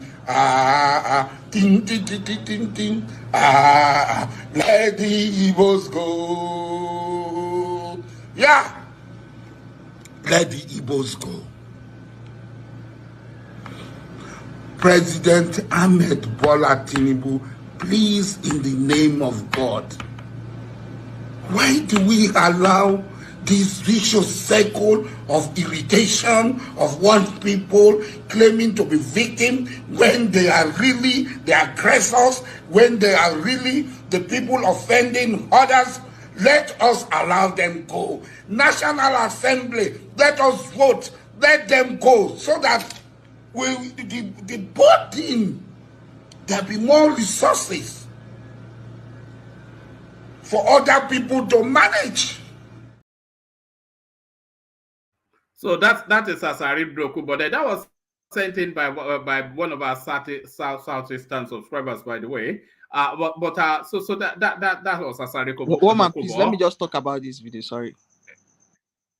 Oh, okay, go on. Yeah, I'm very, very sorry. Please, see, like my own take in this thing is, you see, this kind of people that made me to try to know what's up with Nigeria, and I know that as long as we are with me, I can never support for the separation of this country, especially the Igbos going. We cannot. If we go, forget about what people come and they brag and say that this one, yeah. We are very good people. We're industrious, we're hardworking, but we can't just go like that. We need to understand this space. I always say here that in this country, you see, in the people like Asari Dokubo, where they come from, they believe in their share, in having their representative there, and the person will go there, bring their own talk for them and all that. I think that is what we need to do in the southeast, and not just them. I mean, most times, most people in the southeast, what we try to do, we try to, should I use the word, why people feel like we are being the oppressors, is because we try to bring up or make everything be one. Like, for instance, this unification of the government that this guy did, Aguiyi. You see, these are the things that have made this country be like this. If he left it the way it was, I know that everybody will take their own part and take their own, in this kind of things will not happen. So these are the kind of those actions. Yeah. Is Southeast, are they too Nigerian for Nigeria? You think they are too Nigerian? Uptown, you see, when We you should try go to back do to something regional. for, when we try to do something, we need to, I want you, because somebody like you, I know you have good you have your what the kind of mindset you have towards this country is a good one, but you need to understand that it doesn't mean you will hate. It doesn't mean you hate, like me. I cannot hate a northerner, I cannot hate a Fulani person or an outside person, but I know that everybody everybody has in our own interest to be, as in our separate, our various interests will be represented. Do you understand? But Yeah, I yeah, understand. But don't you also think that that has something to do with the egalitarian nature of this Igbo man? Stop projecting this I don't, that see, that is why I in a feel like positive we light. need to It's we not. need to now work on Solomon, what ourselves. you know, you hear Yeah, Igbo, you know, there's yeah, something of they course, call about. I hear you, well, They say of course. Njepu. So egalitarian is Njepu. You know, Igbo man believes in Njepu. Yeah, yeah. Yeah, so Njepu does not necessarily mean that maybe no, where you are is not progressive, no. But Njepu is just, there's this ideology about the idea of Njepu. People from Ono. You get what I'm saying? So it's Yeah, not I get your necessarily point. una Yeah, adiroma. that is what I'm trying to say. Yeah, so I When think you now go to where people, when you go to another man's place, yeah, you mind your, not that you mind your business in the sense that, but you know that this is another man's place. You like you did, that is where this talk of give to Caesar what belongs to Caesar. You know that there are boundaries. Do you understand? Even if we're in the same country, I feel like that is what we should know, that this place belongs to another, is another person's indigenous I land, understand. is That's another what you're person's saying. yeah.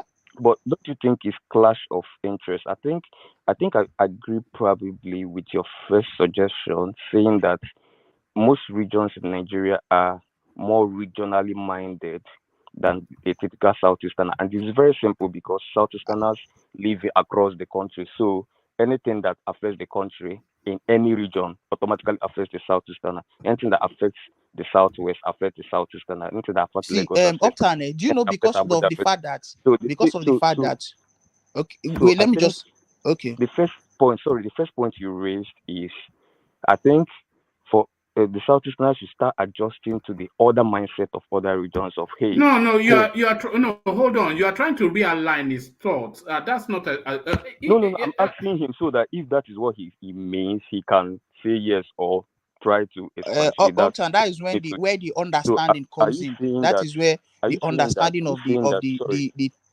the understanding of the Let, type of let, let me country put we the are question in. to you. Sorry, let me put the question to you.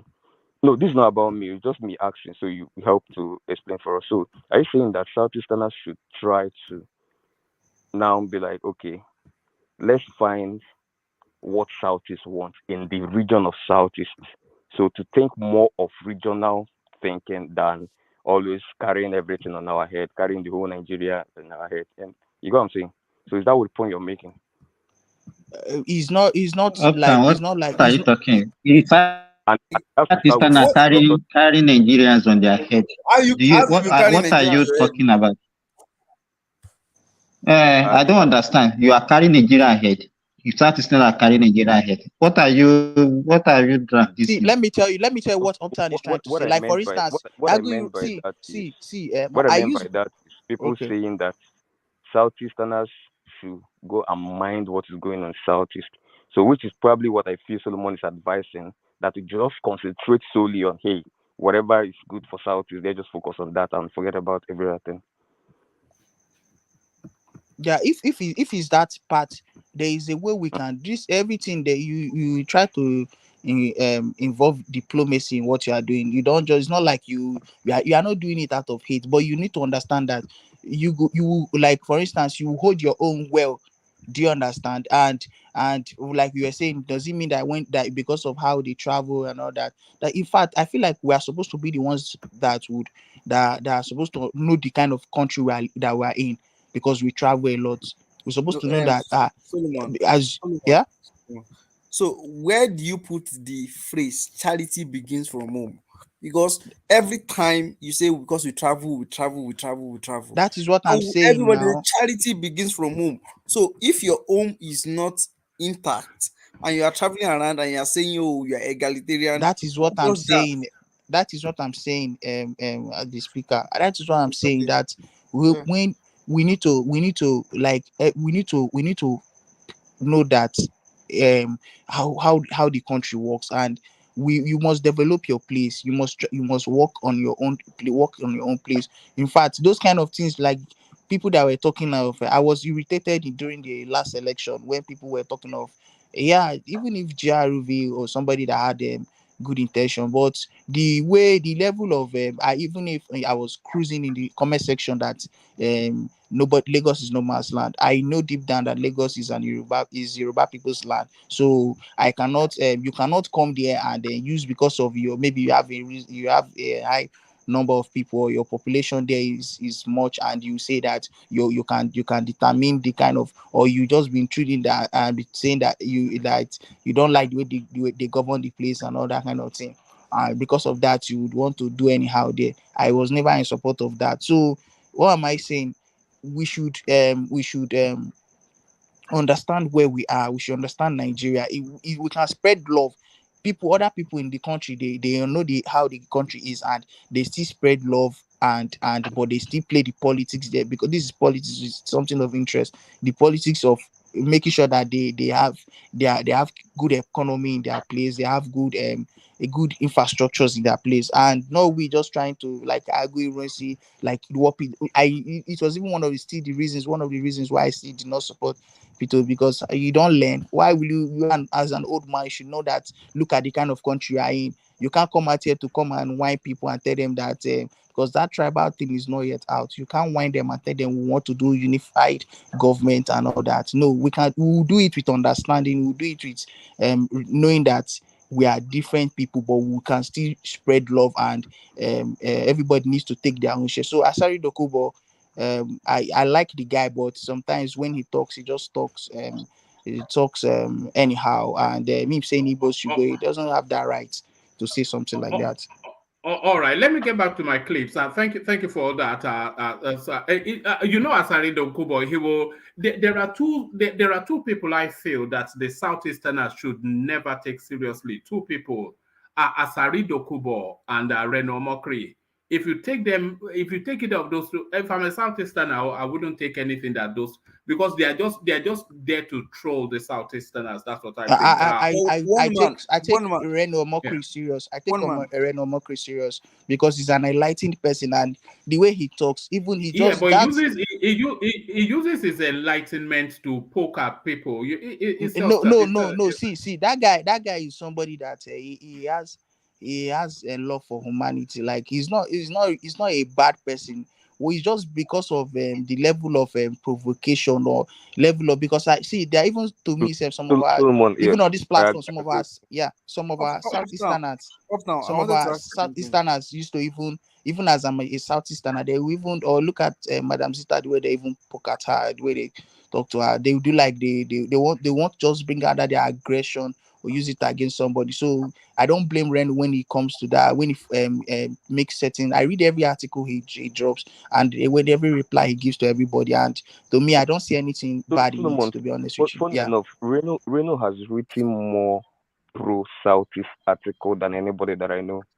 So this whole Southeast thing is just, I think it's just this election that is started. Don't you think? It was this election that even cost it more, and the kind of before now, some of our people. It's not everybody that will represent the Igbo race well, like the way you represent it. Some people are just some of our people are ignorant. All right. What's that? One man. Yeah. So that Asari Dokubo, I didn't know what have come over him these days. He's beginning to carry Southeast matter on his head so much. So even though I tell you what, I don't know, but I don't know what is happening to him. I don't know what he has eaten that is popping him up these days about Southeast. Ekene, he had a personal beef with Nnamdi Kanu. You know, they were cool. You know, during the early days of Nnamdi Kanu, you know, they were almost working together. You can't say. So even if he has I think I read an article that say his lineage is from Abia State, something like that. That Asali Dokubo. Yeah, I don't know. I read an article like that. I know there was a dispute. Even that one he was Asari Dokubo is actually Asari Dokubo sold to as a slave to the Calabari people. Actually from Abia State. Hold on. Nobody really cares where it's from. But let me carry on. Let me carry on with my clips. Just to roll them out. One man, I wanted to say something about the Southeasterners here. I wanted to say something concerning what is happening now. Is it brief though? If it's it's brief. It's brief. Just like what Solomon said that Southeasterners should bring it low and all that. I think that understanding is already there now. Many people are already making a lot of changes, but I think the only thing that I know that is the Southeastern are finding it very difficult is they believe that they have a lot of investment to lose if they leave Nigeria. But for that understanding that they should pipe it low. In short, anybody that should know where he belongs now. That is my position. Anybody, both Southeasterners and everybody should know where he belongs and know how to do his business and all that. I've never met a Southeasterner that wants to leave Nigeria. Only the ones that talk about it. I think this nobody wanted it, but you know, like people that have I've not met one. I have not met a lot of them, but like people that have what is happening now is giving a lot of people very big impression. You understand? Somebody like I have a lot of people that wanted to invest, that wants to or already investing heavily, especially in Lagos. But for few days, after the election now, there have been a lot of turnaround and mindset and all that. Even somebody that just bought a land before the election, he wants to resell. All those narratives are going around and all that and all that. So as a country, it's supposed not to be so, but we have created that narrative. So let's see how it will go, because even if the old generation will be able to, maybe they have made investment, this new generation, I don't think that they will have that mind to invest so much. Everybody now will know where their focus is. And I believe in the next few years, things will begin to turn out good. So for the Southeasterners, in terms of going back home and all that. I commented last time about the second Niger bridge, the economic development it has brought to my town. So it's a good development, and people are already looking towards that direction. So if more development will still come to the southeast, I believe the southeast will still move their direction towards the southeast. So there is no point telling them to go. They already know where to go. Thank you. Look, you know the thing is, Ekene, you know, you are not going anywhere. We are all families. It's just you are not going anywhere, and we won't let you go. One man. I'm going. Don't stop. One man. What are you doing? What are you doing here? What are you doing here, woman? What are you doing? Are you begging? No, they are our brothers now. One man, I'm going. Which brother? Which brother? Let them go. Let them go. Okay. Wait. Asani has given us the license to go. Wait again. Let me ask Simba. Okay, you have Uptown, you have Ekene, you have Zeta. Which one of them will you allow to live? You have Solomon. Which one of them would you allow to live the family home? I can leave. I can do away with Tekene and Okta. I will stay with Zita and Eze. Look at this. You have to do away with the I can sell them. I can sell the two of them. You know what thing, one man. You know what thing, one man. Yeah, you know one thing. I will ask them to go to Saitome and Principe. Let them go to Saitome and Principe. When someone chop that away, and they will do, they go anywhere. No, just talk and talk. Especially if they eat it in Nevada. One man. We have one of your sister. I think one day I will bring her on your platform. One of your sister. If that girl speak Igbo for you, you will not know that that one is married to Igbo. As in travel to Igbo, live for many years, come back and see. I don't even understand this narrative we are painting here. If you see this girl, she don't even have anything to do with many Yoruba women and all that. She's popping around in Alaba market, doing her business, doing very well, communicating. And I like this woman so much. She used to come to my shop. I used to hear her. As in, if I have her like, and I don't think she doesn't know how to speak Yoruba again. People are doubting, are you sure you are a Yoruba woman? She says yes. But if she speak Igbo, she don't know how to speak Yoruba again. All her children and all that. She's married to Anambra. Ihala precisely. So Ihara, just Ihara there. Who did she vote for during the general election? She voted for Obi. She voted for Obi. But let me quickly say this. Let us continue to paint the narrative we are painting. Let us continue to say this before one man move on, please. Sorry. Let me say this. On the flip side of what you said, I have an entire cousins, like my mom's elder sister. All her kids are no more Southeasterners. They are more Yoruba than every Yoruba person in this platform. All of them. Please, let me quickly say this. Hold on, one piece. You know when Ekene was saying that in also a Yoruba girl that is married to the East, it's a lot rarer, an absolute lot rarer to see a Yoruba girl married to the East than to see an Eastern girl married to married to the married to the West. It's just a Yeah. curious thing. Yeah. Our girls get married to the West. Hmm. Okay, let me quickly say this. For my Igbo agitators, Biafrans, and IPOD, is this: you can take to the bank. 85% of their misfeelings or mistreatment or marginalization they feel they are being marginalized. Not what they did to them in their own region. Is what they perceive in different regions they are, or let me say states. When they feel slighted in that area, they call it marginalization and they want to leave.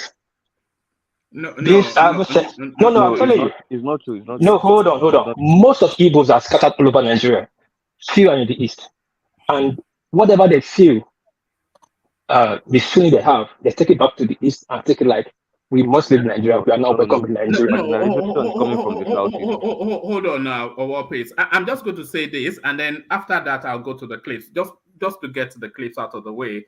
But excuse me. There is something in employment that they call a glass ceiling.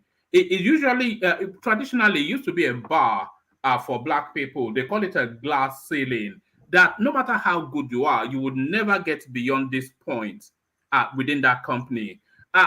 To my understanding, and a Southeasterner can correct me, but to my understanding, the Southeastern sense of marginalization is that there's a glass ceiling for them within the Nigerian experiment. Yes, that no matter how good you are, you can never get beyond this point. And I think that played out in 2023 as well. So I think But that is Wama, what the rephrase that. No, rephrase that statement. Hold on. Rephrase that statement. Hold on, please. Rephrase that statement. Say in that construction of Wazobia, the three major ethnic group that's controlling the Nigerian, not the remaining 297 that think that don't exist or don't have feeling. When it comes to Wazobia, I agree that inside three of them, maybe Ansa first, Yoruba second, and then third. They all go to every ministry in Nigeria. That has the hierarchy. What do you mean? What do you mean Yoruba second? I think we've actually had more Yorubas rule Nigeria. No. What I mean, not by people, not by people. No, hold on. Position. I'm talking about position. No, I mean parastatals. If you go there, you see the head of this thing is one Ansa man. You could see the accountant one Yoruba man. You could see the treasurer one Igbo. Then if you fall it down, I agree with it's this like you just said now. So if you are talking about it, inside the three of them, I will agree. But the three of them want to share the cake. What about the main 297? You think we cannot talk? That you expect us? This is the problem, and this is the problem. The Igbos always drag the rest people like, hey, come and speak for us. Speak for Igbos. What about we? Like, you speak for Edo people, they're not in position. You want me to fight for Biafra? You fight for me. But so we should stop these things. World Peace, Edo is under Biafra now. It's not Biafra now. I don't want Edo people in Biafra, beg. I don't want Edo people. We have to get this thing right. If Igbos are fighting, it's none of my business because they don't enter the national cake. Three of them there. They should fight with those three people. Do you know why? Excuse me. Let me just say why I don't want one map. Sorry, please. Why I don't want Edo people. People like Enahoro. I heard that. I read that he was coached by what is his name? I am Zeke, but he went to meet Awolowo. Okay, he has that one now. Their time has gone. This Adams Oshomola, I know that he was not trained by any mentored by any Southeasterner, but look at the way he went to go and meet Tinubu. Like these people, I don't trust them at all. Well, I think easy. Edo people and Yoruba people, I don't even know why. Yeah, that's what I'm trying to say. That's what I'm trying to say. That they are Yoruba people. It's just that the way they just use that Midwest this thing to deceive. No, it's not that. Before colonialism, go to the palace. You'll see Ogun, Oya, Oshun. All the gods, they're the same. Even in their son land. So we're cousins. There's no denial. It's just very funny that they are obedient. I find it amusing. Anyway, you guys got it. All right. You know all the fuss that they were making about Tinubu's convoy, other fuss that are excess and whatnot. So if they made that much fuss about Tinubu's convoy, I wonder what the people of Guinea would have made of this. So this is the president of Guinea going for a gentle stroll with his sons.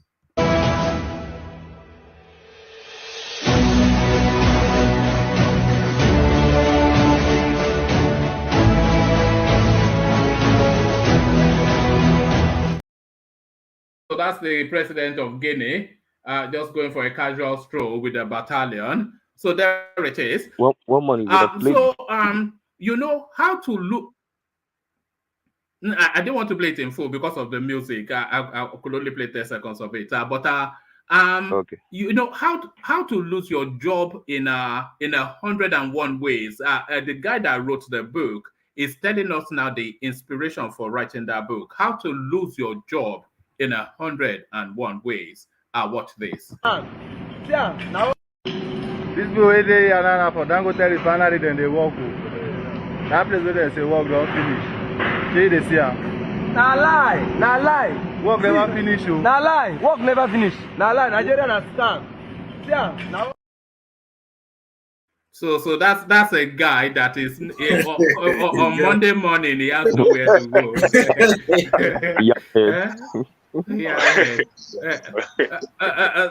That guy is an Edo guy. But one man, you know that refinery is not finished now. We've been saying here that refinery is not going to work in that guy next is year. ready to lose his job. One man. It's That just guy his is job now. Yeah, but that refinery.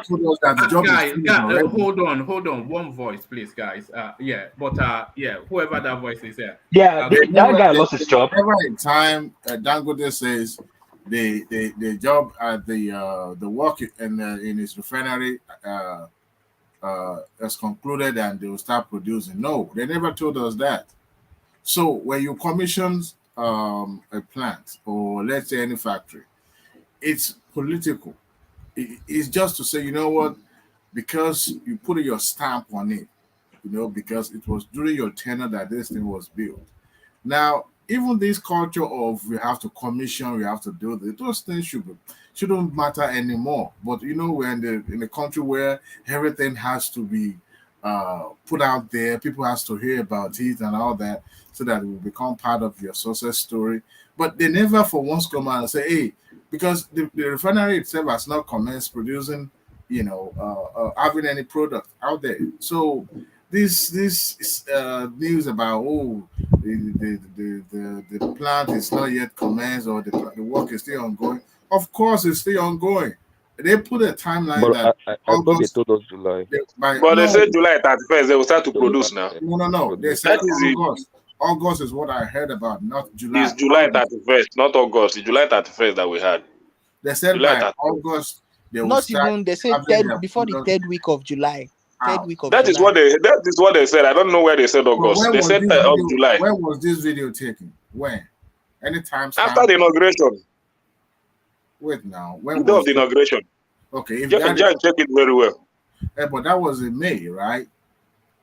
But listen, whether the job has done or they stay ongoing, this is a private company. It's not owned by Nigeria, right? The federal government only has some few shares in it. But everything has to be politicized in Nigeria. Why?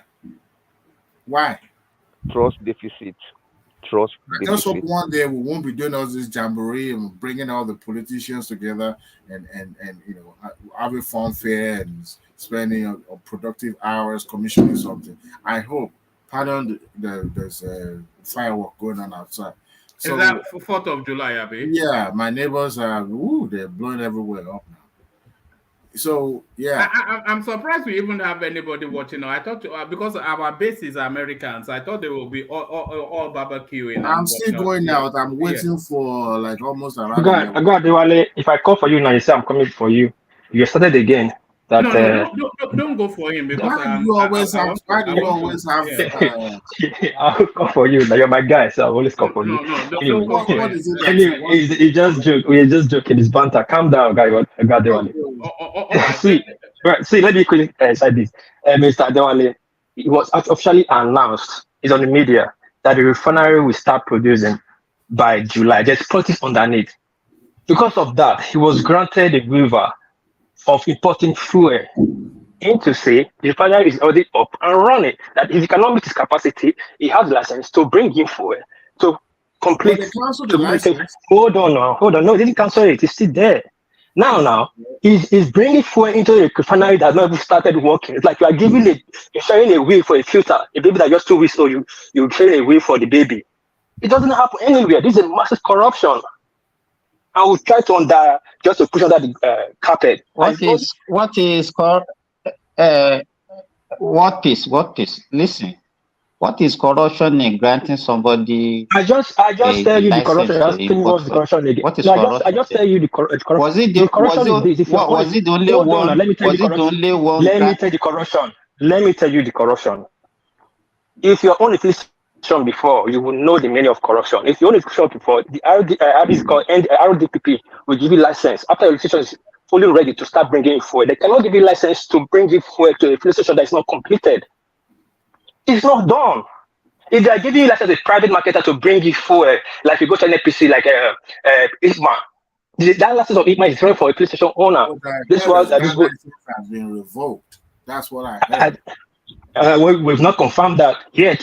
We said we heard Jago is going to bring in fuel in by July. Even you know all this propaganda. So, what is propaganda. I just all told this you. I just told you. propaganda that will normally just wait. You know, that was even just last week or 2 weeks ago, we started talking that it was only like Dangote that was granted license now that will be the sole importer of fuel, and it was a lie. And then there was this gang up against this guy that people that we know were talking about. Is the Kaba is the only one. The federal government is favoring him. Why is he the only one that refinery will never work? Will never do this. We should stop all this. We should stop. We should stop all this. This is the problem. This is the problem. What we're talking about is different from what don't let us go that say but don't say I don't you know you hold on now, please hold on. You try to correct me, but with the phrase I use to correct me does not cohere with what I'm saying. Whatever you're saying is right, but it's not the subject we're talking about. What I'm saying that this guy has, said the refinery is not completed, yet he's got a license to bring in fuel. And I'm saying, who does that? You cannot build a refinery that is not finished. At the same time, having the license to bring in fuel in. When the sole purpose of building a refinery is to give us fuel locally. Hold on now, Bob. Let me just say this, and then we must move on. You see, in the petroleum industry bill that was signed into law, they said if there's a shortfall in the supply of petrol into the Nigerian market, the refineries, people with refineries are allowed to import petrol, and they are allowed to import it pro rata to their capacity to refine. So that's my understanding of that bill, unless I'm completely wrong, which I suspect I'm not. But you're not wrong. They said look at the quote. People with refinery. No, just hold on. Let's just take a quick word from. I think we've lost him now. I was going to go to Kulata, but he's now had to leave. But thank you, Kulata. So thank you, Kulata. Thomas, are you there? Thomas. All right, carry on. I was trying to get to him, but I think we lost him out because I really wanted his take on the. Let's forget the issue and move on to the next topic. Yes, let's just move on. Let me go to AY. So AY, you come to us then for this Mesomas narrative. What's your take on that space? AY. Come again. I couldn't hear you, woman. No, the jump girl with the fake scores. What's your take on?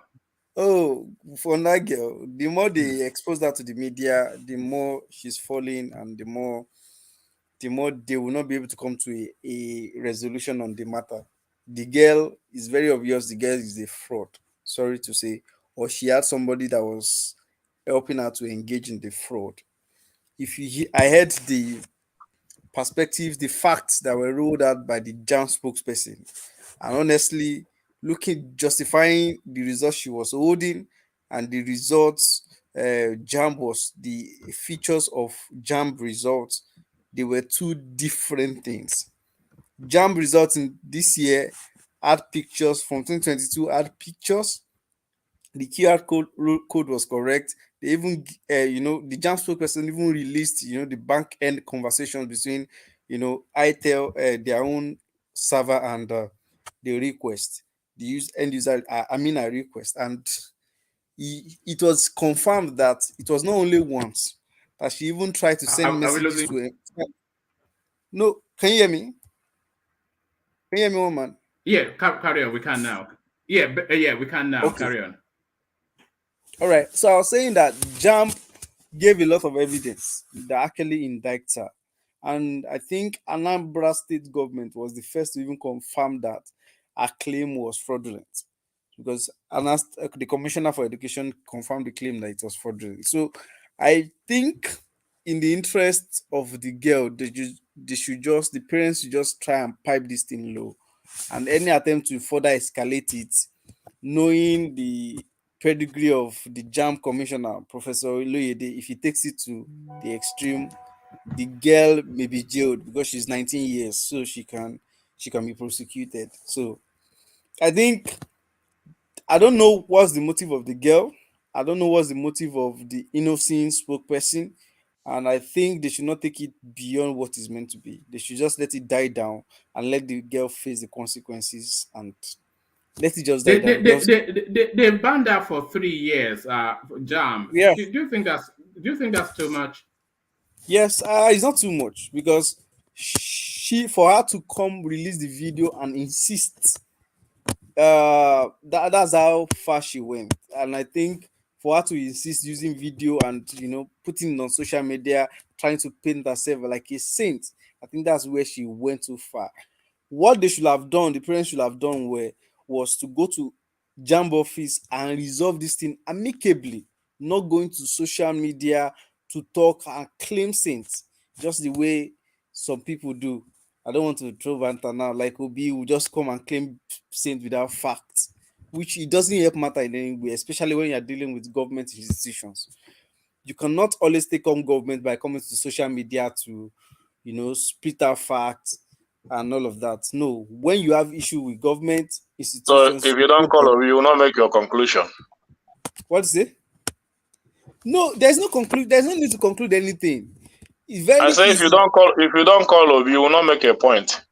No, it's not like that now. It's just the trend. Like people, allow him to enjoy I said I Obi. don't want to throw banter. Look at someone like Iyabo Ojo when she was accused of not paying taxes too, and she came and was trying to claim something on social media. Bottom line is that strategy has always proved to be ineffective when dealing with issues. If you have an accusation, if you have something in court, or you receive a letter from any government institution, going to the social media to try and explain your point has always proved to be ineffective. So the girl employing that strategy was a no-no for me. It further escalated things. What she should have done in her rightful position is to, because no matter what she tries to say now, she even claimed on the video she made, that this was the result she printed and the QR code is showing this and that. So that means she knows that there was an error. So, and her doing that But is she just said that she went to the JAMB office now to confirm it. So And they they called DSS, but the JAMB couldn't wait for the investigation to finish. They now blow up everything on social media. No. It was not the guy that blew up everything. It was the JAMB that blew it up now. No, it was not Because JAMB. the investigation was already going on. The investigation was already going on before the JAMB, and they have already called DSS on the matter. The girl, they have went to the DSS to make their report and their case, and the investigation have not been concluded. Okay. Before JAMB now blew it up. So you now blame the girl for the thing coming out on social media. Let me ask you a question. I believe when we wrote JAMB, when I wrote JAMB to us, when we wrote JAMB, at least we had friends in secondary school that we wrote JAMB together. And everybody, when you print your results, in a way, the way the result comes in. you know the way you print your results. When you go to your amidst your friends, say, what did you score? I scored this. What did you score? I scored this. What did you score? I scored this. So my question is, if you look at the girl, she's too good to be alone in that to experience that kind of result format. Look at her format. She says she printed notification of result from JAMB. So if I have and we know friends, I mean girls in school, girls work in peers in school. No matter who, at least in secondary school, they work in peers.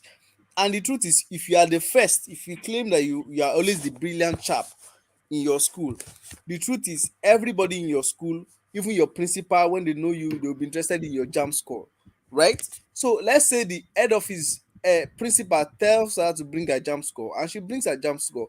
And the next, of course, she's not the only brilliant student. From my experience, she will have other people that are brilliant that they'll bring their results. Of course, they will query, why is your result different from this person's result?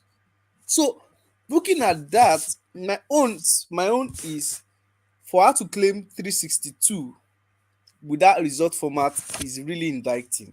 And I felt that while she was receiving the money and all of that and everything, I think she was carried away by that. I think she should have come out and tell the truth. If somebody aided her, maybe from where she printed the results, she would vindicate herself with that if she can point to the real culprit. But now that she's the real culprit, I don't think there's a getting away from it for 3 years. I think that's a good punishment until she comes forward and say this is the person that instigated me to go this route. Then I would plead, if that happens, I will plead that JAMB should try and temper justice with mercy. All right. I'm going to take you to this next headline, AY. But before I do that, one man, you don't want anybody to say, you don't want, can I say something about this? No, you can, but I just want to ease myself out, bring Thomas in. No, you can, but I just want to make my exit, bring Thomas in, and then you guys can carry on. So let me just start. Let me acknowledge George Blueshell for the super chat. Prince Daddy, as you know, who does that regularly, and he does it not once but twice, not twice even, but 3 times. So thank you, Prince Daddy, for all that. And then Ayo, of course, you already know that's the traditional name. So he does it not once but twice, not twice but 3 times. And there you have Alexander Gomez completing the traditional names that usually do that. Maybe one of these days other names will join them. Maybe today might well even still be that day. So keep them coming. Keep them coming. So you can have that interjection as I usher. Thomas, are you there? Thomas, I like Bagbo.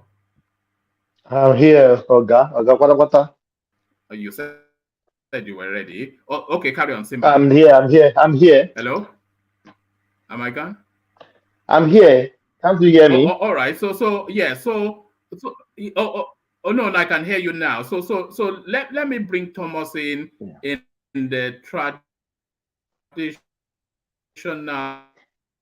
manner. So Thomas, over to you. I think Simba wanted.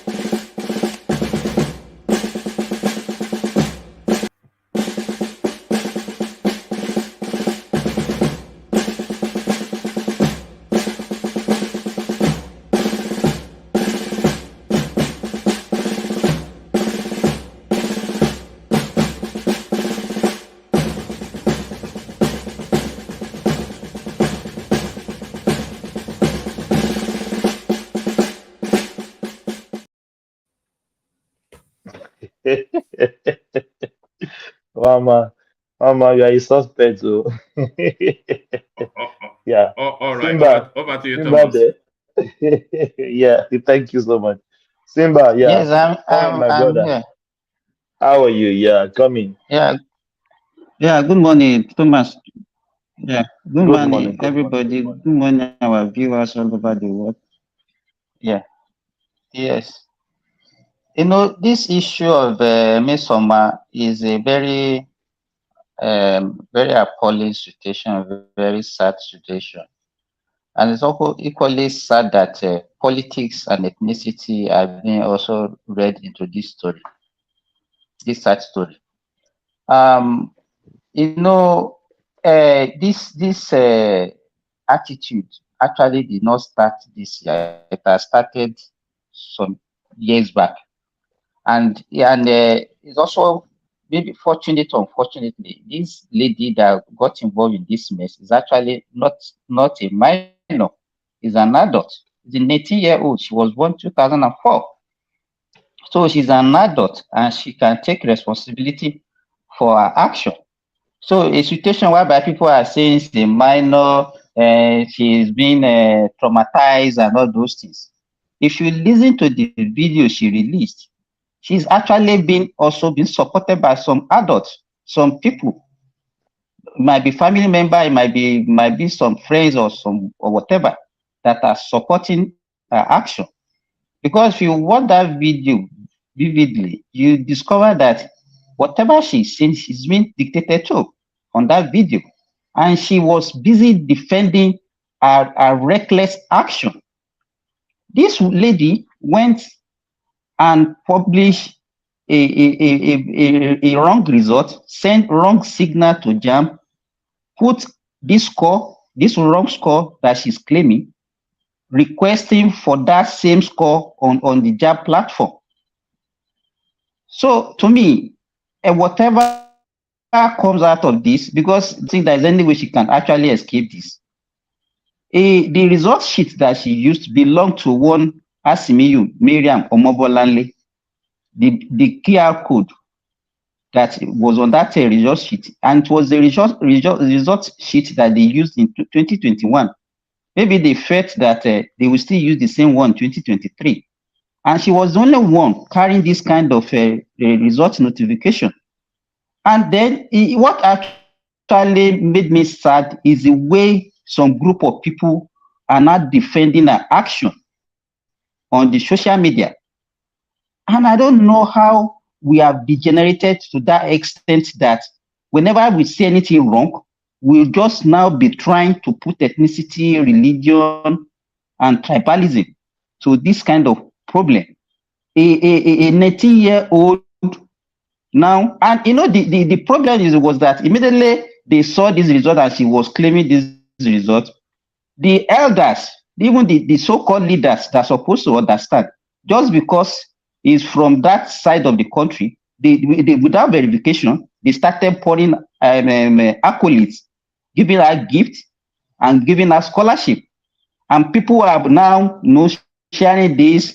Is an Igbo man that, I'm very sorry to say this, that became first and came first in JAMB and all those things. And that was actually what fueled the problem that this lady actually had with JAMB. Because when the result was released, JAMB listed the 10 best students. Immediately they released the result, because there are some organizations that usually ask for this thing. They gave them the list and her name was not there. So she came out with her own, without verification. Then some people started hailing her, started giving her gifts, started giving her scholarship and giving her money. Now the problem has started now. They now started twisting, spinning it and say, why are they criminalizing her? Why are they traumatizing her? She's too innocent. A 19-year-old is a minor.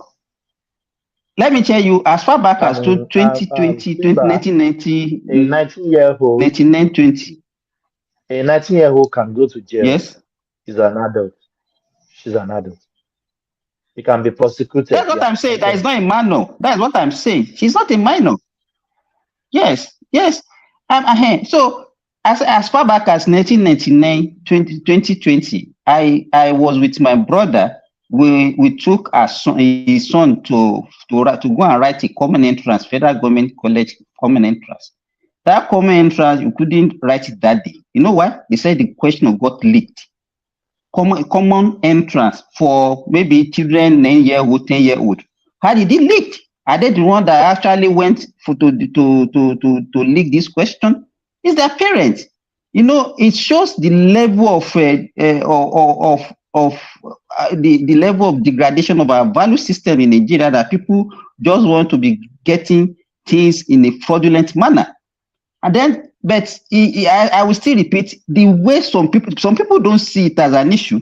They are not relating it that is the problem of the leadership, that if Tinubu can forge results, then how they say they are learning, the way they are now putting politics, putting ethnicity, putting all those things. No, that's, you can see the way some people, that's what they are doing. That's what they are doing now. Yeah, That's what they Shima are is doing. right. Because This it was so lady, so lady, she actually has the original result with her. She has printed her results several times, because if you print on the platform, it will show you the date, the time, and the minute that you are. She applied several times. She has like 2 or 3 authentic results. She even printed another one 2 days ago, and she did not bring that one to the social media to show people that this is the authentic result. But she was busy displaying that fake result that she was using to deceive people. And you will still see some adults that are supposed to know better, and then defending this useless action of a young generation. Simba, And if you are talking about Nigerian citizen, the Nigerian citizen Simba, can taking you hear me? responsibility, they will say everything. We will still blame everything on the leaders. Yes, I can hear you, when Thomas. Simba, can you hear me? Yes, my system is like off and on. I just changed to the Wi-Fi, so I just want to confirm you are hearing me. Yeah, go on. Yeah, So I say go on. it is very sad that you now see people that are supposed to know better defending this useless action of ours, and now started spinning it, and now be talking rubbish on the social media. This action is condemnable, and that is what we're supposed to do. But now trying to say they are learning from the leaders. If the election can be rigged, then now come that the students, they are learning from the leaders. That is the you see, and I don't understand the way our people. You understand? This lady, if found wanting, and from what I've learned and from what I heard from the spokesperson of JAMB, she's actually is a confirmed fake result, and then they should investigate her. If she's found wanting, then she should be jailed, so that she will be a detriment to others who are also engaging in this kind of thing. There was another guy, one Chinedu, that did the same thing in 2021. Simba, And I don't do. Simba, do you know I'm hearing now that it's because Yes, she is because he's an Igbo, she is because he's from Anambra.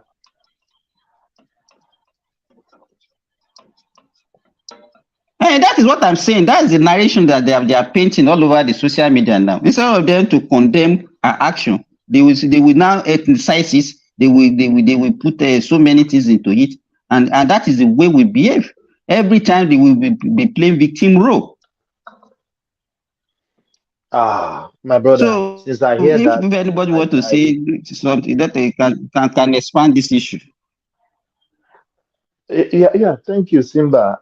When we started, I don't really know about this story. I'm hearing it from one man platform here for the first time.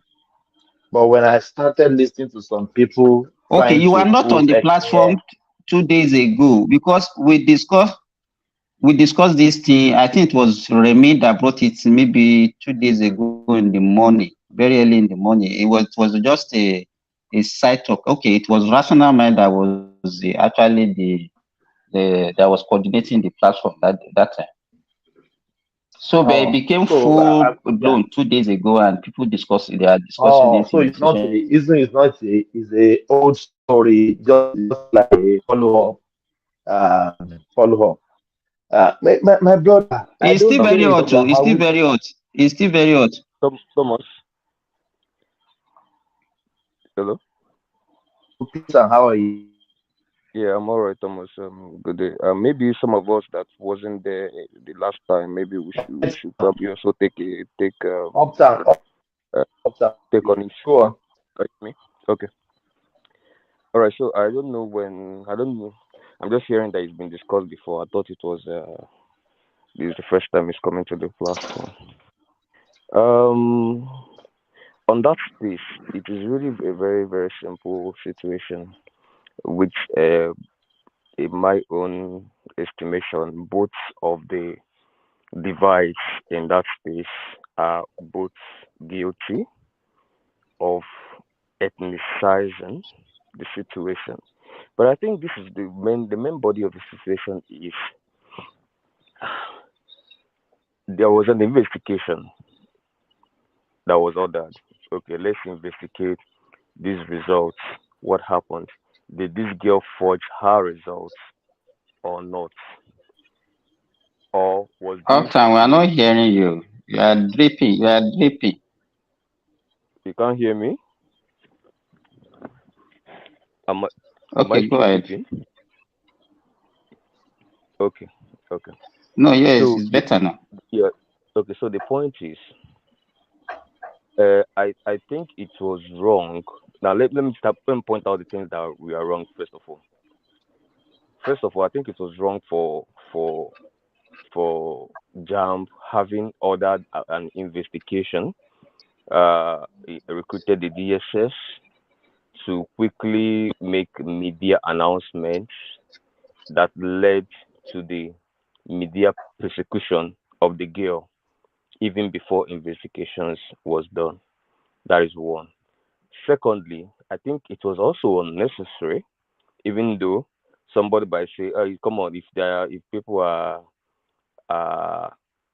dragging you on the media, you have to come and clear yourself." But I also think it was necessary for the girl to come out as well on the social media to try to do whatever. I think the two parties would have just taken a chill pill till investigations are over, forensic evidence are out. If the girl was the one that's wrong, she goes down for it, whatever the law provides for that space. If Jam was wrong, they apologize to the girl for defamation. It's really that simple. But on what is going on social media in terms of, obviously there has to be always be a public debate apart from the two parties involved. Now the public debate is, and it started from, first of all, when this Jam list came out, people were praising, and we all know that, let's not lie to ourselves, the country is still ethnically polarized now, which is coming from But the if heart it is, of, but of if the it is NSA. Yoruba, but if it is Yoruba, it's not ethnic. Uptown. Can we just stop all this, man? Uptown, you know how to manipulate word. I notice you. See, you are manipulating. Wait. You are Let me say something. manipulating. You are No, manipulating sorry. people again. No. Can we stop all this? Hold on. Wait now. What did I say No, wrong? You can hold correct on. me. Don't shout at me. Yeah. Don't shout at him, and let him have his own say. That's his opinion now, please. Sorry, carry on, Uptown. Uptown, before Okay, you thank go, you. I want to Yeah. interrogate you something on your facts. You missed out the facts that when did you listen to the JAM spokesperson on channels yesterday? Did you I did. listen to? All I right. did. Did you miss the part where they said they conducted their own investigation before the media move, before they came to a conclusion? Did you? Yeah, Did you? No. But they didn't display it. Now there was busy displaying result. Now they didn't display it. Hold on first. So who recruited DSS to make an investigation? It was JAMB, right? Yes. And I believe DSS was going to report back to JAMB on their investigation, right? Okay. Not the public. So, and I believe that after they made their investigation from the statement of the smoke person yesterday, that's when they made the decision. So I think the way you made the narration is, there was an investigation going on, and the investigation DSS has to come to the public, or JAMB has to come to the public. No, that's not what I meant. No. See what I said. So who should be the recipient of the investigation that was conducted? Wait. It's also very instructive to know that I am not for or against anybody, any of the parties. Yeah, it's obvious now. It's obvious now. That is when I started. You can see the way you are talking now. And let me tell you, Upton. Let me tell you, all these things that you are doing is actually not necessary. There is nothing that you can say for somebody who has committed the criminal offense, and you are saying this is not fair, which is this, if you claim I didn't say something anything was not fair. against a Are you body, sure you were listening to me, or you were just waiting to attack me? excuse me. If you have a body that is responsible for the jam, and then somebody came out with a fake result, and people are already giving accolades he was getting, and then you want them to keep quiet and not giving a rebuttal that this result that this so person is actually claiming is wrong. I don't know. I don't know.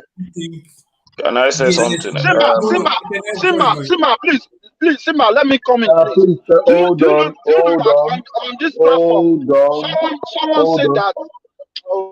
Hold on, please. Too many voices. Please, Simba was still talking. Playtime, they are still having the conversation. Ekene say I can't talk. Kumi just jump in. No, you can't just jump in. Yeah, we'll do it sequentially, please. Yeah. Ekene, make a short comment. Then we haven't even heard from Uptown yet. So Ekene, please. See, what the point I was making, thank you, Thomas, was that nobody's saying that the girl didn't commit a crime or anything. But for me, I haven't had enough evidence to say that the girl committed a crime. And there is nothing ethnicity there. I said if JAM can carry a forensic examination on that incident, it will do us more better. Because they brought out the news. I hope. Do you even know what they call forensic? Let me finish. I know what I mean. Let me finish. There is nothing ethnicity there. No, because I've made my point before. Yeah. Ekene, please. If I said Ekene, if I call you, I'm trying to create your attention, get your attention. But Madam Madam Sita said, but you had an exam. The body that conducted the exam, said this is your result. So what do you want? What forensic are you asking for? I don't get it. They brought it in the public to see. And another thing is this. Another point I'm trying to make. It's not about ethnicity or anything, because even the girl that scored the highest, let me finish. The girl that got the highest number, which they have given to her, which Jam said, is also from Anambra State.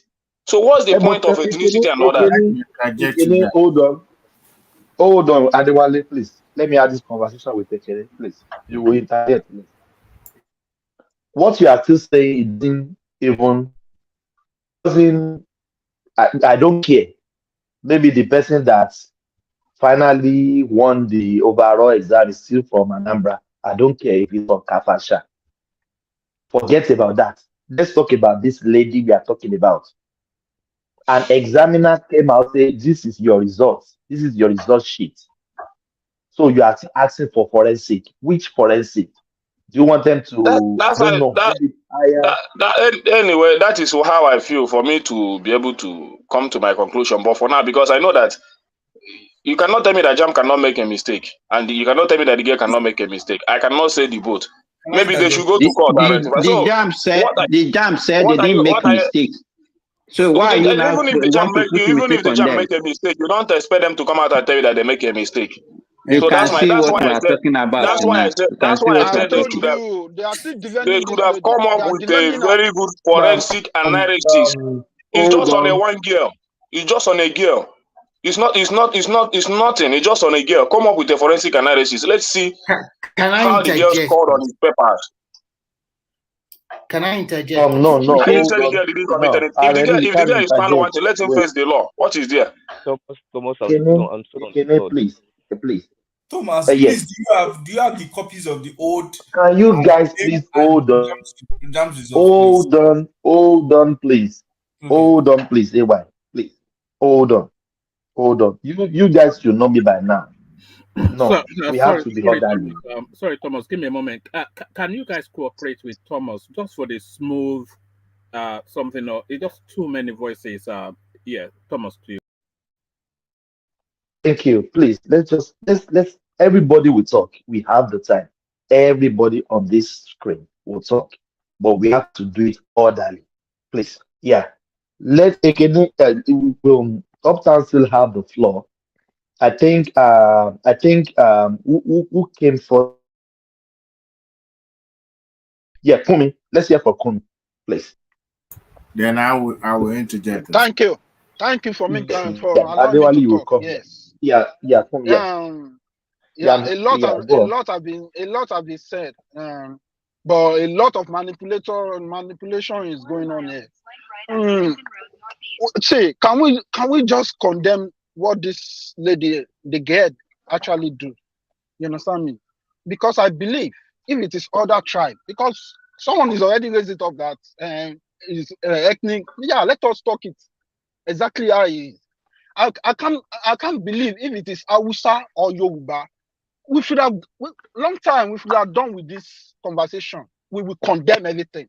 See how they are defending this lady now. Jam. Like they come up with all the evidence, but some people still want them to go and bring the marking. How many scores do you have in mathematics? Are we joking? As a nation, we must bring all the proof for one tribe before they will believe that yes, this is exactly what's going on. Can we just stop all this? We need to believe in ourselves. You understand me? We can't continue this way. All the time, some people will be playing victim. Me too. I lost my brother during Abiola period. Now that thing is still hurting me up to today.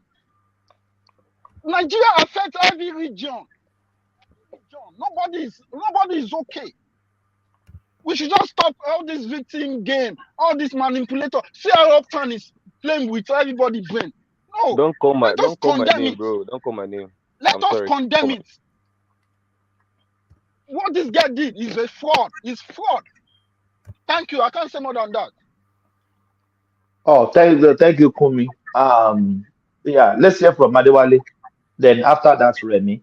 Yeah, Adewale. Oh, thank you, Thomas. You see, for those who, how does this thing even come to be?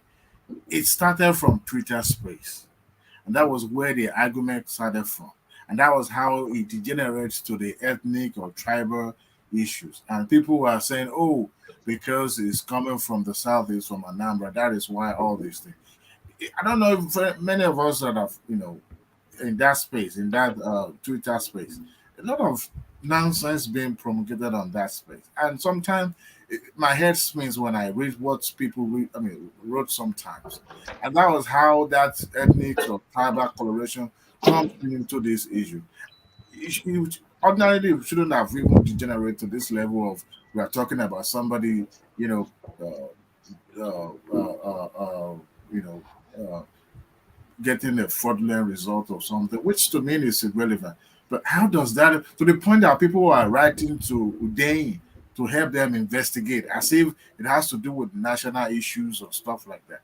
And the guy condemned and said, no, this is nonsensical. This is not an issue that he's going to spend his time with. And that was where that ethnic stuff started from, and only to find out that the person that actually scored the highest mark came from that same state. So, I mean, we should let go of this.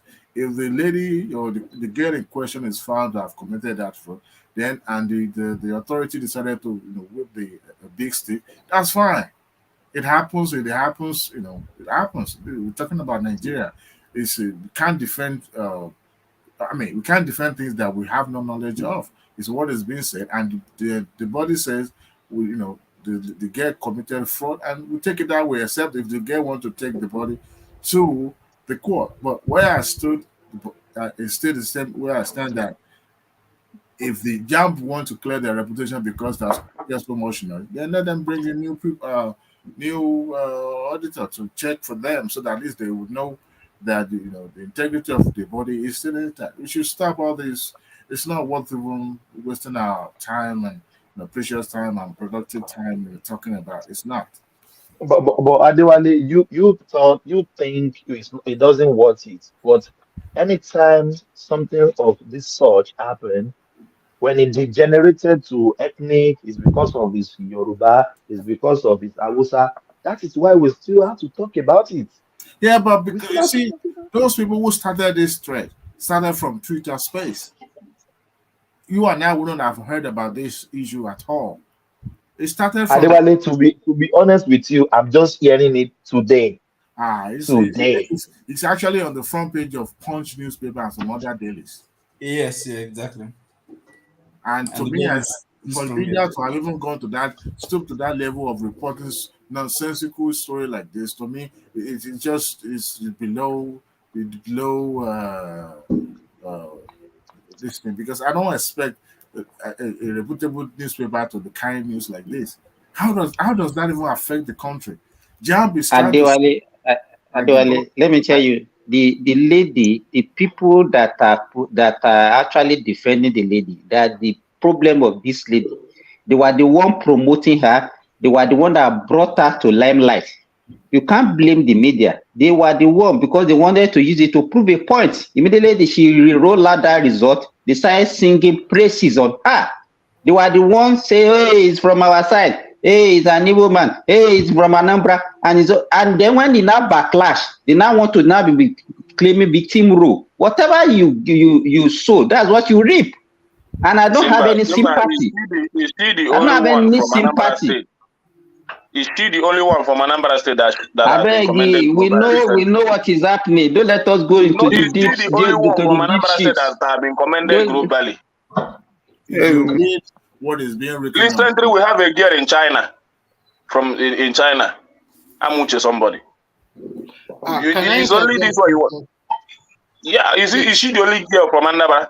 We recently had Amuche from Oko Polytechnic, Anambra State. Can I finish? Can I interject quickly, please? I won't stay long. Ekene, thank you. Ekene, hold on, please. Ekene, thank you. You've made this point several times, so there's no bad going there. Going there is the person that finally won the overall is from Anambra. We know. Me as a person, I don't care about that. Let's hear from Remy. Thank you. Okay. Thank you, everybody, and good morning to everyone. I think good morning to everyone. I think what is transpiring in Nigeria today is a decade of a lot of issues and problems that becloud that country for a long time. I think the people promoting this idea, if you are a candidate and you check your JAM score, you know your ability. Remy, you are breaking, or am I the one that's not good? Remy, okay. You are breaking. You are breaking heavily. Yeah. No, Remy is fine. You are the one breaking. Remy is fine. Okay. So I am the one breaking. Oh yeah, that's all right. Yeah, yes, you're the one breaking. Okay, so like I was saying, let me go out and come back in. Yeah. Okay, like I was saying, everybody knows his or her ability. For you to check your result 3 times or more than that, and giving you the result you have, that means, and you also check the QR code, and that result does not belong to you. It's giving you an entirely new name. As a rightful person, what you're supposed to do is to contact JAM. You don't need to go to the media. Or if a lot of your state executive contacted you that you score a higher score, you're supposed to tell them the truth. That there is something that is discrepancy with your result. And I think the people behind this game are only behind there for the benefit of it all, and also for the glory that is from my hometown or is from my state. And why, mind you, I want everybody to know that a lot of people have scored highest score in JAM from various parts of the country. Nigerians are very lucky because we have a lot of resource people that are doing wonderful things in various fields of human endeavor all over the world. So if this person comes from Manila this year, what about last year? What about 10 years ago? What about 20 years ago? What about the person that will come in next year? I think we should condemn the heart of this girl. JAM is one of the institutions in Nigeria that Nigerians respect a lot. And I don't think they have this kind of issue before.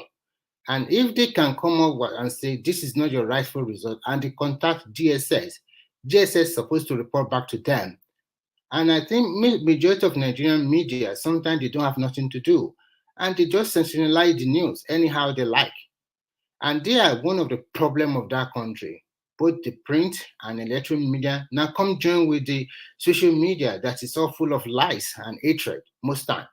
So we should read in these lies. Let's condemn what is condemnable, and let's uphold truthfulness in all our actions or all our undertaking. What the guy have done is totally bad, and we should all condemn it. That is it. And Jam have done a wonderful job by banning her for 3 years. But if she really have a case, then she should go to court. I think that is the best thing to do. If you think that, okay, this is not my result, that my real result is 360 something vote, then she has a right to go to court. The Jam as an institution have done the right thing. They have the result. They have the marking script. They have our papers. Mind you, you people, did you not remember that? When they go to court, they will show our papers and how she scored the score, and they will show her the subject and how she got all the scores. So I think she is also, you can see the society is so bad now. Why some people, we should just condemn this art. It's not really good. Remy, are you there? Can you guys hear me? Yes. Babati, yeah. How are you? Hey, Thomas, good evening, man. Good Remy evening. and everybody. You know, I've been busy for the past few days. I've been busy all day, and I just caught this at the back end. How this turn into a tribal issue is still shocking to me. I wouldn't say I'm shocked, but I'm just maybe amused. But how it turned this into a tribal issue is what I don't understand. This girl is clearly a fraud. She clearly committed fraud. This result is fake. Everybody knows it. But some way, somehow, we're going to find a way to, because I was reading the truth of this old fool, Charlie Boy, whatever he calls himself. And, you know, he wants Jam to provide the actual result. That is somebody's dad, man. I don't give a damn. I don't. At some point, when people start, when you at that age don't know how to conduct yourself in public, and you constitute public nuisance, it needs to be called out. Everything is not tribal. Everything is not racial. Everything is not sexist. Yeah. This is a case of fraud, and for us not to, come together as a country and be objective and tell the truth. And this is what I always say: we will come here, defend our own thieves, defend our own criminals. We all do it. If the truth is the truth, then it should be truth across board. Let's not try to, don't shoot your own people when it comes to telling the truth. And I've always said, as a Nigerian, that we only claim to be Nigerians when it's time to share other people's property or other people's stuff. When people will come out here and say, oh, South, oh, we all own the oil, it's all Nigerians. Let your own land have the same oil. We start talking about, just control. Oh, Lagos is no man's land, it belongs to everybody, but in your own area, you will not share, you will not sell land to a foreigner. So everybody wants to hold on to what is theirs, but lay claim to other people's stuff in the name of being a Nigerian. Or everybody wants to shield their own criminal in the name of them being tribal. So we are all hypocrites in one shape or form.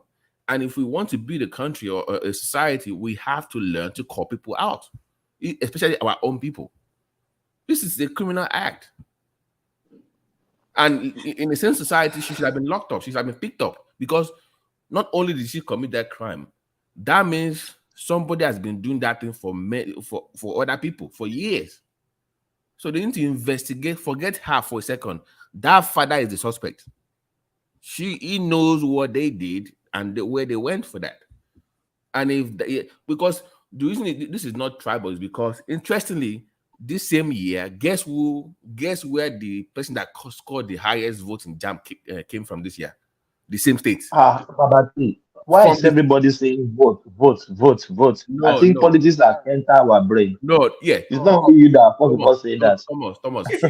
Thomas. The individual that got the highest score in JAM also comes from the same state. Yeah. So how can this be a tribal issue? Score in JAM also comes from the same. Babati, let's say the person. No, I just want to paint another narrative for Babati. had he been the person that actually led the real leader of that that led the jump actually from another tribe, you can know how worse this situation could have been. They will say no because it's no. Let's say it's a Yoruba. Let's assume that the final outcome. Wait. The head of Jamb is actually Yoruba, and guess what they are doing online? They are questioning his credentials.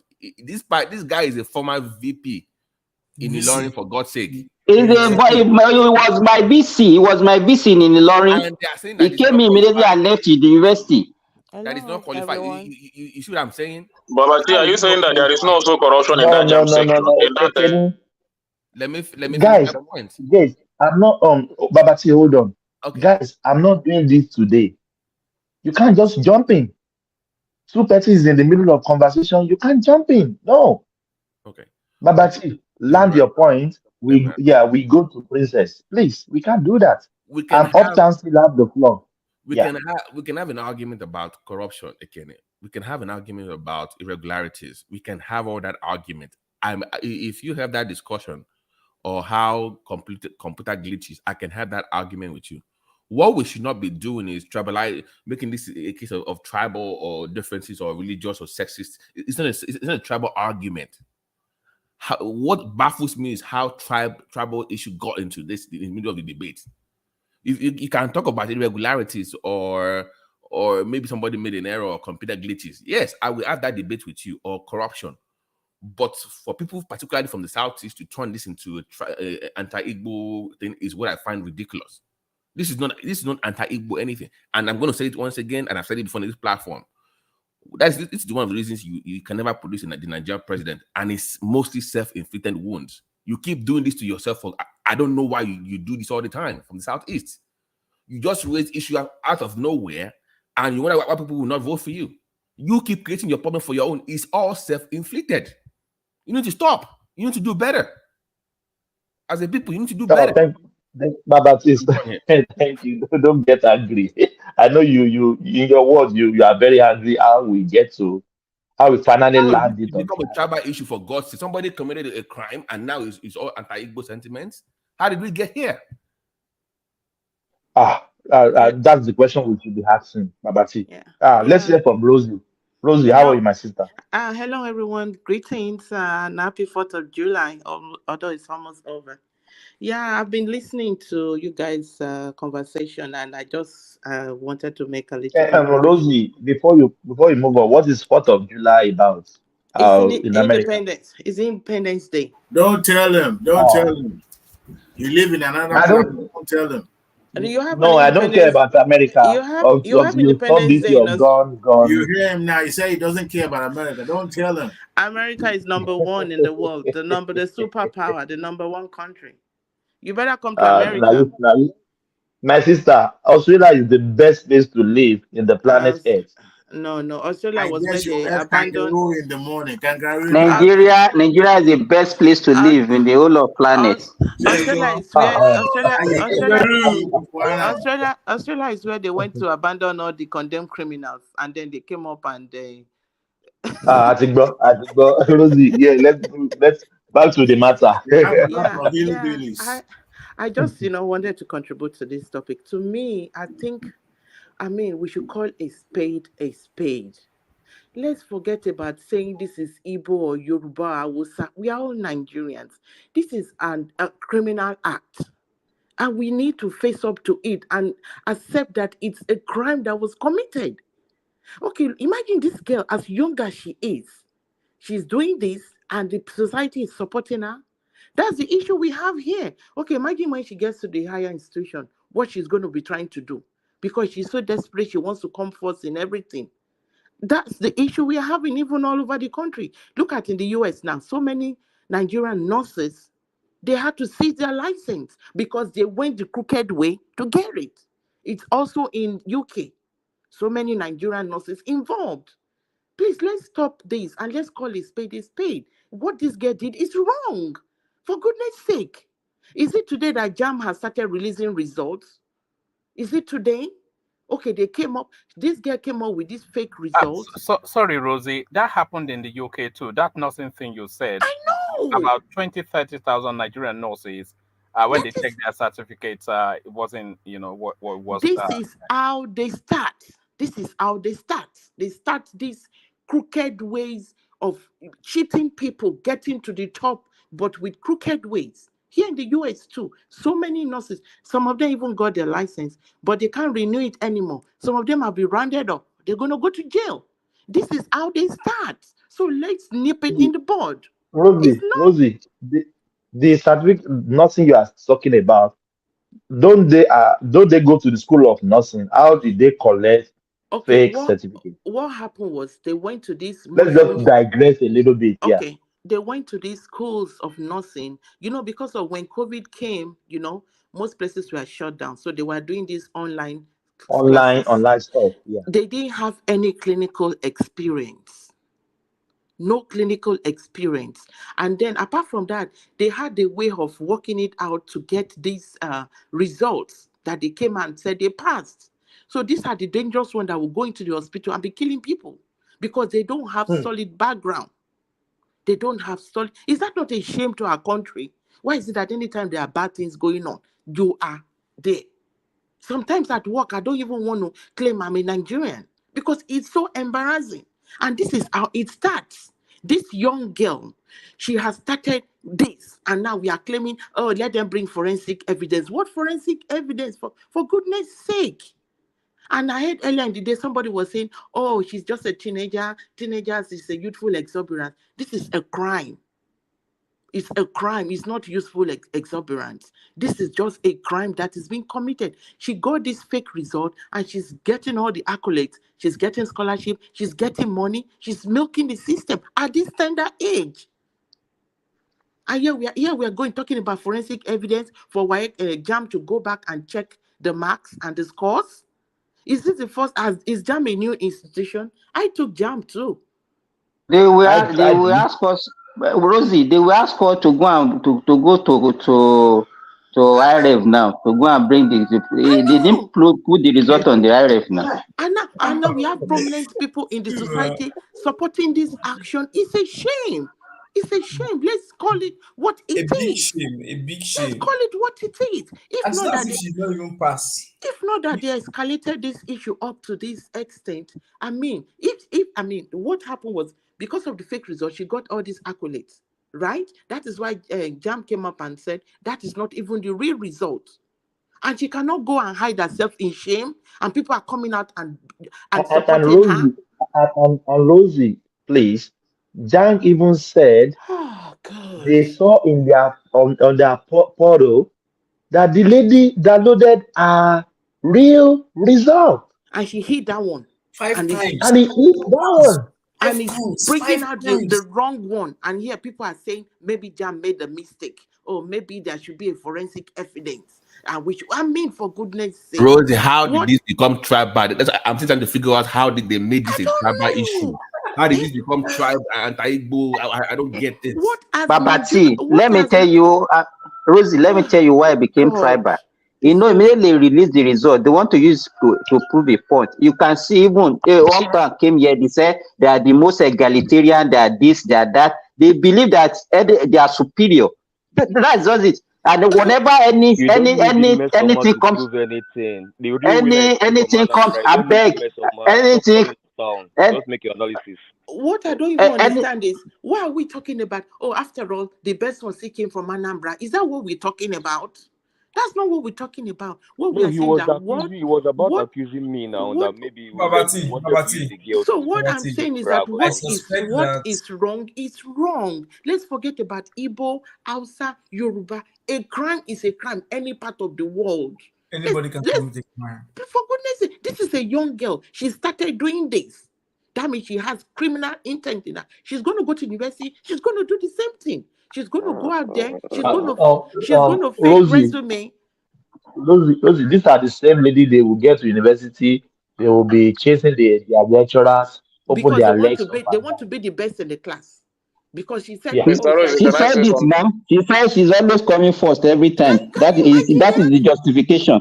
That she was when she always coming first. Other new voices are here. You can't say anything for them. Please. I will know what you will say. Forget it. Let's hear from the Let me new say voices. now, am I not going to interject, Mr. Thomas? Yeah, interject. Rosie, please, before you, let please, him interject. please, before you interject, Yeah. sorry, I will please. still make my position known now. Yeah, please, before you interject, let me just, just give me a few minutes, please. To me, we shouldn't encourage crime. We shouldn't encourage evil acts like this. It's not right. There is no point of forensic art or no forensic art. JAM is not a new institution. It's been there forever. I mean, we all took JAM that went to school in Nigeria. I did too. So, I took JAM. I mean, and then there's Everybody no took point JAM. to saying, oh, this one came from Anambra, is the best in the country. This one in China. No, that's not what we're talking about. We are talking that what she did is wrong. Let us own up to it and discourage people from doing this. This is the shame we are getting all over the world. In UK, they rounded up so many Nigerian nurses with this criminal fake results. In the US, the same thing. For goodness sake, it's not that we don't have brilliant Nigerians. Let's the whole world know that the most educated ethnic group, the most educated group in any part of in the US, for instance, I know the US is Nigerians. We have very smart kids in Harvard, in Princeton, in all these Ivy League schools. Yeah, they are, but we don't need to say because we want. Now we are going to start messing our names with things like this. Please, let's own what's a crime. Can I say so? Can I now interject? Okay, thank you, sir. Yes, you can interject. Okay. No, see, I don't know. Everybody here is saying tribal. Everything is all about tribal. Everything is not all about tribal. Everybody has the right to make his opinion the way he wants it and the way he wants to understand things. But there is no point. I didn't write. Let me finish. I didn't write any jambo, so I don't know anything about jambo. Do you understand? I don't know anything about jambo. I didn't write any jambo. Okay, please, so for me, if I may ask you, when you are talking about forensic evidence, was it a murder that was committed there that they have to go and round up the crime scene and start bringing forensic evidence? At least that's the way for me to understand what happened now. Did you even know what forensic means? Did you even know what forensic means? That is for me to understand the fraud that the JAMB is talking, because we know even in Nigeria institution, the JAMB itself is not free from fraud. We know that. The JAMB has not even been able to exonerate themselves from their own fraud. So how do you want me to believe them? Which fraud? Which fraud? The JAMB were accused of. Tell her which fraud. Snake swallowed 36 million in their office. I beg you, is it related? It's not a fraud. And all that. And those money are meant for education and all that. So they have not exonerated themselves from their own fraud. So how do you want me to believe us? Let them bring up with something concrete, not just tell me that somebody can and they form something in the side. I have the right to put my position. It's not about tribal or anything. I have the right to put. The system, both all of them are very corrupt. I cannot just believe. JAMB cannot wake up one morning and tell me that this person committed fraud when I know themselves they are even more than corrupt. Does that mean that because JAMB did this, so what this girl did is right? So does two wrong make it right? I didn't say the girl did the right thing. But I just said that they've not proved me wrong. Okay, when you are talking, if they do what I'm saying now, they should do. If the girl deserves 10 years imprisonment, let the girl go to jail. What are you saying? Okay, let the girl go to jail. Even if they go to court today, they will still demand that forensic. What are you talking about forensic? For them to go and bring fingerprints of, I mean, I don't understand your forensic that you keep mentioning. They should bring the girl wrote the exam. It doesn't know the meaning of forensic. Let me finish. The girl wrote the mathematics. They know how they mark the mathematics. What do you mean? Hold on. One by one, please. Let's see it. If the girl was not able to get it to that point that she gave herself the mark, let's know. You have to listen to people. If I said Ekene, I want you to stop. That's why I'm calling you. I just want to let you know something. The exam we are talking about is done online, on computer, with internet access. It's not exam written with pencil or paper. So it's done online with internet access. You will go to the center, you will sit up on the computer, and you will do the exam. It's not about writing. Nobody is marking. But Immediately she's you are tipping I let me finish it but she's now. tipping Let those me answers one by no one. She's hold tipping on. those answers one by one. Ekene, Is she not tipping the Ekene, answers? Ekene. If I say hold on, please hold on. Let me finish my talk. Then you can speak, please. It's a computer. They will go to the center, internet-based computer. Immediately you are marking your exam, the computer is marking it. Even I think jam result now is less than 1 week or no, three less days than or so. 48 hours. Less than 48 hours, 48 Thomas. hours. Yeah. So forget about somebody is want to write. The computer is the one that will mark your results.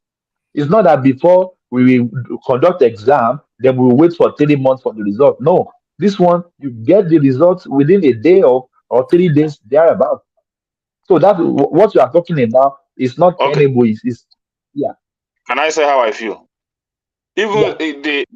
even if they wrote the exam with computer, they answered they were tipping their answers on that computer. Is that A not B true? C D A B C D yes, A B C D yes. They were tipping it now, and the girl was answering those questions. If she got this one right, she would tip it inside the computer. And those information are available. What are you telling me? And it's just on I'm one. sorry. It's I'm just sorry. on one. It's just on one Ekene, individual. Ekene, please understand what he's trying to tell you. For the fact that this is computer-based exam, does it mean she memorized all her answers? Does it mean that, oh, question number 1 is B? I know it. She memorized all these things in her head. No, what I'm saying is this: the answer she answered will still be in that system. That is what I did. The So point I'm what you making. are saying is that Whatever, if they ask him, if they ask him, if they ask him, Mesoma, what is? If they ask him, Hold on. Mesoma, okay. Hold on. I just explained to you now. Computer mark the result, and the person that conducted the result has brought out the computer marking. This is what the ladies call. So what are you trying to prove? What is the forensic? Is it this? My point is still where I am standing, Mr. Tamos. That whenever you write an exam, you don't even if the computer mark your this thing or your answer scripts and all those things will still be in that computer. Let us see how the girl answer those questions and prove her wrong. Oh, this is another Peter Even if you go Obi. to This court, is another Peter Obi. even if This they is go to another court Peter today, Obi, Thomas. This even is if they another go to Peter court, Obi even if they go petition. to court, let me finish. Let me Ekene, finish, Ekene, Mr. please. Simba. Even if they Ekene, go to talk, even if they go to court today, Ekene, I believe please. those information will still be Ekene, requested Ekene, to be Ekene, able to please. probe that girl. Ekene, please. I've been listening to your conversation, for a while, and I really respect your opinion. The little I've been listening to you, I know sometimes you are not biased. You say the truth as it is. Okay, look at the Alaba incident. You went in there. You reported like a professional journalist. You said, you know what? These people, they are wrong. How can you be building houses in the canal? How can you be blocking? He came back. He came back and said some other thing. He came back and said some other thing. Initially, he was unbiased. He said it. He hit the nail on the head. Said the truth as it is. He was deceiving us. I really respected him on that. I was like, wow, this guy is an Igbo man. Is involved in the business there, but he's saying the truth as it is. So after a while, when you started changing again, I was like, what's going on here? Now, this girl, instead of you to own up that what she did is wrong, you are saying, no, she's not wrong. It is Jam that is wrong, for goodness sake. No, I didn't say she's not wrong. Get me right now. I didn't say she's not wrong. Just like the way I went there to pick those videos. I saw what happened. I believe what happened. So I cannot come and be telling you another thing. The same thing I want to believe. I want to see what Jam to show me those answers and how she answered it and all that. Then Don't worry, they I will will not do come the here jam and again. condemn her. Don't worry, it's a fraud. They will repeat the jam You again. understand? We will go So for there is another jam. I'm not being They biased, will my write it sister. I'm not again. being biased. And I did not say I did not say that the girl did not commit any I did not say that the girl did not commit any fraud. But my take is this, that hence jam itself is also fraudulent the girl now is Ekene, also please, fraudulent. we are not doing Let them this. come out and Ekene, prove themselves no, on a proper background. That is my point. Ekene, Thomas, Ekene is Ekene, wasting our time. hold Don't on, let him waste our hold time. on, yeah. Ekene, everybody hold on, please. Everybody hold on. Ekene, what you are sounding now like a politician like Peter Obi, because Jam has a fraud of 36,000 million, 36. My brother, I'm very sorry. Today you are not in my good book at all. I'm very sorry. Yeah, let's hear from Remy. I'm not supposed to be in your good book every So time can you now. please? Thank you. Thank you. Sometimes I have to Thank you. provoke you Thank now. you. Please, I have a question. Yeah. Thomas, please just give me a sec. I'm sorry. I'm just taking so much of your time. My question is No, this. that's all right. Yeah. Earlier in the day, when I was listening to this same conversation, some people were commenting, after all, she's not the only one. So why are they going after her? So for the fact that she's not the only one, she should be exonerated. She should be, be praised for what she has done. That means this thing is going on. They need to get to the root of it and they need to nip it in the bud so it will not continue. It doesn't matter, she's not the only one. It's like on the road now. You are driving as drivers. You know how we drivers sometimes will behave like children. We'll be speeding. But as soon as we see a cops around the corner, everybody will start maintaining the speed limit, right?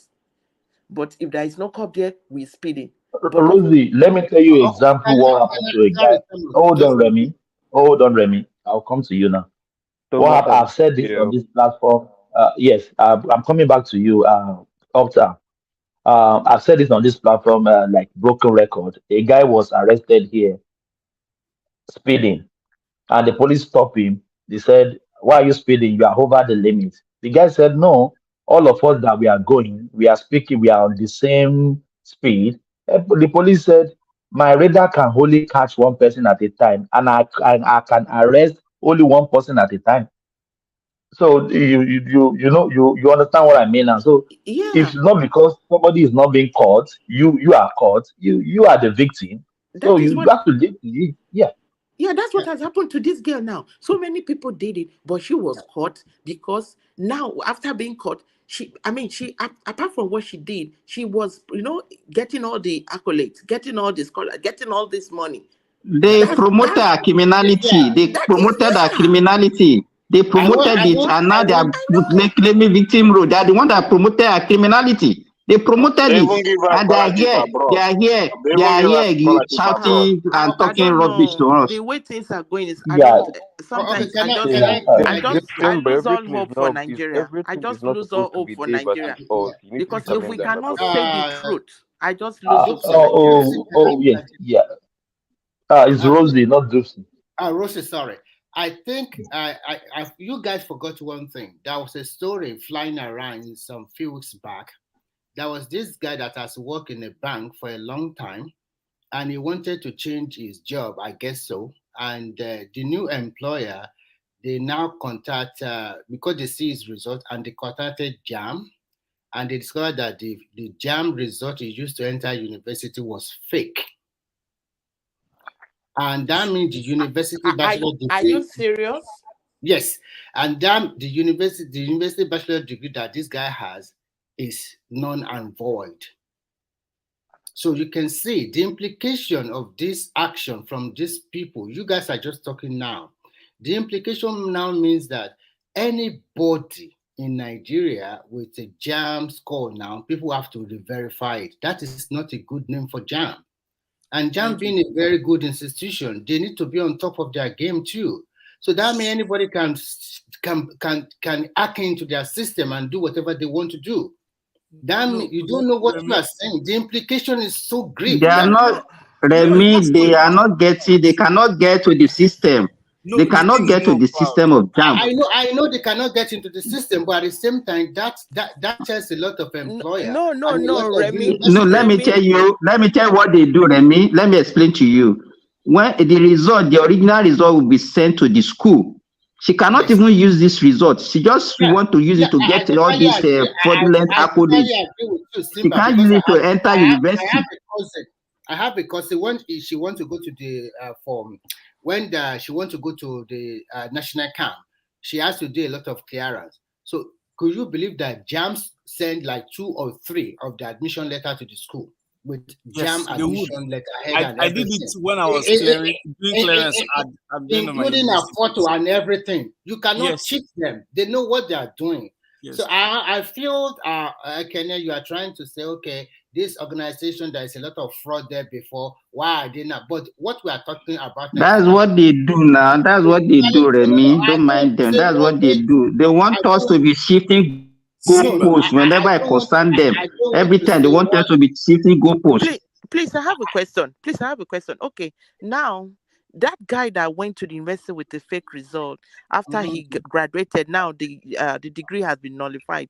Is it going to be? Is it going to say, "Oh no, you can't do that because JAM had the fraudulent active of whopping 36 million"? He is claiming he does not know he's innocent. But at the end of the day, that is over. Has he always said it so years in the university? No. Yes. What about the tuition fee has paid or whatever? Is he going to say that JAM is a fraudulent institution? They warped that 36 million, so he's right for it. So that, I mean, excuse me, please. See what I'm telling you, Simba. Oh, guys, if you want to hold come on. to Equity, you must come with a clean hand. Ekene, please. Thomas. Please, you have to let other people talk. Thomas, do you know what's Yeah. going on? We are here talking about somebody that was caught with the failed exam, arguing that they should refund his money or his certificate is valid. Motherfucker, you should be in jail. Exactly. I mean, what is this? Babati, mind the word, please. Okay, I'm mind sorry. The word, please. I'm sorry, but you should be in jail. Why are you looking like this? That is the truth. That is the truth. I got you covered. You'll be in jail. You will refund the money back. All the salaries you've gotten from the place of work, you will refund all of them back. That's what they do. Thank you. That is what I said. No, in Nigeria, you will refund all the salaries you ever earned if you've worked for 5 years, 6 years, 10 years. You will refund them back and you'll be in jail. In Nigeria, the system have been so bastardized that people, anything that happen, they will hide under ethnicity or religion. You go to the prison. Were we not here when Kemi Adeosun's appointment was terminated because of common NYSC certificate? What are we saying? NYSC, because it was perceived that it was fraudulent. NYSC that did not even have a score that you don't sit for. Nigeria, please. A lot of political class today is still holding that fake NYSC. So what are you telling me about them? Are they not the ones selling those narratives? Ekene, you are not. I think you. Hold on, everybody, hold on. Ekene, you are not getting the big picture. I just give up. You are still doing what about? Hey, Thomas, you can never get it. Ekene is like that. You can never get it. You can never get it. Forget it. Let's go to Uptown. Ekene, you are too much for this. On this your stand, you are too much for it. Please go back and rethink. No. Please, you are too much for this. No. Rosie, he said he has the opinion, so that is his opinion. Yes, we can disagree, but that is his opinion. Let's go back to Uptown. Uptown, what is your own position? Thomas, before I state my position, let me make it categorically clear again in a very unambiguous way. Since I was interrupted in the last 10 to 20 minutes, not once have I tried to interrupt any other person. I kept quiet because I was maintaining my civility. And I think it's very instructive to tell a lot of my colleagues here that sometimes have self-restraint. Sometimes understand that people, the way you're pushing your opinion, some other people have their opinions as well. And it's a public platform where we are pundits and analysts. And if you have an interjection, you make it and not heckle those people. So when you are talking and they keep quiet, it's not because they don't have something to poke at you on. It is because they have the civility to understand that it's adults making conversations. So, having made that point, what I was saying. Oh, thank you, Uptown. Thank you for that. That's why you can see me. I always try to. Yes, yeah. One man coming. Sorry. Yeah, that was an excellent point. Uptown. It's just that's really where we're trying to move the platform away from all those just piling in the voices. So well said, Uptown. Carry on. Thank you, Ramon. So the point I was trying to make before, it's same point I'm repeating. And my point is, this girl, JAMB have said their own version. Said this girl, this is what our position is. Now this girl, being the second party in this conversation, have said no. This is what happened. I went to actually print out. This is what I got. But this is what happened. If you scan this barcode, it shows this other person's name, but the number here is different from here, so there is mixed up somewhere. Now, for me, what am I going to do as a pundit or as an analyst, independent analyst? I heard from JAMB, I heard from this girl. And again, it's instructive to know that even even in my family, we've had issues with JAMB. My brother, who is a medical doctor, I know how his results changed 3 different times. Till my mom had to travel to Abuja to go and rectify the whole magic they were doing with the results of the poor boy then. And I know how much my mom had to spend. And so I've heard testimonies from people as well that have come out to talk about this some taking your result today and checking it tomorrow and giving you another thing and all that.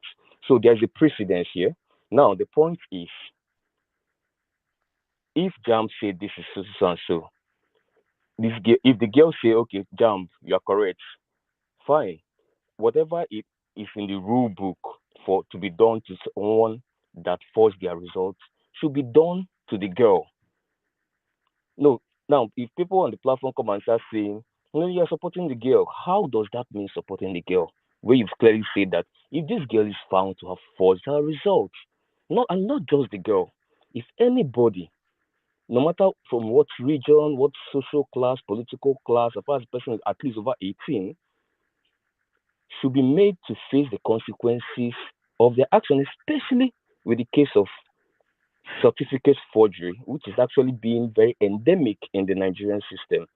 Whether it's the political class, whether it's in the civil service space, a lot of people are parading fake certificates. You know what I'm saying? So the simple thing is, the last time I heard from my last update, and a lot of analysts that spoke to this space across platforms have said, most of them agree with me. Let the investigation go on. You guys involved, yes, it's fine. Bring out whatever. Since this case is already in the public domain, bring out whatever result you got from your investigation. Say, Mr. Public, here is the investigation. This girl is a fraud, and if she's confirmed to be a fraud, prosecute her. And if she's determined and saying no, I'm not a fraud, then go to court. Both of you go to court before the learned justices. Let her provide whatever. Please, I have a question. Whatever defense, please. I'm coming, please. I'm sorry. Can I'm so sorry. ask a question? Hold on, please. Let's land. So if the girl is still adamant that no, I'm right, who am I? Go to court, both of you. Mr. Little girl and your people, if you have whatever proof you have against the JAMB, bring it out. JAMB, I'm sure you guys have your proofs. Whoever the judges rule against, that's if you guys want to drag it to that level, because I'm really not concerned about that. Whoever let justice goes the full course. It's really as simple as that. You know what I'm saying? For somebody that is coming to the platform to accuse certain people of ethnicizing, whereas a quick question for you, Uptown, because your narration is getting too lengthy. For people that is coming to accuse people of ethnicizing issue, whereas all the body of the entire submission is ethnically based. The same thing to you, telling people that they are not against, they're not pushing back against this girl because she's a southeastern. If she's from another region, they will push back. But there is another person actually from the north as well. The person didn't even sit for exam. The person just manufactured results from the thin air. Nobody's pushing back at him because he's from the north. Nobody's insulting him because he's from the north. But somebody have decided to paint that ethnic whatever it is, and the person is still hypocritically criticizing people that is ethnicizing it. So the same way I am condemning every single person, both on the divide of for or against, that is ethnicizing this case. I condemn every single person for or against, that is ethnicizing this issue, including the people on the platform who think they are criticizing people ethnicizing it. The same way, ethnicizing it right here. Upton, you are going Can we off just the topic interject now. him now? My Because submission, Thomas, can we act? Okay, good. there's nothing ethnic about this. This is a case of criminal offense. If this girl is found guilty of criminal offense, whatever the law prescribes for such offenses, she should go full round. And every other person that committed same offenses as she committed is really as simple as that. Please, Okay, please, I have a question. Please, can I ask a question? Rosie, Please. hold on. Yeah, you'll come after Remy. Remy, yeah, Okay, your I want question. to punch some holes in your assertion because you have been talking. I've been listening for you for the past 4 hours, and I think woman have given you opportunity to talk even before this topic. You have been talking. You have been speaking a lot. I punch a lot of hole in your action. First, you made mention that your brother, who is the medical doctor, have this similar experience, and you and your mother have to travel to Abuja to sort this thing out. When this girl saw this result and then she scanned the code and this is not her name, why don't you take the same route like your mother, like go to the state Anambra State JAM office to lodge a complaint? She didn't do that. And when Innocent promised her 3 million, I think I don't know whether they have given her the money or not, but she'll be happy. And Remy, really? Yeah. And when Soludo is this is how to cash out. The governor of Anambra State is also talking about, is also saying that, look, I'm going to give you a scholarship, blah, blah, like that. She didn't complain. She didn't say nothing. She kept on to this fake result. Let's be factual here. The reason why there was a lot of pushback from people against your people is because, of course, we have another case in the northern, in the north, but you do not hear from the northern people. Trying to give a defense to this particular guy. Nobody came online and saying, okay, we have to defend this guy because we don't know what you are doing. The narrative online is why a lot of people push back against your own people. I know you very well. Sometimes you try to be very crafty with words, and then sometimes you are just like a lizard. I'm sorry to say. Apologize for that. Let me finish. No. Sometimes you are just like a lizard that you change your color to suit different narrative every time. So you cannot play that kind of game here. People you are talking to, as you are intelligent, some people are also extremely intelligent than you. Don't leave me out. So let me just finish. I give you a point. I didn't mention your name all the while I spoke. I've been listening for you for 4 hours here. Manipulative skill. Yeah, I've been listening to you for 4 hours here, and that is not a lie. A lot of people can confirm this. So I know you very well. You are very crafty with words, with your kind of voice, soothing voice. No, you are not. What I'm just trying to say is that this thing is quite condemnable, because if we follow the narrative we are put out there, why can't this girl and her parent, the first part of course should be JAM Anambra State office to go and lodge their complaint. And when she's receiving all this accolade all over Nigeria, she didn't mention that this result was fake or no fake that time, until JAM now came out and said this result was fake. You can see So Remy, this lady is out for cash out. That's the problem. If JAM did not come out and say this is a fake result, she will continue to ban this result. Really, at what point in my analysis did I ever endorse anything that this girl did? Just mention one. So what you said, you know what? I like people that are firm. I like people that are firm in their objective. Please hold on, please. I like people that are firm in their objective. You mentioned that you are neither here nor there. You people that condemn it does not condemn. What are you trying to say? Are you trying to sit on the fence, or you don't know what exactly which position you should stand on? I said the last time I listened to that speech, there was an investigation going on, and I said when this investigation comes out, whoever is at fault should go to full course of the law. Are you still waiting for the investigation when JAM already punished this guy for the next 3 years? Are you still waiting for what? That's the problem. You're still waiting for investigation when they've concluded the investigation. The result of that lady, Remy, the result of that lady was rigged. It was rigged. Remy, let me ask you something. Yeah. in that country that you are, if somebody commit a crime, do you just punish that person because of the people that accuser came on television to Thank just you. give Jam, analysis? jam, Is that jam. how it happens in your country? Listen. And you Jam. just give a judgment and prosecute that I person? will give you an example. Too. Yeah. Jam as an institution or as a school have authority to punish their students if they cheat on academic or whatsoever. And I'll give you a lot of instances. Thank you for that. I'm in the university here also. I've been studying, I continue to study. And I would say this particular student from one of the Asian countries, he didn't do her thesis very well. And she was complaining that it's a teacher that does not allow her to do it very well or something like that. But the school maintained that you yourself, you must also communicate with the teacher.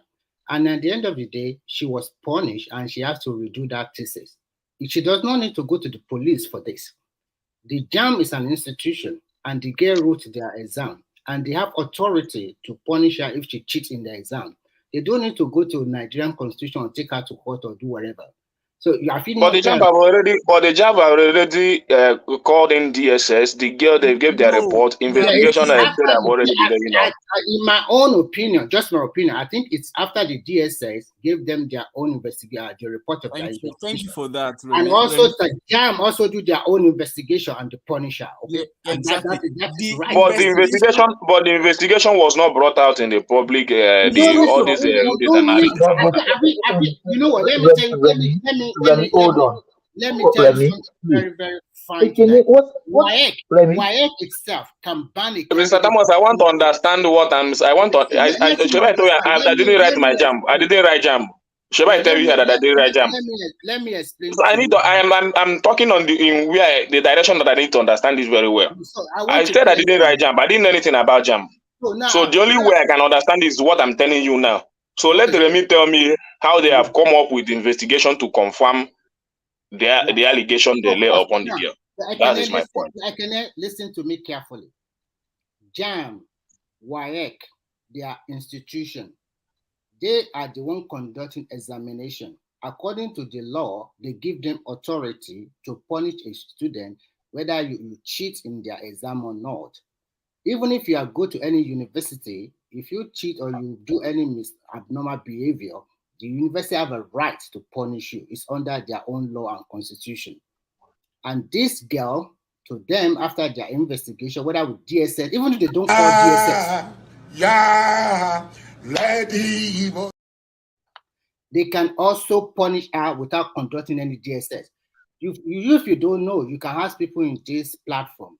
WAEC have buy a lot of people or some school. Just last year, they buy a lot of secondary school in Oyo State and some states all over Nigeria to have their school as center for WAEC exam. So they can ban school, they can also ban students. And you can also see in the university, some people, if they misbehave in the university or they did not pass their course very well, a course of 4 years, they can end up spending 7 years there. University have their own rules, totally different from your own Nigerian constitution, and they abide by it to the fullest. Now, okay, have you finished? What do you understand? Yeah, I'm understanding what to put another submission. Let's continue. Okay, and the submission I want to put in is do you know that Jambo after they are let me ask her now, Thomas. Now you just this one. You just did one. Don't make the conversation difficult for me. No, I'm not making it difficult, Mr. Thomas. I just want to engage. I just want to engage. I just want to engage Remy. She's the only person. He's the only person I'm understanding. No, Ekene, please. You've been talking almost 6 hours now. New voices are on the platform. I want to engage them too. We know your position. I know. It's just for her to explain. It's just for her to explain. It's just one question, come on. No, I will not be happy if you don't allow me to ask this question. Just allow me. It's just a question. My brother, Just Thomas, please go let with him me. ask the question. Please let him just ask so that you guys can answer the question. Listen, there was a lady that wanted to ask a question earlier. You guys I just think she already dominated her asked her voice. question. No, she didn't ask any Yeah, question. yeah. Please, can I ask my question? Okay, go Although ahead, please. I Go don't ahead. know, is it Simba speaking or Remy? Because your both voices sound so similar. Really? Yeah. It's Remy, yeah. Okay. Yeah, my question also I think has been mentioned before because my own is that you are still somebody said they are still waiting for the investigation. But JAM has concluded and has even punished her already. They banned her for 3 years. So what further investigation is still going to take place? And then my See, other let me say this. Let me say this. Then you can conclude. Ekene, please. Ekene, please. Please. We have new voices on the platform. All that want to speak, please. Thank you, please. Yeah. Rosie, Landy, then we go to progressive. yeah, Thank you. like I said, this investigation has been completed and they have taken action and banned her. Also, for example, here in the US, and I mean, if you go to school and you mess up in some schools, you'll be banned for some time. You might not even be admitted into any other university for a while. I mean, institutions have their rules, they have their regulations that they have to abide to. And if you commit a fraud, I mean, a fraudulent activity in the university, they don't have to call the cops on you. The school will take action. So now the JAM institution has taken action and said this is they found her guilty of the crime. She is even lucky they didn't hand her over to the police to go to jail. They only said, okay, for the next 3 years, you are not allowed to take this exam. Is that not enough? Anyway, that's my contribution. Thank you guys for the opportunity. Yeah, Yeah, yeah. thank you. Yeah. Can I say what I want Ekene, to say? you will not speak. No. You don't want me to No. talk Thank again, you. Thomas. No. I want to hear new You are my voices. friend, You though. will Shobi, speak you know it. you're my friend. Allow me to talk. No. You know. Not now. Progressive. Let's hear from progressive. Yes, thank you, Thomas. It's okay. If Ekene want to talk, he can talk. It's the same topic we Progressive. discussed. I'm the more moderating this section. If you don't want to talk, let me go to the Yeah. other person. So I what want you I'm to trying to talk say, now. I don't want to hear Ekene voice for now. what I'm I trying, will, what I I'm will trying to say, speak later. Yeah. what I'm trying to say is that the institution of JAM is a body with its own rules and regulations. So, and they have internal team to deal with issues. So when you are found wanted within that rules, they have the power to take actions against any student or anyone who participated in the exams. So the idea that they have to be some external investigation before JAM could take action, I don't think that is not how it works. Even your workplace, the place where you work, if you do something wrong, they take actions against you. They don't have to allow police to come and investigate first because there are rules and regulation within your workplace, just the same way there are rules and regulation when you are participating in an examination. So JAM they've done their own internal investigation and they found that what she did was fraudulent according to them. And then they've taken action against her. That's it.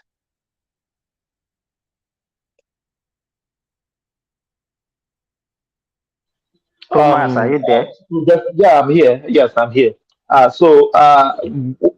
So to me, I yeah, just put on the original result of the girl on the link. Anybody can click on the link. She scored 249. Thomas, but what is please the paste number? the old result and the new result, and let's see on this platform. No, We've done it. We've done it earlier. We are not going back there. We are not going back there. One man has done it earlier. Can I say something? Yeah. Thomas, can I say something? Yeah, Simba. Yeah, Simba. No, as Remy said, so we know the antics of some people on this platform. Then we cannot be carried away by their suicide scene.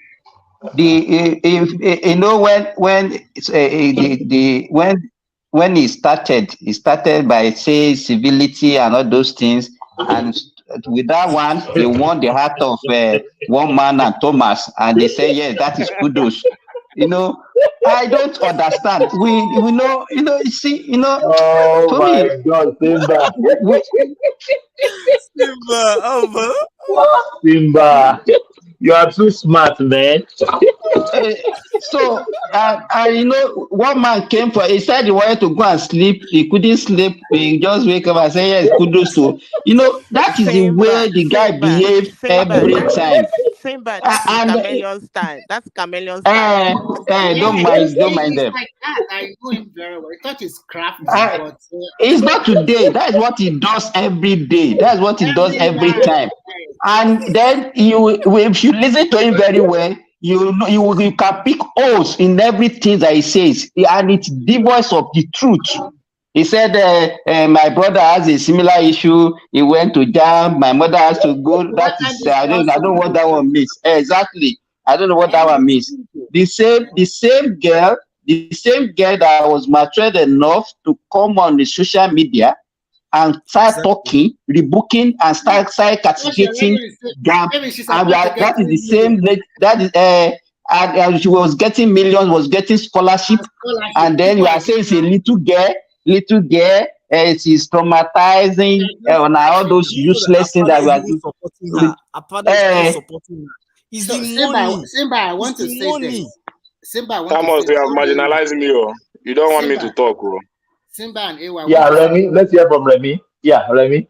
Now, look at this scenario. This girl scored 249, which, if it's our effort, it's not it's not a bad result. It's a good result. Context. Yes, she shows that she's brilliant. But because of this, people might be doubting. Did somebody write it for you? Did somebody sit down for you? Because people can do this in Nigeria too. So it now put all our effort. If truly she's an intelligent person, if I am a university that is going to recruit this student, then I'm going to doubt this result. I'm going to Remy, I think, let me interject you on that, please. Yes. See, obviously, the truth is, I like some argument in the Southeast is alarming to me. Why? They said the girl is brilliant. She has been taking first from her primary school up to secondary school. I don't doubt that, right? Looking at Anambra setting, if you're a local setting, we've seen it when we're growing up. There were brilliant chaps when they were dominating their locality, dominating your secondary school. You are always coming first. But when it comes to national competitions, when you go for national competitions, no matter how smart you are, you will always see someone that is extremely smarter than you. Of course. So within the context of Anambra, looking at their logic and all of that, she's a brilliant chap, right? But this is jam. Her score 249 proves that she's even brilliant, really. Yes. If you are brilliant and from AY, 220, 230 and above, and looking at what she wants to study, I think the fear is, let me tell you one of the fear. One, the money, because I think they are in need. Looking at the family setting from the local government they are actually in need of money. So they will do everything to actually sustain the goodwill so that they can retain the scholarship. Number two is hold on. Let me tell you what's at stake. Could have used the student loan now. No. Wait. Let me finish. Number two, the school she's gunning for, there is a potential that she may not get a desired course. She's gunning for Unilag and LASU. Looking at the standard for all those courses, core courses, you know that even though you are brilliant, is she not from Anambra? Why is she going to Unilag and LASU? Why can't she stay in Nnamdi That's why his father wants to. She has the right to go to school anywhere. No, she has the right to go to school. Is it your concern that she wants to study in Unilag? No. That's not my point. But if you look at the trajectory of those schools, for you to get an opportunity to get the score you want, you know, they do the way they do their ratings. Your jump overall in your after your post-UTME covers about 60%, your jump score covers about 40%. So if you have a lower score in your jump score, you need to have a very high score in your post-UTME so that you can meet the cutoff mark for your desired department, let's say medicine. So there is a potential. It's very sure that she may not get that medicine. She might drop to things like pharmacy or drop to things like medical laboratory science, and the father will not want that. So this thing, the reason why they are lying and trying to force this narrative is because they want to sustain the innocent goodwill of that 3 million. And I'm sure, I think if he has given them the check, and if you tell them to refund the money now, where would they get the money to refund? So I just want to quickly add something that people should be aware of. So if they are claiming the best student for this jam came from Anambra, but guess where she studied? She studied Southwest. in Deeper Life School in Lagos. Yes. And she got the score. So why can't Lagos State claim that success, that at least she studied in our state? And she went no, it's from my Deeper Life school, from my Deeper Life church that she's studying. I'm the one that's supposed to take it. There is nothing concerned. After all, you people are condemning mission school. You people are condemning mission school in this platform. Calm down. You say the churches are not offering good education. I was defending it here that day that the churches are doing good in education.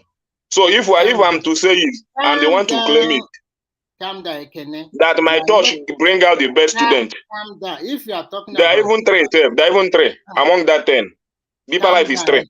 Calm down, Ekene. Because she went to your Deeper Life school this year does not mean that next year a student will not come from a Muslim school to be the best student. Don't always use this. What I'm trying to tell you is that don't let us put ethnicity into it. Because if you put ethnicity into it, Lagos, they have more claim than Anambra State. Because she's school here in Lagos and she went to school. And I guess probably she was born in Lagos. And some of the teachers might be Hausa, Yoruba, or even Igbo. That will be our teachers. Thank you for that. So even that Mesoma, Shebi, you know that Mesoma is not from Anambra State. Enugu State. I don't know about that. Enugu State. She's from Enugu State, but they live in Anambra. Yeah, exactly. So but from the look of things, I think we should just move ahead. JAMB have done the right thing for them to do.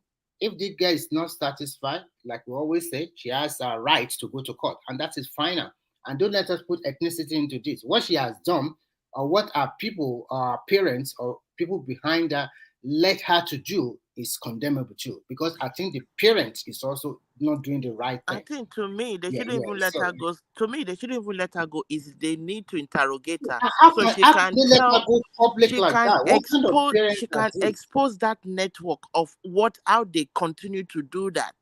That network of forging those results, getting it printed, from JAMB. They need to interrogate her so she can Rosie, there's a software online. Yes, but she needs to talk more. When you put yourself, it gets that format, downloads that notification format.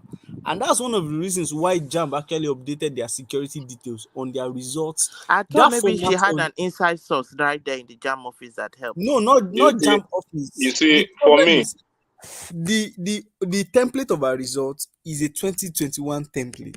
It's not a 2023 template. That's the first error. Second is there is a counterfeit software app on Play Store where is used to upgrade your results. Like once you just type your details and put it there, just all these funny developers that they will just develop something and it gives you that result. That is what I guess. So many people have used it online to get 400 over 400 high score to upgrade their JAMB result. And I guess that's one of the things she actually used. For me, see what I will say. For me, the girl should be prosecuted if she has done anything wrong. But if she's not sent to jail, let me finish now. Let me finish. The girl should be prosecuted if she has done anything wrong. When JAMB have been able to come out to show evidence of forensic how she has done it wrong, then another thing, if JAMB is the one that is wrong, they should be able to apologize to the girl. As simple as that. I agree, but so I don't know why we are saying ethnicity and all that. This is my point, and I still stand by it. At this point, JAMB has done their investigation, and they have come out with a position of now she's the one that will have to go to court to go and appeal the decision. You understand? Bringing evidences. The same way somebody has won the election. And you know why I'm saying this thing? You know why I'm saying this in AY? Because in that girl's statement, she made a statement which I was still following, that the JAMB handed her over to the DSS to make an investigation, and that investigation has not finished. Let me finish. And that investigation that have not finished before JAMB now pronounced that result to be fake. That was the girl's statement. Let me tell you, it was even Anambra State government that actually requested for the investigation. Exactly. Yeah. That is. I'm not saying. It's not JAMB. It's not JAMB. Don't put. It's not JAMB. It was Anambra State government. Yes, what Anambra State government. Let me finish now, because the girl said that she went to the head of JAMB in Anambra State and all that. Maybe they called her, and all that. So the investigation was still going on. So all these things. And Canada girl is a crook. She's a hardened criminal. She's a crook. No, you know why? You know why I will not say that, and that is what I'm avoiding. Rosie, when you want to Rosie. prosecute somebody, when you want to prosecute somebody, you must come with a concrete evidence. Then prosecute her. Nobody will argue it. Then when I come here to begin to defend it, when I know, then I'll be a hypocrite. That is it. It is not only the JAM register. Professor Louis said there were many of them were caught, but because it's only her that went to the public. And he also said that he has a telephone call with Ubah Sekele, and it's a coordinated scam. So it's not only her; it's because she's you know that interrogation is still going on. Maybe today we'll still get more. There's no investigation going anywhere. More information. The investigation has been concluded. Don't Remy. Uptowns mentioned something, and I wanted to debunk it. The Kaduna guy that came up with these rhetorics too. They found out the guy was not a candidate. And because the guy did not push, the guy did not even push for that. Like he was just catching cruise, and they left him. The problem, what caught this? I feel the girl would have been let go, thinking innocently, if she did not push to this point of trying to claim that she still stand on this ground that she got 362. I think the JAM would have still left her to get the 249, and possibly Innocent will have still left the scholarship for her. But Innocent still maintain the scholarship now. Innocent made a statement that even whether the investigation goes wrong or right, that the scholarship still remain. But now there's no school now. You can't go to school without JAM now. So how will you? No, they will sponsor. They will raise money for her. They will send her abroad now. They have already given her privilege to travel abroad. Can I say something, please? Yeah. Hold on, please. Thomas. Hold on, please. Let me say something. Oh my God, Innocent. Oh God, it's unfortunate for Nigeria. Innocent. Don't believe everything I'm saying here. Or that Innocent no. It's a lie. Yeah, let me just say this. Let me put some caveats. If Innocent models really try to help this girl, that means integrity of that man's self should be questioned. This is a crime. Come on. They see as a Thomas. They see this guy as a hero. He's their hero. He's their hero. He's their hero. He's their hero. Thomas, let me say something. Thomas, let me say something. If I know, if this girl is sponsored abroad to go to school, if I know the school that she's going, I would take up this matter. I would tell the school that she committed a crime in Nigeria, and they are there. I'm going to follow this because this is wrong. Exactly. That means we are promoting criminality. Best way to go. Yeah. I'm going to take it up. I will take it up so that they will go back and find out because this is wrong. This is wrong. Why can you be promoting a crime? Please don't believe whatever. Rosie, what I'm saying here now is Nigerian against Igbo. That's what I'm saying here. That is what I'm saying. There's nothing that this is what I'm saying here. They just cheat us, stolen mandates from Peter Obi. Now they want to cheat this lady. That's what I'm saying. Thank you, Thomas. One witness. Yes, thank you. Oh my God. Oh my. Thank you. Thank you. That's it from INEC. Only one witness. We don't need 500. They are devising something that's wrong. The next one you see is the next one you see is WAEC. Thomas. Thomas. And that's that they remove him. And the sympathizer, they will continue to say the same thing. Progressive. Let's hold on, Remy. Please hold on, Remy. Progressive. The next voice is Remy. Oh, progressive. We have a long way to this country. Yes. You are the ones. You speaking now. Let me just make this. We have a long way in this country. We have a long way to go. We have a long way. No, Thomas, but every one of us must agree that our political class started it. All of them have forged certificate. So we must start from them. Stop this thing. Stop this thing Most that you of are them, saying. they are learning from they are learning from their fathers. They are You learning from can their see, fathers. you What are you can telling see me? argument. Thomas, you can see argument from Ekene. You can see argument from Ekene. Thomas, Yeah, this you just guys, forget it's about 11 o'clock. Okene. Forget about Okene. It's 11 Let's hear o'clock. from. We're talking about it. Is there nothing else to talk about? We have something to talk about. We have. I want to talk about before Thomas came in. I wanted to talk about this EU report that Dele Alake rebuffed, and you could see everybody praising this EU report and the Labour Party latching on the report and EU, being skewed on the report. Actually, when I was coming in, when I was started listening, I heard Ekene that was saying that because EU funded our election, which was something wrong. EU did not fund our election. No, he heard that one from Rufai now. All of them that follow Rufai that was promoting that one on Arise TV. EU funded the CSOs, the people like Yiga Africa, all those guys that the one that compiled all that reports for EU. I said Ekene heard this thing that is talking. He heard it from Rufai. It was they invited this guy. No, just wait. They invited this guy. It's not from Rufai. It's from Daniel Boala. From Daniel Boala They say whoever is saying it. Rufai also said it. Same thing.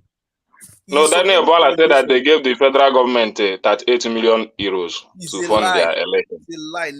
Never. It is election is part of the sovereignty of a nation. Is it not in Nigerian budget?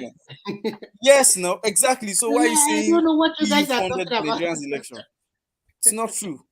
They funded CSOs. Funding is fund. The only thing I know is that funding is funding. As soon as the money came out, the Nigeria came to the money came to Nigeria. Federal government funded. Federal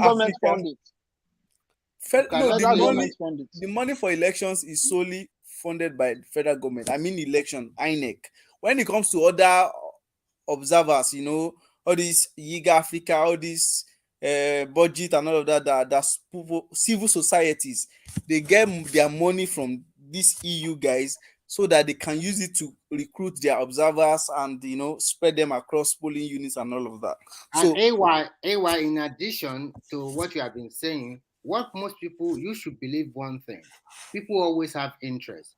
All these Americans and Europeans, they also have their own interest. Exactly. Whether So you like it or not. they wanted to advance I always blame Nigeria. Nigeria think you guys always think you are smart. Any little thing, I'm going to report to America. I'm going to UK. I'm going to report to this. Are you kidding me? They have their own problem in their backyard. If they are but that is what. Let me. But that is my point now. That is my point. Let me tell you something before you interject, please. Hold on, AY. Hold on, AY. Please, hold on. Let's hear from Madam Sina. Yeah, this just to break the. Madam Zita. Yes. All right then. Okay. Madam Zita here. Just hear from you. Yeah, how are you? Yes, you came back. Yes, I came back to say something. I was just leaving. I heard what Ekene was saying. You see? Don't mention Ekene again now. I want to move away from Ekene. Ekene, the world is big and the world is small. Madam sister is my sister, so anything she talk to me, I will listen to her. My sister, I continue. Yes. Ekene, you see that girl, Miss Oma? She should clear that thing about her name.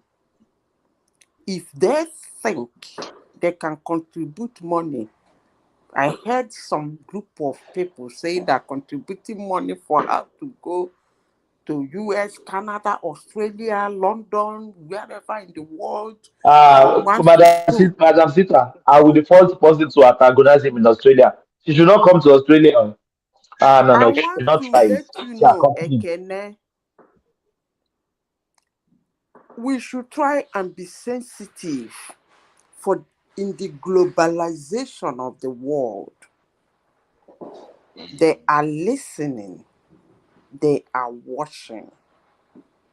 If that girl step out of Nigeria to school, it go hard. That she forged results and everybody is keeping a blind eye to it and calling her a victim. It's ridiculous. Ekene, you said they should do forensics. Let me tell you this. It's not every investigation that is done that is put out in the public. That is one thing you will understand. Because no force is impregnable. And for somebody who has done an investigation, concluded his investigation, put a penalty for what he investigated on, it's no longer a joke. They have finished their investigation, called all the necessary bodies in Nigeria to come and investigate them if they think they are lying against the girl. They did not stop there. They put a penalty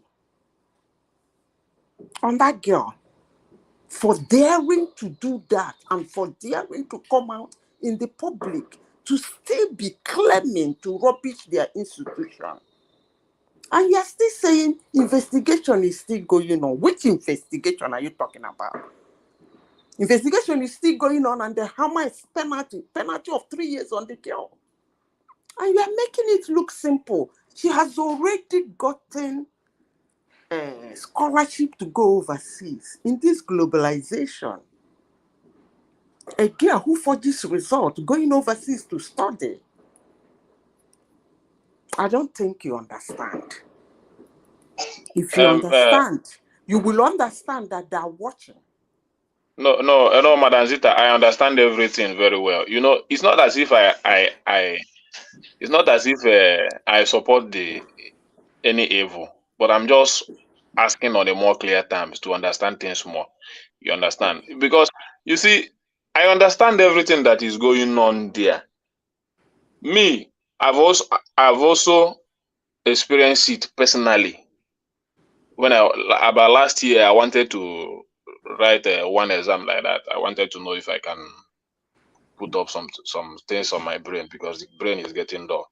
So the woman, the school of my brother that I went, told me categorically, if you are not going to sit for this exam, this is the amount you are going to pay, and we will deliver your result to you. But if you are going to sit for this exam, this is the amount you are going to pay. You understand? So me being who I am, I cannot go through that direction. I told her, let me go and think. I need to sit for the exam. Then I went back, preparing myself. Whenever I'm ready, I'll go back and sit for the exam. I will not allow her to go and they print a result and give me in the name that I wrote an exam that I cannot defend. So that is not that I'm supporting evil. This is my personal experience with those people. But the issue is this. Why I said this now is for you to know that even the system itself is corrupt. And that is my point. I repeat myself once again. For an institution to finish an investigation without fear, with all the things that is being thrown at them in the internet, on social media, the hammer penalty, think. It's no longer a joke. Think. They know what they are doing. And as I said before on this platform, that jam tight. That institution is tight. Go and ask anybody. Whosoever is managing their IT department tight. They know what they are doing. And they're not finding it funny. All these things, people are coming out to say, to demystify them, to dismantle an institution that jam, it took them so many years to build up to the level they are today. And all of a sudden, some group of people running sentiment, their sentiment and their emotion is running wild. They want to dismantle that institution in a twinkle of an eye. Those people are not joking. I repeat myself again.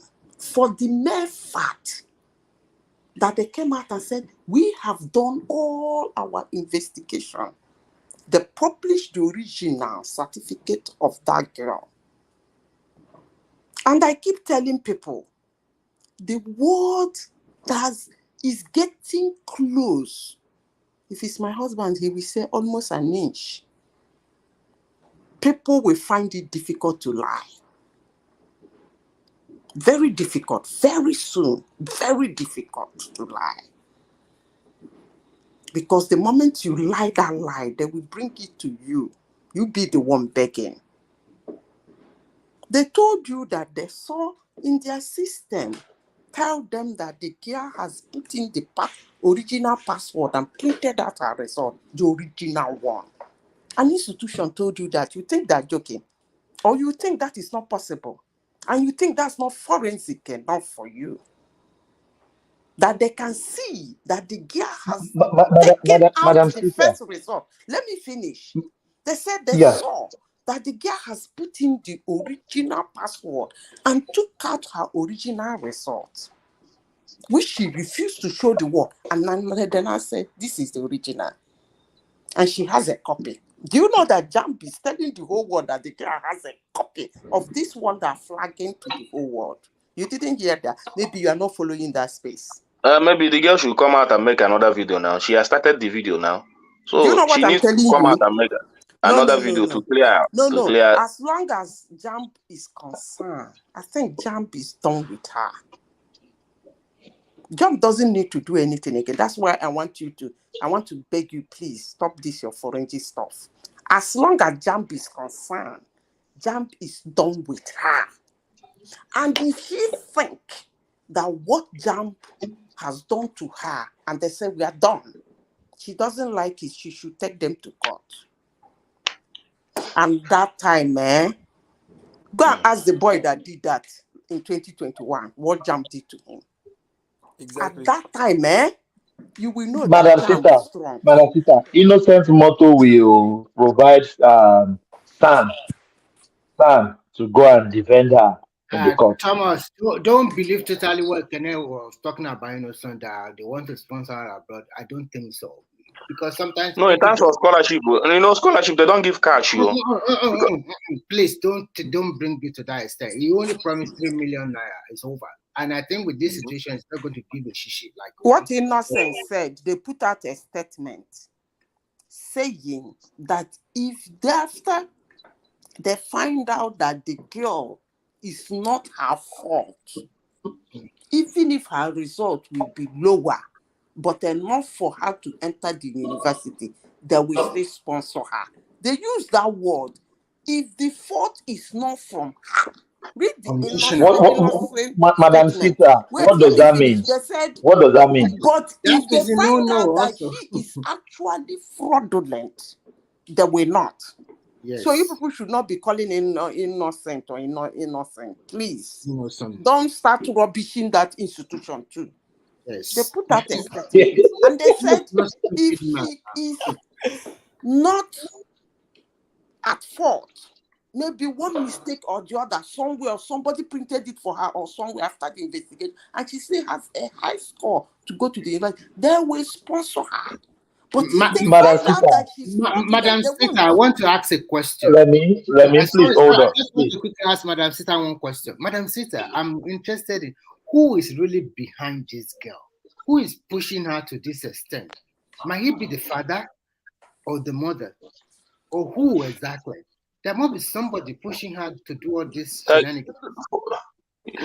Because it baffled me. If a 19-year-old girl... Maybe the school, because that school celebrated her.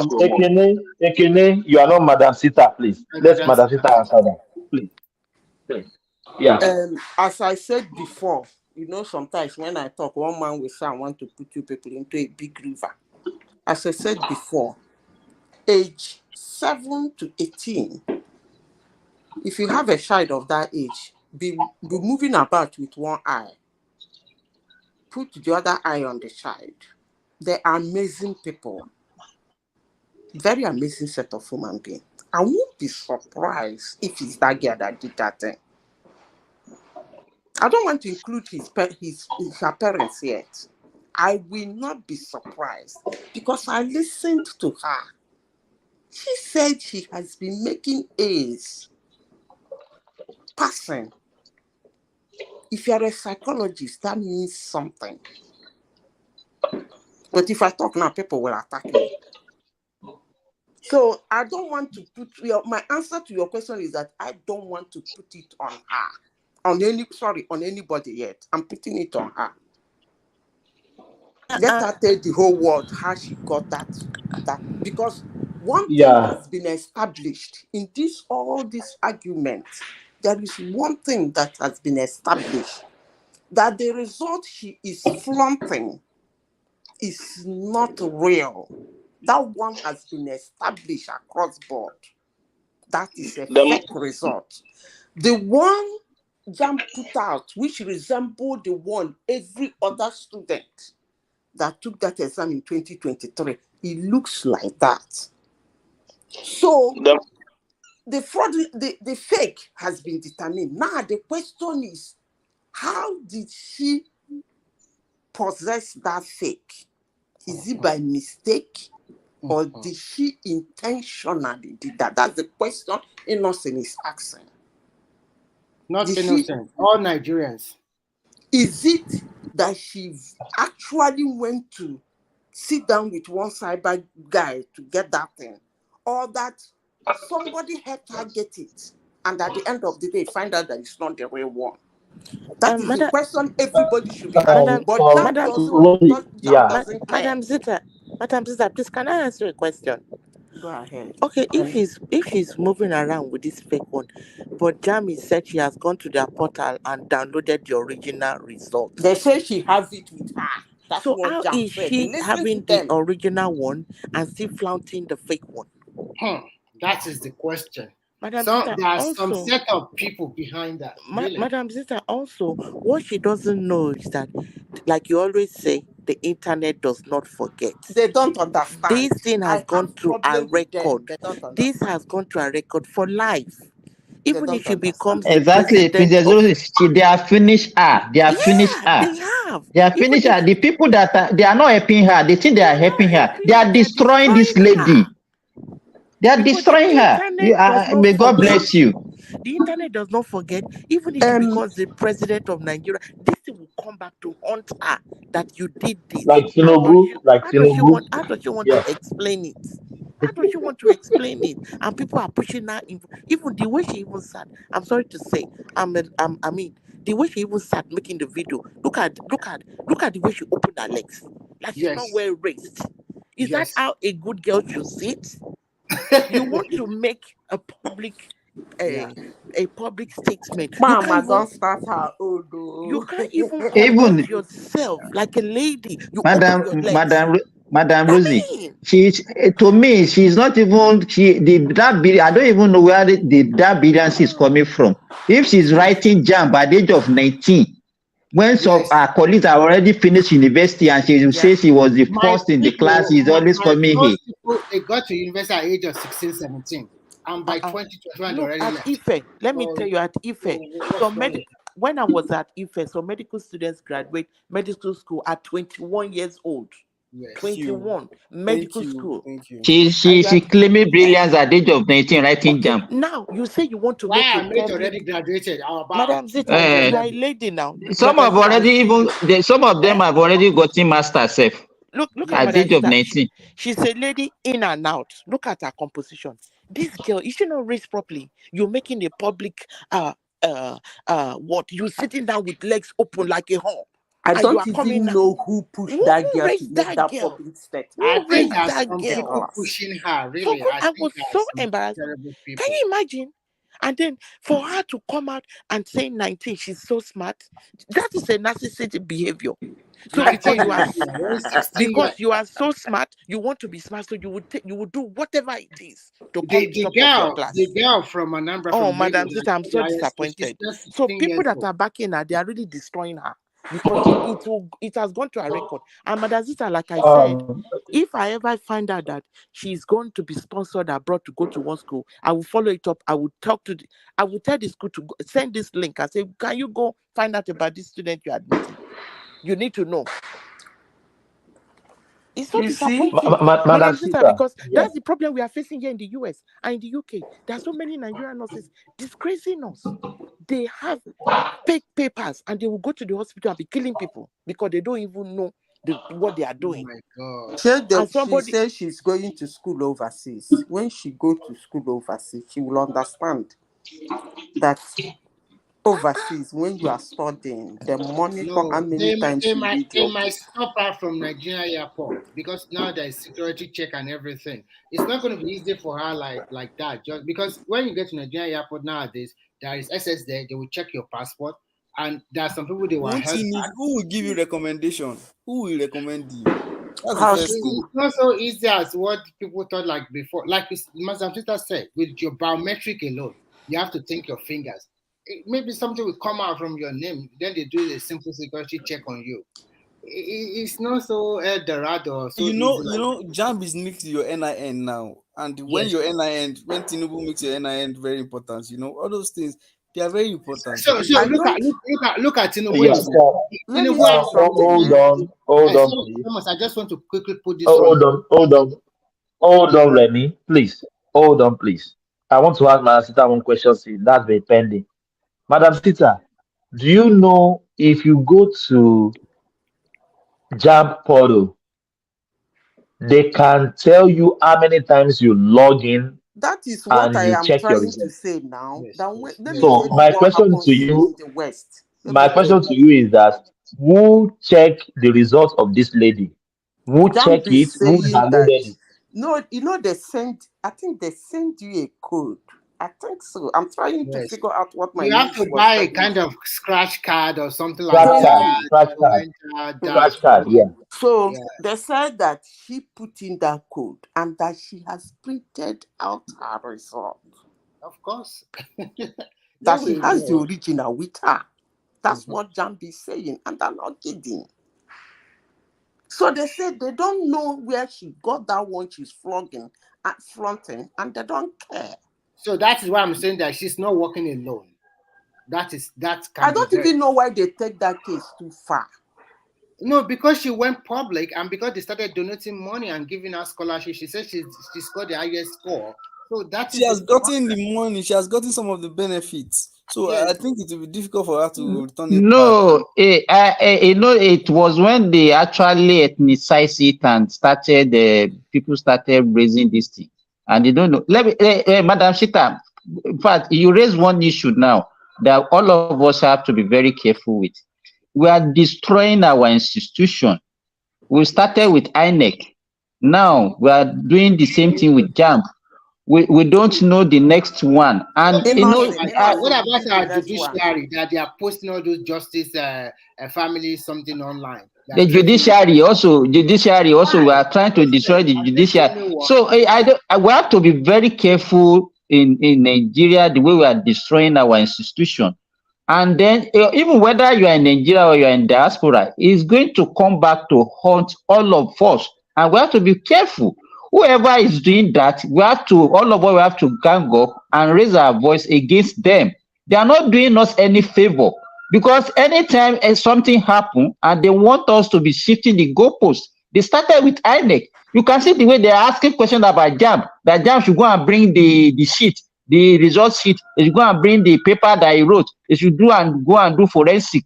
You know, please, if I might comment, it's like they are turning Nigerian society to be one that the criminal is celebrated, then the hero is like dragged to the mud, and then the criminal is celebrated. Yes, ma'am. Madam Rosie, you people celebrated the first president that started that shenanigan. I hear in one man platform when you people come here and said that Yaradua would have done better. No, I never celebrated that. I never. Not praising that man that turned criminality into a very lucrative business. Oh, the president rather died. Yes, he brought amnesty to Nigeria. Yes, he brought amnesty to Nigeria. Look, I was already outside that time. Somebody will get first class. Somebody will get first class in the university. Yaradua will not recognize him. Yes. But he will recognize somebody who slaughtered 5, 10, 50 oil workers and give him scholarship. Just to and people come to one man platform and say amazing things he would have done if he was alive. Look, Nigerians don't know what they want to. They don't know. Madam Zita, to buttress your point, I was on the plane to Shanghai.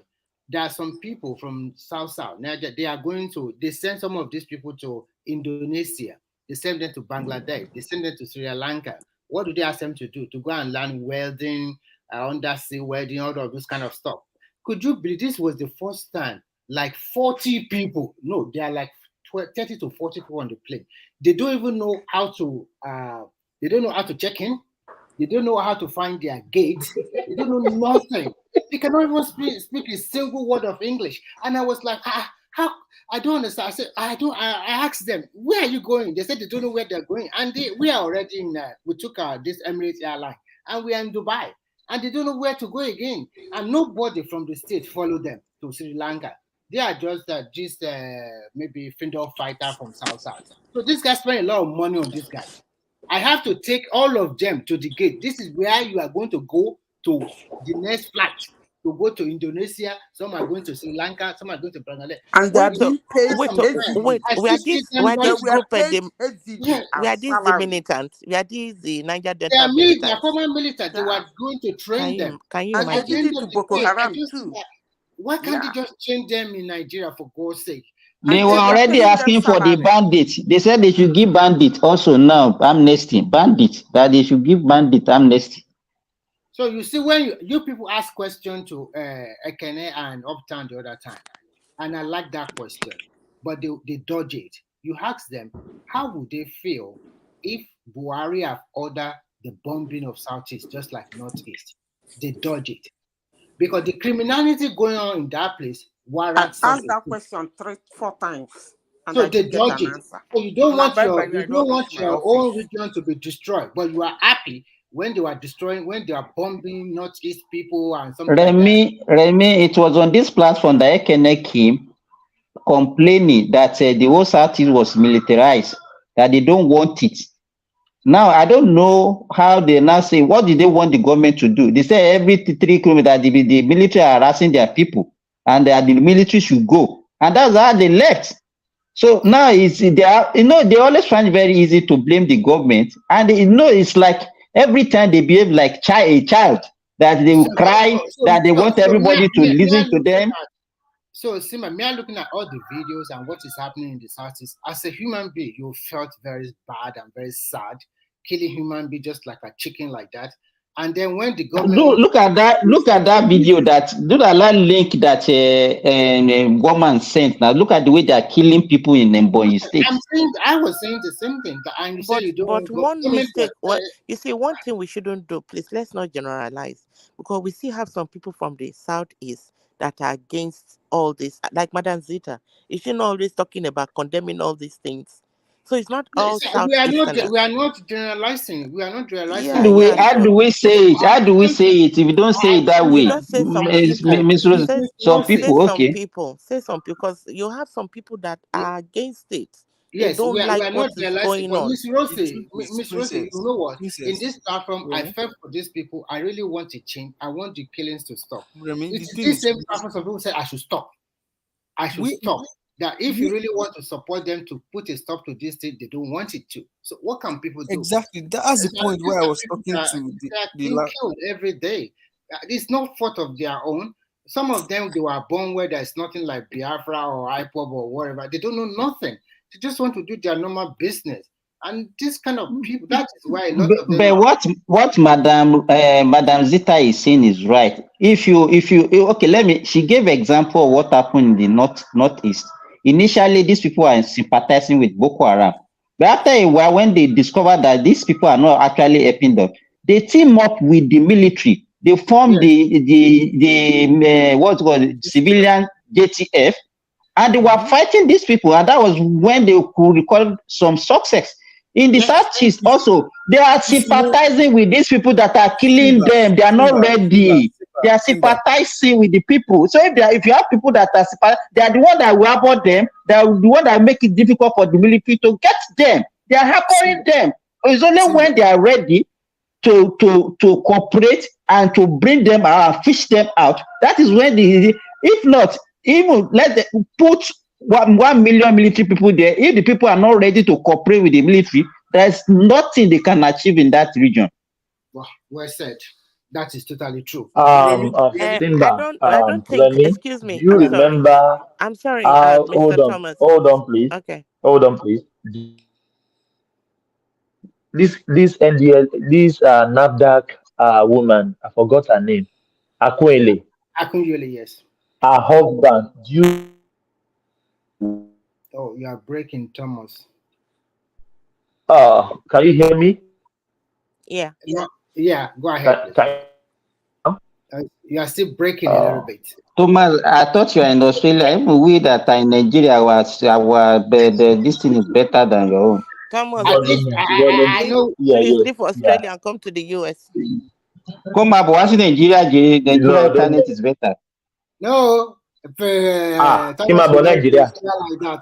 Mambo. You take care of my family. Why Nigeria? And I will come to Nigeria for holidays. No, Thomas, holiday. Come to the US, come to Dallas, and you have AK-47 to protect yourself. No. No, in Jesus' name, I don't want that. I don't want to sing gun. Actually, if I'm in the US. About how they killed that woman's husband, they mutilated her body. His body, yes. They mutilated oh my God. It's bad. It's bad. It's terrible. Oh my God. The husband is a professor. Oh my, I think good. He's a professor. Oh. Yeah. Chudi Akwele, I mean Chidi or something. She's something. Do you know how many people that have been taken down in the Southeast by the Southeasterner? I'm thinking they went after the husband because of her reputation. You know what she did about these fake medications and all these things, right? I think so it was a vendetta. She also escaped assassination now that the bullet pierced through her head. Yeah. So at the end of the day, the rest of the country is like, how do we treat these people? How do we help? They need help. They will tell you they need help. What you are saying, Madam Zita, if you were saying something about Madam Zita has gone. Madam Zita has okay. I know she said something about in the River Rhine area. I think was it Bayelsa, the OD people? How that time it was I think it was who is this guy, this Obasanjo, that was the president. Now how he sent the military to go to the place and they leveled everybody. They can't do that one here. Do you want them to level the Southeast? No, I'm not saying that, but because I'm just wondering, this has been going on for a long time. When is there going to be a stop to it? So that's what we are saying. It's when Zimba and Madam Zita have already put it in the right person. It's when they are ready to ready. Yeah. Because if they are not ready, they know these people unless they are lying. Nobody will tell you they don't know those people that are unknown government. They know them because they live within the community. But if they know these people if they know these people and these people they are eliminating them too, so why are they keeping quiet? Because it's getting to them little by little. They sympathize with them. They like what they are doing. Okay. But now they are killing one another. Remy, what is different? Simba and Rosie, what is different from Peter Obi? Asking Peter Obi, what do you think about IPOB? What do you think about the obedience attacking people on internet? No, you know what? I can let me finish. Let me finish, please. These people, they have been marginalized. They have been bastardized. They have been. All this is no funny voice. That crappy funny voice. I am sorry to say this. I think Obi is a little bit selfish. He's only interested in what he really wants. He's not a true leader that really wants to help his people. Because if he want to help his people, if he's so close to these people, he just want to use them to get to the top of the ladder. Unfortunately, a lot of Nigeria already seen this one.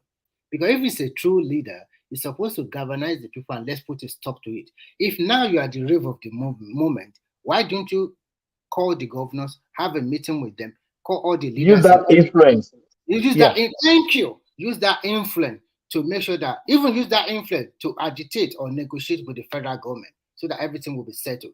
Because not everything you want that will get to you. Not everybody will become president. We cannot have 2 or 3 presidents at a time. But this guy is still looking for his mandate now. So why do you think he's going to go to the mandate is lost. He's trying to find the mandate.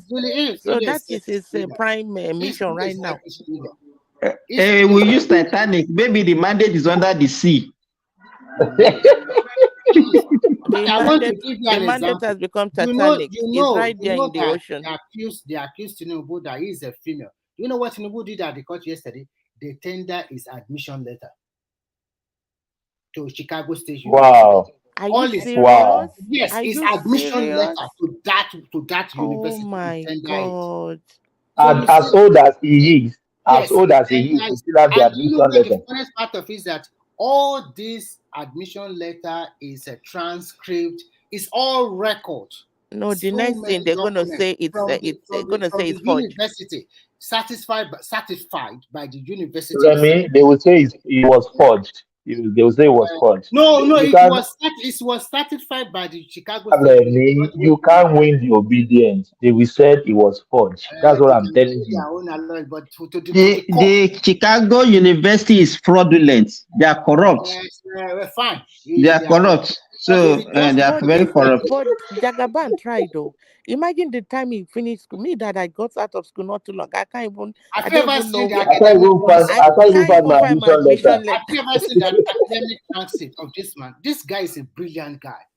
Okay, Remy, have you seen what he submitted in the court of law? They can't talk now. They won't talk now on that. Nothing to say about they won't talk on that. The guy submitted the transcript, the result, everything. So where is the F of female one that is there now? And that they finished them. That's all. Oh my God. Oh my God. Really? Admission letter? As old as he is? Yes, I can't even know where I put my own now. I don't even know where my admission letter is. Oh no, you better go and keep it. Who knows? Maybe in future you want to be a governor on Kwara State or Osun State. And the obedient will come for you. Obedient will come for you. So that Simba that always talk against Obi. Where's the certificate? Where's the primary school certificate? Who is your mate in the primary school? Who are your mates, Silva? You fall for I don't have. Just go to your university. Your university will give a certified copy of your admission. Thomas. The way this thing is like the case is lost before because the evidences they are just dropping. They are not talking much. INEC did not talk much. Just drop the No. A1. How did you guys follow this? I want to follow it. Which station? How do you guys follow it? I want to follow it. It's all reported in the media, social media, print media, electronic media. Like yesterday, I made just this simple thing. Just submit. They just called the ICT deputy director. IT director, and the guy submitted. It gave them a cloud. These are all the glitches on that day. So it's not anything can happen. What I'm saying is, which station, which newspaper are you reading? I want to follow it as well. That's what I'm asking. Read the cable, the nation, and also sometimes. Actually, I follow some of the APC guys that are very. No, I followed most time. I followed the nation and but why, especially the cable. Why is Obi wasting all this money now for this court case? Why? He's getting more money from it. He's getting more money. He is spending his money. He's not spending his money. He's getting more money. They are still donating. They are still donating more. Then, Princess, so that you can also get more in 2027. You understand? If I give you last one, I know you didn't win. I understand the circumstances and you followed it through. So psychologically, it's not going to have that 2027, when I come to momentum. ask for a bigger It's not money, they going to give have me. that momentum in the next 4 He years. can never get that. But what Is doesn't it make the same sense to me is party that that he does not put how in did order? he why is he thinking he won in the north, for goodness sake? How is No, that possible? It's part of the emotions. Emotions. Delusional. in fact, the surprise when they bring out all these their so-called No, I'm surprised. I'm looking at the evidences APC was bringing out documents and all that. Just like it's like Jack Gabana. I think Tinubu had already planned this thing from beginning to the of end. course now. He To knew. even finish them, do you know what they even did? They also submitted all the law cases that they have took Tinubu to court about this and the outcome. They also submitted. They won. Yeah. Then do you know that they submitted all the EC8, EC38D document, Yeah, all the electoral results. yes, they also brought that one to the court. So these are where they declare all the results. So Remy, Since yesterday, all the obedient camp just quiet. Since nothing to say. You know what? Let me. Sorry, Simba. When you follow this petition very well, you look at the cases of both Atiku and Obi, they did not prove exactly where their result or the score they get is being shortchanged. They did not tell us that in Kwara State, I have 500,000 and I'm being reduced to 200,000. In all the states of the Federation, they just bring all what Obi did was just say, brought all the document and then dump it on the court. Go and check it by yourself. They shortchanged me. It did not prove any case. It did not bring any witness to show, okay, fine. In this Lagos state, so I have 1 million votes, but they gave me 450. It was not proven like that. Okay, so that is why NEC was able to say nothing to prove anymore. So Remy, the 1 million vote they said they got in Lagos, they don't bring us as the evidence to Lagos. And Tinubu got 100,000. It's not that they are just proving that in some unit there were some fighting or no fighting or irregularity. Is it also true? Is it also true that there was one redeemed pastor that they said you should come and swear by the Bible and he refused? No, nothing like that. I never heard something like that. That deputy ICT director is a pastor. So Thomas, why do you let these people get away with this nonsense? They put it online and people. I don't. Yeah, that's why I just wanted. I get angry with this nonsense. I want to really understand what went on. The deputy ICT director is a pastor. So how is it? You know, when they were cross-examining, when the is it Labour Party or examining him? So they, when you are not getting your results from the guy, your answers from the guy, he now says, "So hope you know you are a pastor." You understand? So I will come to your church on Sunday. All those kind of things, just for the cross-examiner. Is that what played out? And yeah, that was what played out now. They played it like the guy was lying. So you didn't want to use the Bible to swear. In addition, after in cross-examination, they asked the guy that some of the results from the IRF were blurred. The guy said if they want a clearer one and a better one, they have opportunity to come and get it at the INEC. Exactly. Then they asked him specifically. If you have a blood copy in your hand, come and get the clearer one. Who stop you? Nobody stop you. In fact, that is a drum petition. How can somebody be IREC Equalization Center? And when the guy want to finish them too, the guy said all those IREF and the rest, that is the primary source is the form EC8 in which it does not change anything. And that is the primary source. Anybody that say that form in their hand, the result in that form is different from the IRF to come and prove it. That's my point. Remy, the obedient group, they have the numbers already. So I don't know why we're in court. Babati. I don't know. That thing, the guy also said he doesn't understand the confusion about this, that every political party had agents. They have the numbers. They have copies. So everybody have numbers. So why are we in court? What are we doing? Remy, Babati, their own principle. He doesn't know the difference between RF and Beavers. Peter Obi himself. It is what it is. He said Thomas, he said it is what it is. That is what the public knows. That the public knows. Remy, it is your duty as a leader to educate your followers. about these things. Yes. If they don't know, you tell them what it is. You don't exploit their ignorance for your own political gain. Exploiting their ignorance. But the thing is that even if you ask his followers, like some of my friends, they believe so much in him. I'm like, okay, tell me, this guy that you said is so good, is he not part of the old political system? Is he any different? They say yes, it's No, different. it's a new guy. It's a new guy in town. No one. I said, okay. Madam Rosie, the problem with our people is that a lot of these people, they just follow dogmatically. It's part of the old system. And then also I asked also, I said, if my friend said it's the best one, so I follow.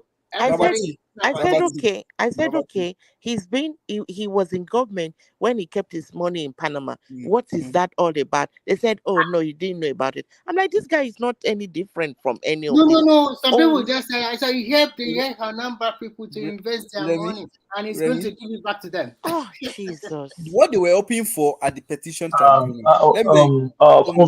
Kumi, did you guys have system in the front of you? Oh, me? Check.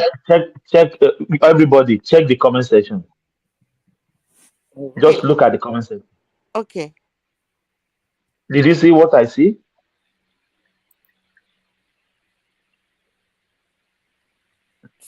Hello? You know you're a pastor. And This no, sister. Don't read it. Don't read it now. Don't read. I'm blocking that person for life. This is This is what we are talking. Look at the name. This name came from which part of the country? That's the thing. Look at it. And after I'm blocking. If another person I'm come blocking. Yes. I'm blocking him for life. He will not victim game. My issue is the victim game. But I'm not saying what you are talking about. In which comment section? Check the comment section before I delete. Rosie, don't worry about it. Rosie, don't worry. Don't read it, Rosie. Thank you. Oh my God. Babati, did you see what I saw? No respect. That is irresponsible. We banned him forever. They abuse people anyhow. They don't even have manner to talk. Everybody are just behaving like goats. Oh God! And it's terrible. Where are we going? Gonself? Kumi, do you know what's funny? Tomorrow, the same person will come back and say it was abused on the platform. The same person will come back and claim to be a victim. They will victim game. Like I said, it was the one that was victim game. After you go and see if you attack them on Twitter, they will say, if they cannot get what they want. If they cannot get what they want, they are always hoping that they can be able to discredit it, so that you will feel less of whatever accomplishments you have. Thank you. That if you are not in the limelight, they want to discredit you to make you feel inferior. And they cannot engage. They cannot engage you with normal conversation. Yes, I'm beginning to suspect something, a defect in their logic and philosophy. And their thing is go beyond. Kumi, I think they lack one of the things that I've been studying them recently. I think they lack the understanding of what we call institutional process. Anything that has to do with institutionalizing something, they have issues with it. So, for instance, they believe they can just approach any institution that there won't be due process that will be followed. I want to get this thing. It's my right.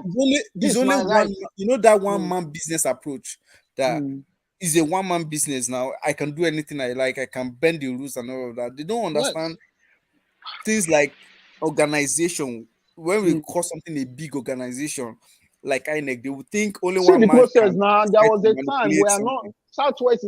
We are not in government at all. We are not, and we don't fight. We don't fight anybody. So they don't know that that there are multiple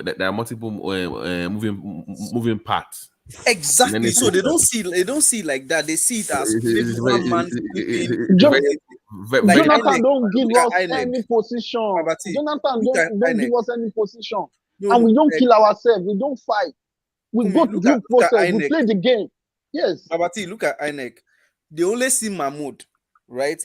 They don't see that before Mahmoud, there are 12 resident electoral commissioners. They don't see in that too, they have people that reports to them, that they get situational reports and all of that. They don't see that 36 state commissioners, 36 state commissioners, including Abuja. commissioners, they don't see all those integral Nothing parts. concerns them. It is difficult for one person to just say, "Oh, we are tilting this electoral process in favor of this organization." And that's the position. That's the position.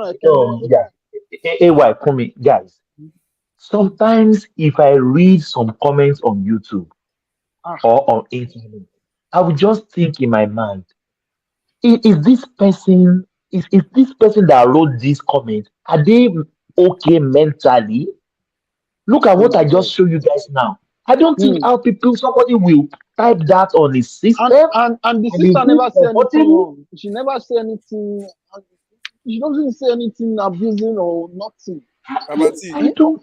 They love to intimidate people. They don't want you to. They will intimidate you. Anybody from that area that will win presidency will not be loved. I think we talked about it the other time that whoever wins from the southeast will be loved by everybody but hated by his own people. Exactly. That will probably be the only. They will hate him, but everybody will vote for him. It will be like a vote from everybody else except his own people. But not 20 years now. Not 20 years. Yeah, probably because it is impossible to be. It's just like because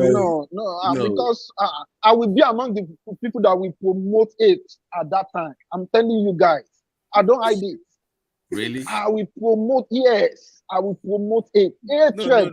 I think we're going too far with that. No, this not going too far now. You know what I go through with these people. I defend Tinubu to the extent they abuse. I went through hell from these people. Hold on. It's not even that is why. You see, it's not even what you just be stressing yourself. Yeah, it's not what. No, I love it. I enjoy it.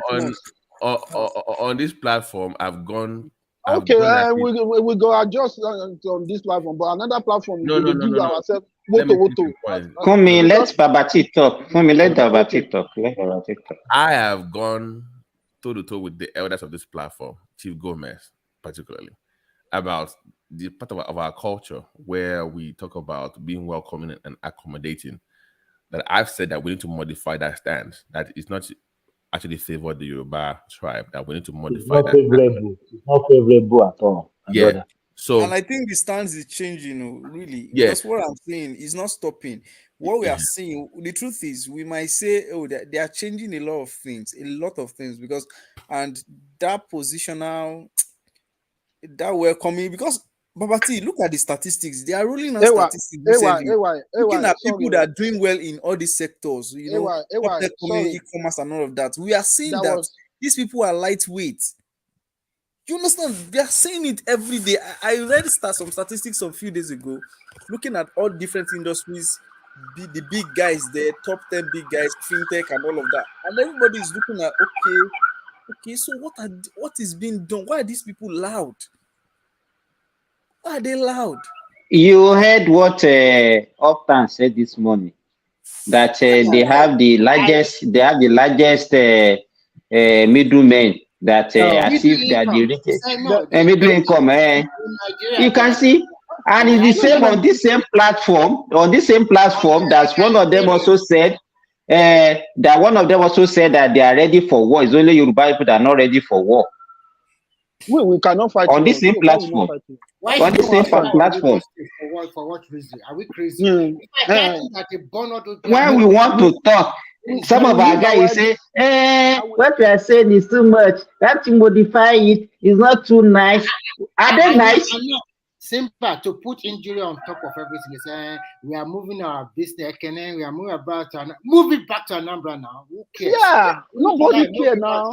We want to develop Lagos. Yeah, if you move out, we can think more faster and develop. We buy it. Say, okay, if everybody is selling the same thing, who will buy the something from you? You know what? All of us, I serve in Enugu State, and the people there, they are not so welcoming like you, people. At all. They know this thing because it is when they come to this odd part of Nigeria, most of them were able to. They want to intimidate us on our own place. Why? So why now? Actually, in the beginning, before, actually, I'm a very liberal person. I accept that, okay, we should sell land to them, we should cohabit together, just like any normal Yoruba human being, very liberal. But what's the result now? What's the result? But when later I can see that, it's like, we just give you opportunity. The opportunity cannot give us in your own land. They said they have sold you sold the land, you use the money to drink burukutu. That's what they said, they use it to drink ogogoro. Sorry, did anybody see that video online from Ubah from Ogun State? Yes, we saw it now. I saw the video. Yes, yeah. Let me tell you, there's one obedient platform. You know what they did? They upload that video. You know what they write on that video? See all this Yoruba woman, they are keeping going to party. After all, they will say they are buying their land. Imagine. But that is a big event in Ijebu day after the salad. I'm just Kumi. That is what they used to say now. They say they after you sell your land, you collect the money, you use the money to party and drink ogogoro. That's what they are saying against Yoruba now. You want me to say all these things? I will be happy with you when I don't come at you guys. But the truth is this, I know they are saying this, but sometimes when you go to some areas, like my mom, she lives in Badagry, and then there are some small villages there, like all these ballets, the small ballets. They will sell lands to strangers. They will collect that money and marry wives. They keep the more lands they sell, the more wives they are marrying. But this will not happen in the Igbo land. When you go to the Igbo land, they will tell you, if we sell our land to you, what land will our children inherit when they grow up? We won't sell it to you. But so you are trying to say that they are smart and we are foolish. But when you go to some of these rural areas, you see the small ballets. They sell lands to strangers. So in a nutshell, what you are trying to say? See, what is bad, Rosie, Madam Rosie, what is bad in selling lands to strangers? No. What I'm saying is that when these lands are sold, they marry women, so many women. They do parties. I can use my money at the end of the day, no, listen. At the end of the day, let me tell you, the basis of any development, Madam Rosie. Okay, wait. America is America today because of foreigners. Okay, let me say this. Look at when you go to Lagos, most of those those ones within Isaleko, all those areas. Yes. They said they are selling their ancestral lands to all these people, and they are moving away. Why are they doing this? But princess, think of something it's again. So annoying. You know what I'm saying? Can I say something? Can I say something there? Yes. Do you know that I was observing that most Westerners that are living in Lagos, they move into Lagos, they don't really stay in Lagos. They get their money from Lagos and they relocate abroad.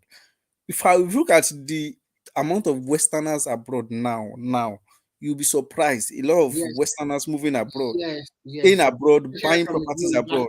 We're actually many abroad, and it doesn't look like we are thinking of coming home until. But sometimes some of these area boys, they are money levels. Some of these area boys in Lagos, they are money less. So they have sold all their stuff and they have become this lavishing money and they are now living like vagabonds. So I mean, there are some problems. I mean, but so Beno Alejo. That's the point here. Hospitality what you should. It's too much. We know, but we check ourselves. But someone is telling us. Someone is playing victim that we know what to do. We are going to about. Who cares? It's just mouth say they can't do anything. Who cares now? You go. That doesn't mean anything now. You so go there are two things at play now. Guys, we are shutting down. Remy, we are shutting down the next 20 minutes. So let's hear from Daddy Prince. Yeah, Daddy Prince, are you there? Daddy Prince. Oh yeah. Hello, Thomas. Yeah, what's up? My brother, anytime you call me. What happened to Daddy Prince, why are you so gentle today? Why are you so gentle today? I don't know why. Explain yourself. Explain yourself. Explain yourself. Or else we are going to discipline you. Guys, I've been listening to you guys. I just love that. He's been eating all the barbecue now, celebrating 4th of July. And you forgot us. That's right. Before you speak, Prince. Before you speak, Simba, check the comment section, private comment section. I have a message for you. Though. I will send it to you. Don't worry. I've already copied your email. Oh, your email. Yeah, thank you. Yeah, Prince. Yeah, I mean, I would just listen to the different viewpoint analysis on the jam results. So, I'm still, presenting this benefit of the doubt, given that jam can make mistake also, but so far based on presentation and what they've said and proven, it sounds like the girl and her family might be the culprit, that maybe orchestrated the fake results. So who knows? I think it's it's a tough one, but I think it's not possible. Now I'm beginning to understand. Sometimes we don't too much focus on the outcome or the results, but the process that brought it about. Well, it sounds like it might be a racket whereby it's a great way to get scholarship and funding to pay for education without having to pay out of pocket. Why should she borrow money from the government when she can get free money? Who does that? Of course, everybody's going to go for the free money. So, and it sounds to me that it's kind of a racket, not because the young girl, she's not brilliant. I think she's very smart. At 240 cutoff mark or points, I think she's very smart. But why won't she be able? I mean, if she can get a really superior result that would give her scholarship and funding and accolades, why not? Well, why not do it? So she's definitely not alone. It's not possible that Prince she's alone. Prince Daddy, let me tell you one thing. After JAMB release their results, the organization or the companies that normally give scholarship, they will write to JAMB and say, give us a list of your best candidates. Usually, and they will give them. But in this case, all these people that are actually giving us scholarship and money, they did not even confirm. They did not go to JAMB and say, okay, this give us the list. They just heard that, okay, this lady is from the Anambra, is an Igbo, and then they started raining all those things and started splashing her with money. I'm just reading now. On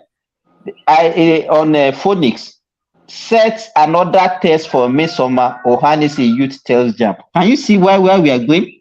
Ohanese Youth already saying that they should set another test. Like what they are requesting, that we should have another election. Well, you can see where they are going. It seems like, do you think she would want to take the test? If you think she want to take it? No, but why should Ohanese of all people be asking for another test? For what? Do you mean? To do what? There's no test. What do you mean test? That professor will never do that. That man will never do that. That man will never do that. Why should they do another test for her? Because she's the only one that starts for the examination. Why should I mean, they're just political and just out there. Nobody's going to do a separate test for her. It's not going to work. I mean, they know it's not going to happen. Control everybody. They want to control everybody. They must control you guys. That's the thing. And that's why some other people, our people are already falling for it. Why must they be the one dictating everything every time? Well, see, in a society, just like Babati knows, if you play the victim, like here in America, a lot of people use race as a way to get their way. So if you play a victim, now people will have sympathy for you and want to agree with you. They're just talking. This Ohanese or these other groups of people agitating. At some point, people get tired of that nonsense. At some point, you're like, you know what? Enough is enough. Which they're already getting tired of. Let me also address this just to digress a little bit. I saw a video of the governor of Lagos State, and he agreed to this joint committee with some governors from the Southeast, and that got me angry about this whole thing. I'm like, I got very upset with Saul on that too. I got very upset. What is this, bro? This is your state. Why I think tell you what you're gonna do? Is this your own state, damn it? I think Sanwo-Olu is joking with his political career. If he goes that route, he's joking with his political career. No. I think Sanwo-Olu is just being diplomatic here. No. Forget that one. We are not taking that. We are past that at this point. You want but you see, I just gonna say, the Igbos, they have a huge constituents in Lagos. So the point. No, sir, that is not the point. You have the That's not the legal point. right to demolish building because they violated the law. End of story. This is not about having population in any state. They were wrong about the law. You go ahead, do what you have to do. You don't have to go meet anybody from the east. Committee with a different state. How would you allow a different state to have a committee with you? Exactly. And what are they trying to stop the Sanwo-Olu demolition is of what? joking with his political Well, career. just like Remy said, it's been diplomatic and just trying to play the game. It's not, they're going to demolish whatever they're going to demolish. I think the issue is beyond Sanwo-Olu. Yes. Sanwo-Olu is just playing. Babati, well, let me tell you something. Sanwo-Olu does not have say in this thing. If No. Sanwo-Olu, let me tell you something. If Sanwo-Olu behaves like he's soft, Obasa will move against him. The speaker will even it's not only Obasa, many move people against him understand. and they will put all the those deputy on it. all those Oba, they will move pressure against on the politician. That's the game. Exactly, they will move against because it had gotten to this stage now that whatever will happen, Tinubu will not get votes from there in 2027. So why No. They have already. Everybody know that. Why pacify people? If they have been marketed for demolition, just demolish it and do the right and thing. move on. Because to me, sometimes there's some places that they need to really refine. There are some parts in Lagos super good. In fact, now I'm so happy they are showcasing Lagos State. If we see Lagos State from the drone something, oh my God, it's so beautiful. Imagine, I never see this kind of people. I was like, this is my Lagos State. Like, oh, now wow, Lagos State don't change. Oh, the truth is, Babati, Sanwo-Olu will not want to dare it. If he dares it, the speaker will move against him. And when they move against him, they will give him ambody treatment. So there we are. Of course, they will give him ambody treatment. But Sanwo-Olu is not running again now. He's done. No. He's never running. He's gonna be impeached. No. Guys, he's gonna be impeached. Let me ask have you seen that video? It was nauseating to watch that video. That so-called John's press conference about that. I almost threw up. Like, what the blood? I heard about it. I didn't see it. I didn't watch it. Oh man, it was annoying. Like, I think he's wanting to the diploma just for the optic, just for the camera. No. The guy came on camera. He had his fellow Alaba, whatever people, and he said, "We have been here since 1940. We're not going anywhere." I'm like, who the bloody hell are you? Very arrogant. Very arrogant. Well, I think that's one attribute that they fault the Southeasterner for the need for what do you call it? Laying claim to things that they should not be, or being assertive when they should not be. I think that's one thing they are faulted for. But as long as at the end of the day, a lot of things are racket. Samuel Ekpa they talk about Nnamdi Kanu. Until I heard on one man show, I didn't know these people were making a lot of money. I didn't know they were making a lot of money. A lot of money, millions of dollars. I didn't know that. I have a friend of mine that is still contributing money to the case in Abuja. They're still getting money from them. Wow. Nnamdi Kanu make more than $3 million in a month. Allegedly, somebody is robbing them blind of paying more than $3 million in a month.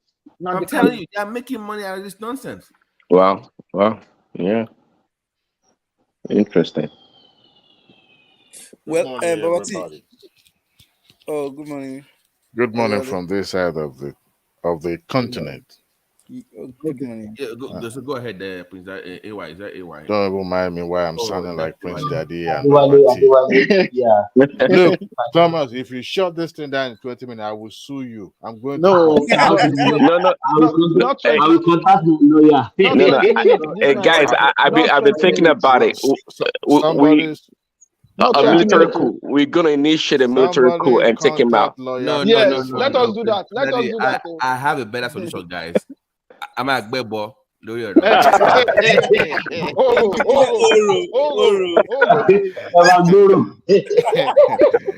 Oh, I will go to Colombia.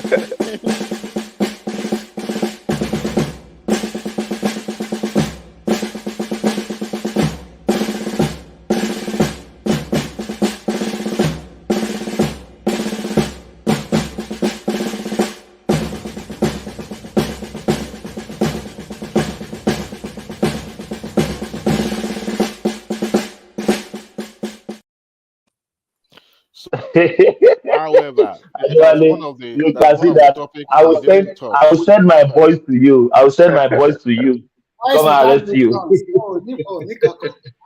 Guys, there's a topic we didn't touch while all this jam issue was, was the rave of that moment. The issue where Adamu addressed the press and says that the principal officers in the National Assembly were selected without the approval of the party. And he's not happy. Adamu is What going. is going on? Adamu What is going on? Adamu is going. He's going. Adamu is on his way out. So that means Tinubu has completely taken over that party then. They know. That's the thing. If you look at the principal officer, the Bamideles, the Okpayemi. And the what is this? Ndume and one other. They are all Tinubu's camp. They camp. Check this out real quickly. No, I heard.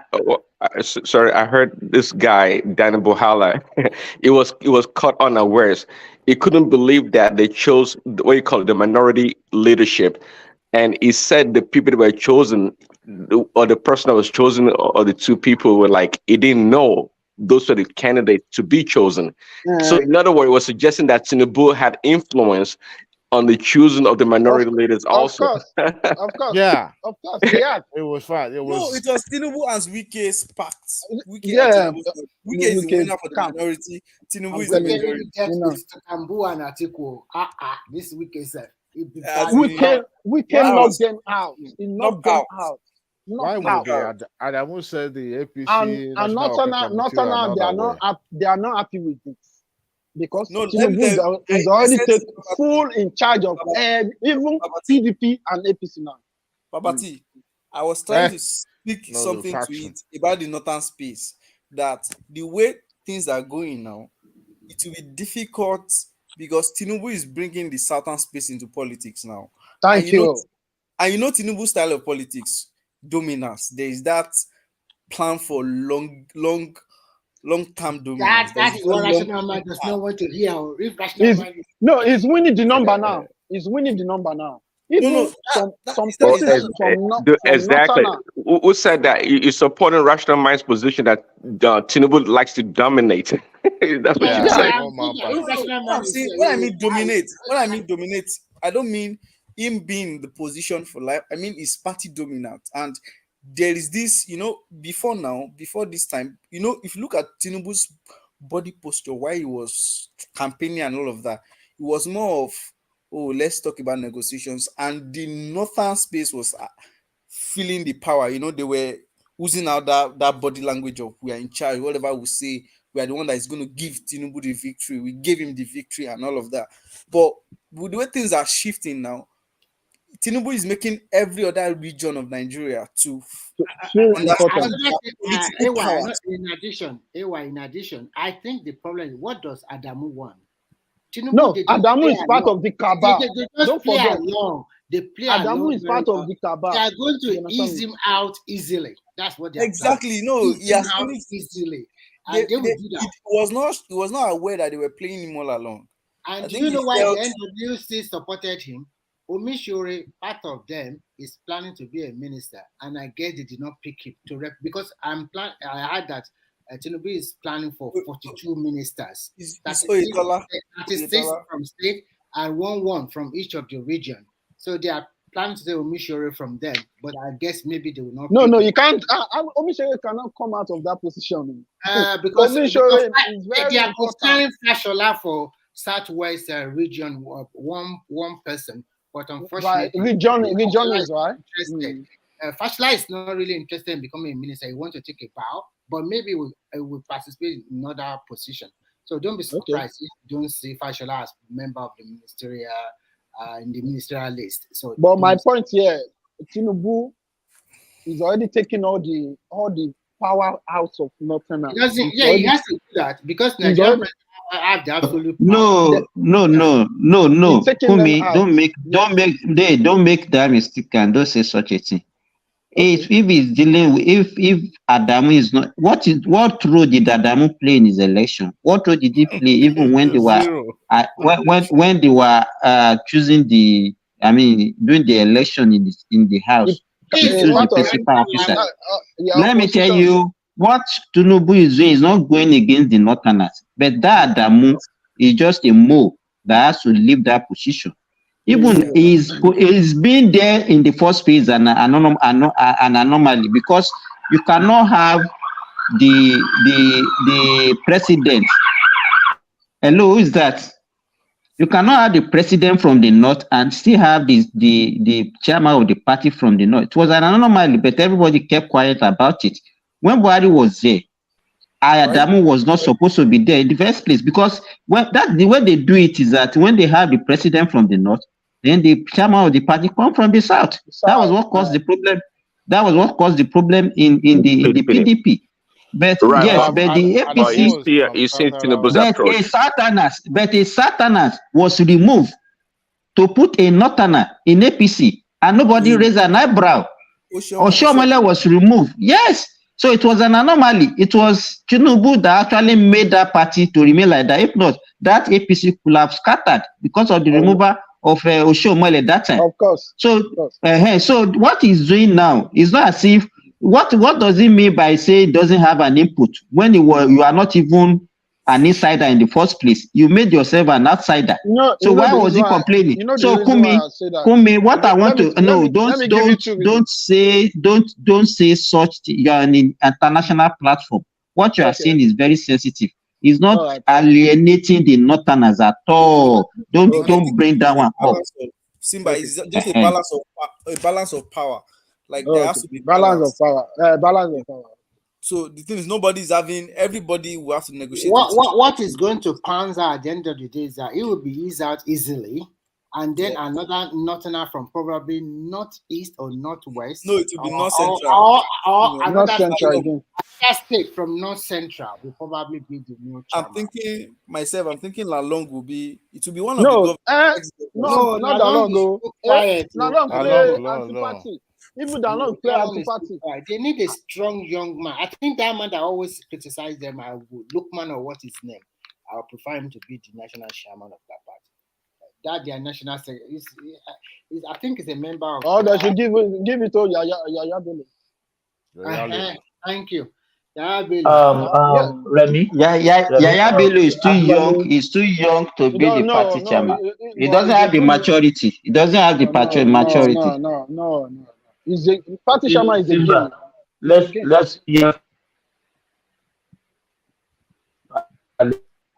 You are breaking Australia internet. This Australia internet. I don't know. That's one of the reasons why we impeach you, Thomas. Maybe you should relocate. Well, let us do two now. Where's Mike? Mike, you don't say Mike. This Mike. Adewale, are you still there? I'm here. We are here. I'm here, Thomas. Your network is it's been eaten up by kangaroo, so targeted network. Yeah. I'm using one. It should be there. Thomas, I want us to discuss, because I don't know whether you guys love football. In the next few days, the female World Cup will start in Australia and Canada. And Nigeria is among group of death. You are going home first round. There's no hope. We are going home. We don't train. We don't have any. They are going home, Joe. You just write them off like that. Yeah, because no, Remy, you mean Australia and Canada? They are co-hosting the Women World Cup. No, I think it's only Australia. Right? No, it's and New Zealand. New Zealand. I want Australia. Because I'm just looking at the visibility. There are two. But no. The Nigerian group is very tough. You have Ireland, Canada, and the hosts. Australia, yeah. So there you have no shot. No, what is tough? What is tough about that? No, we can do it, but our preparation. We can beat all of them. Canada. What can Canada play? Australia. You think I will let the big kangaroo to go and play it? We don't prepare very well. Our two players have red card. Suspension. Two players. Our two players. Aisha and the other lady. Two players have suspension. They can't play the first game. Yeah. You mean Ajibade is not going to play the first game? I know about Aisha, but there's other lady. Which Aisha? Which Aisha are you talking about? Oshuala. It doesn't matter. We have another striker. If they play is that girl a boy or a girl these days? He's a girl now. He's a girl. Why is he looking more masculine these days? I don't know. If you see, she played for Barcelona. She played for Barcelona. She's the striker for Barcelona. And of course, we've seen she was not used to look like that before. All of a sudden, she started. I think too much training. Too much training. No, not like testosterone and all those things, Joe. Look at other women now look at that girl from Spain now. Look at Solo of America. She married a man. She was a female. She was the goalkeeper. All of a sudden, everybody started looking like masculine. They having bicep and all those six pack. I was like, what is wrong with these people dressing up like a male? So now they're starting practicing their lesbianism. They were. Are you trying to say they are on steroid or what? No. It has gotten to them. Now they are probably they are like a woman, he or she or no. Most of the people are like they are like in the community now. They were if you know what I mean. Yeah, I know they're alphabet people. So that's but it wasn't used to be like that. You remember there was a time. Messi Akide and all those back in the 90s. That was the particular. We are still playing very well. We have this particular Ajibade. Look for that girl with the blue hair. She's something Ajibade is playing for Atletico Madrid. Oh no, she is super good. And there's another midfielder, and it's a Yoruba name like that. So what happened to Ochoa? Like she not playing? No, she's no. I think one of is it Ajibade or Aisha? One of them have suspension. I hope it's not that Ajibade. Let me go good. I'm sorry. From when? August. This is a new tournament now. Can you carry something to and then can you carry a suspension? They do now. From qualifier. I'm telling you, you will see the first match. You will see them. You will come back here and tell me. Because I'm sorry, without Oshuala is your only striker. Without her, no.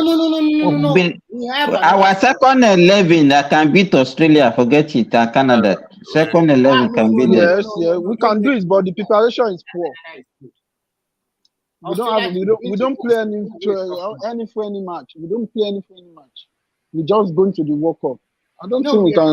We have already played against New Zealand. Do you know the team I like the most? The national Nigerian female team that went to quarterfinals in the World Cup, female World Cup. That the Messi Akide one. That was it. That was a good team.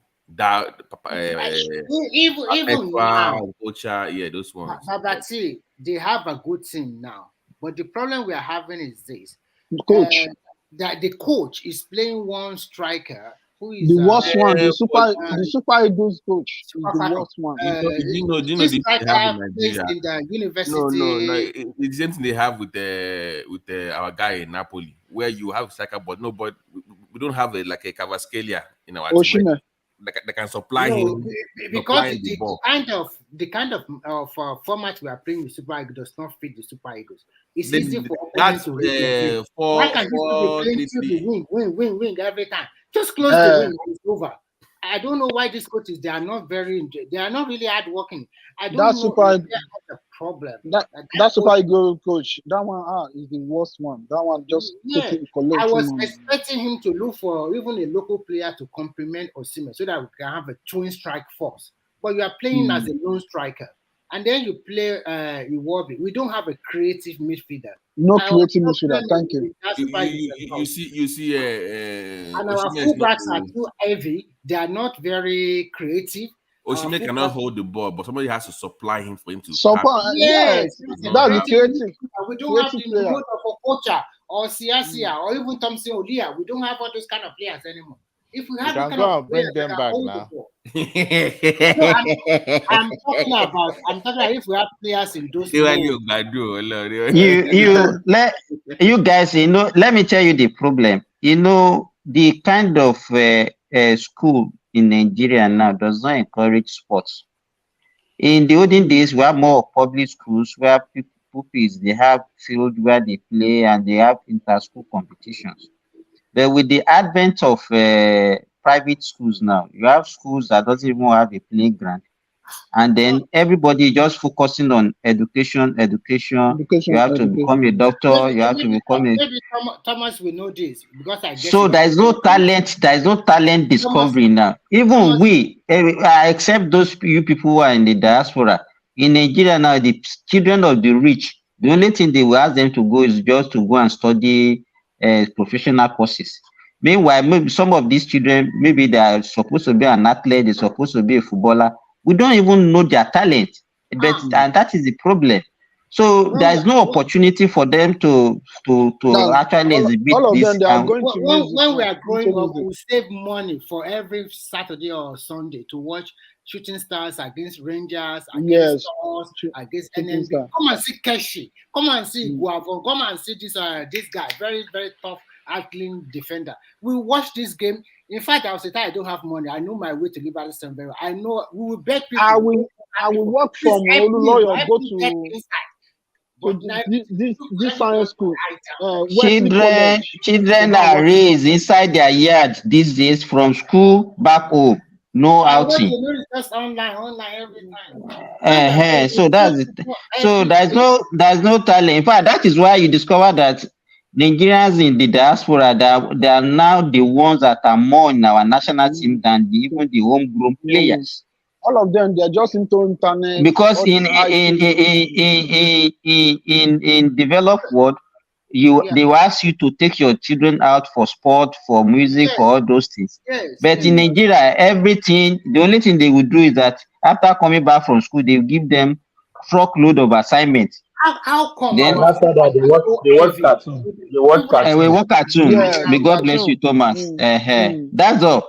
And you see them we now have a lot of obese children. You know, they don't do any physical activities.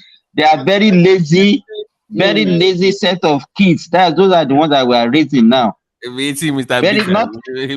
Biggs. If you say a little word to them, they will be crying, shed tears. Yes, they are not matured in anything. They are not matured in anything. They are not matured in anything. It's like you have to beg them again. Take it easy. What have I said? How can you have a 300 level student that cannot go to market on her own, that cannot cross road? Can you imagine 300 level university student that cannot cross road? They'll be crying. I have a story that was so funny. They sent her to a camp after finishing her orientation in the NYSA, and they post her to her school. And she came back and said, that place is too far. I don't like that school. I don't want to go to that school. Okay, what can we do? We went to the school. Okay, the school is okay. It's private school. Said, no, what do you want? You want to do your something UCH or something like that. We went to UCH. They say it's full. Now, manage this school now. Then the next thing is to cry. I was just what's wrong with you? This is to serve the government of the Federation. Why are you crying over this thing? This is nothing. So the children of nowadays, I don't know. It's like you have to like pamper them throughout everything. You know, in the 90s when those Falcon team then, I remember what the press were written about them. They accused them of, some of them were saying as a grandmother, Taylor, and some of them they said supposed to be doing vulcanizing job because they couldn't play nothing. They were just the African champion for nothing. And then I think it was Cameroon or Ghana team that was coming up and beat them one time like that. So even the Super Eagles then we used to accuse them of a tired leg. You remember the Larry Zamojes of this world used to accuse them of tired leg or retired leg or whatever it is. They are too big. You don't want to play. They are not patriotic enough. Now, someone make reference to that. Sorry. Before now, almost the first 13 player of Nigerian Super Eagles, I knew them. Even now, I can't even mention one. What is going on? I don't know. Maybe I'm the one that's.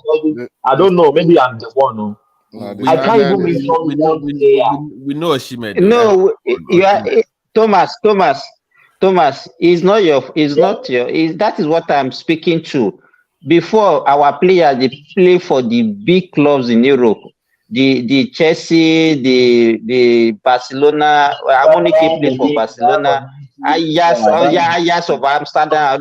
Now you see them playing for riff-raff clubs, lower divisions. Third division. Even third division, exactly.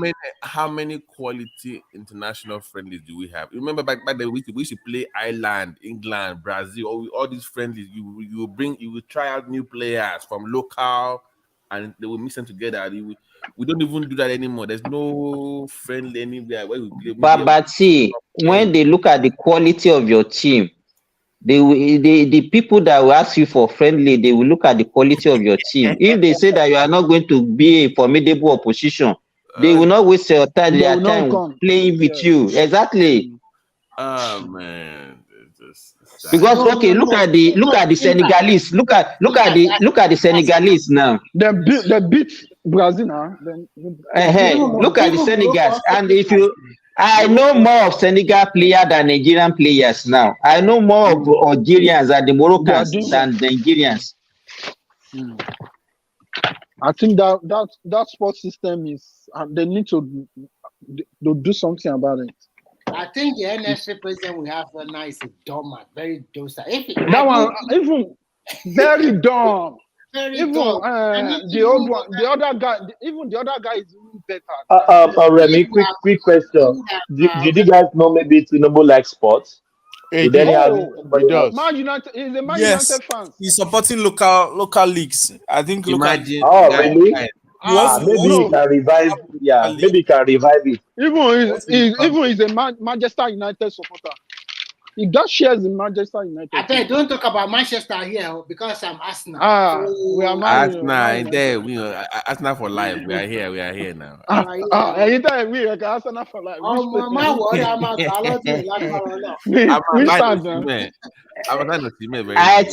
I think Babati and Remy, they will be on antihypertensive. Because there's no way you support Arsenal without having hypertension. So you have to be on antihypertensive. Wait. How did we lose the league last season, man? I don't even know. I don't You are a serial loser now. You are a serial loser. That is it. I think Man City, they are using juju. No. They don't use any juju. They have quality. No, the thing is, Man City they always eat their peak from January. And that's when every team is trying to nosedive. That's No. I don't. Most times it's their peak from January, February, March. Thank you. Complete team. That's the point. That's the point. Listen. We were up 7 points. How do you blow that? Because when you are Babati, let me explain what happened to you. You people don't have. You have set of kids. You have set of kids that you call players. Kids. Yes. They don't have the experience. And that is, and then even your coach is also a nursery school coach. So don't worry, it's maturing. So don't worry. You don't lose pressure. You look something. You say don't worry. Don't be surprised. What you achieved last season, you might not be able to achieve it this season. They can't even achieve it. No, because Man United is coming. They are coming full. Man United, and so what? You are going to take your 6th or 7th position this season. One month now. They don't buy months now. From Chelsea. Chelsea just gave from Chelsea. Guys, do you know we should watch out for Newcastle will do something big this season? I think Newcastle. It's a lie. They will go back. They will go back. To those people, they know their position now. They know their. They'll go back to no, Newcastle, they have money now and they are buying good players. I think I agree with BT. We were Babati for that. The league will soon start. They are going. Newcastle. They are now in the Elite Six. They are now in the Elite Six. No. It's about when you notice that whenever you are playing European League with the Premier League, if you are just playing first time, you can't catch up. I know. You're doing well on the European. Hold on. Chelsea has proven that money is not everything. You can buy. You can Ah, buy they the best bought, they and bought a lot everything. of players last season. They bought Not a lot of Liverpool. players. You can buy everything that Almost you 500, want. almost 500 million, and they end up Basic. on number 12. Just Hey, basic man. investment. If But I'm they've Osimhen, made the money back now. Look at the sales they made. Look at how long if they've been making. I'm They've recouped Osimhen, over 200 million Baba back. T, I'm Chelsea. I'm Chelsea fan. I'm Chelsea Ah, no, fan. no, no, no, no, no, ah, no. Ah, no. Ah, sorry, Kí ló sorry, dé? sorry, sorry, sorry.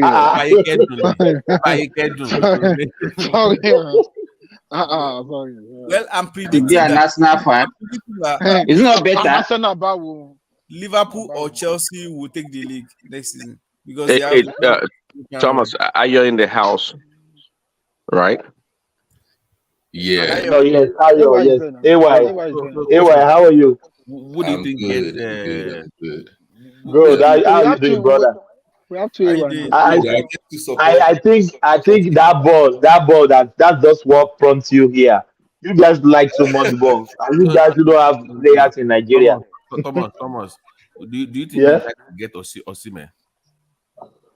I don't think so. And that's the right player for Chelsea. Osimhen might be a No, flop if you no, lose. it No, will be a no, flop. no. No, I don't want. I don't want Chelsea. I mean, Osimhen to come to Chelsea. It will be a flop. Maybe. You will flop a lot. No, let him stay there. It will be a flop in Chelsea. Just let him stay. Usually flop, right? But I think he need to make more money. So he needs to leave that Napoli. They are not keep paying him well there. Places like Bayern, you can score more goals. Yeah, But guys, people following Arsenal, are they not ashamed of themselves till now? no, they're not ashamed. Why? They are not ashamed. They're supposed to be ashamed. They are of the themselves. shameless. If you are looking for the shameless fans in the Very world, they are shameless Arsenal people. fans. After 30 years, they never win anything. Tell me the name of your team. Arsenal now. I'm Chelsea now.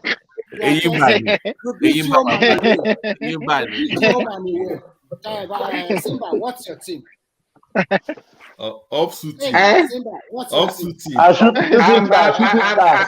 I'm a Chelsea fan. I'm also a Chelsea fan.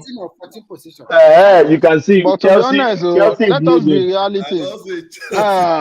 There is nothing different between Chelsea and Arsenal. Nothing. No, forget it. What are you telling us? How can you be comparing? How can you be comparing Chelsea and Arsenal? Arsenal and obedience. They are even the same thing. They are the same. Exactly. The best player in the whole of Premiership. I can't believe you guys lost that league. I can't believe it. Not like Manchester, kick and follow football. Chelsea also like kick and follow. Come on. What you that play branded? Madam, no, Thomas, I don't play branded football. What are they won? Ẹ̀gàn pé kó yín má dùn. Ẹ̀gàn pé kó yín má dùn. Àti bòyín ní Albert ń sin báyìí, àlòkù wa ẹ lọ máa sanwó fún.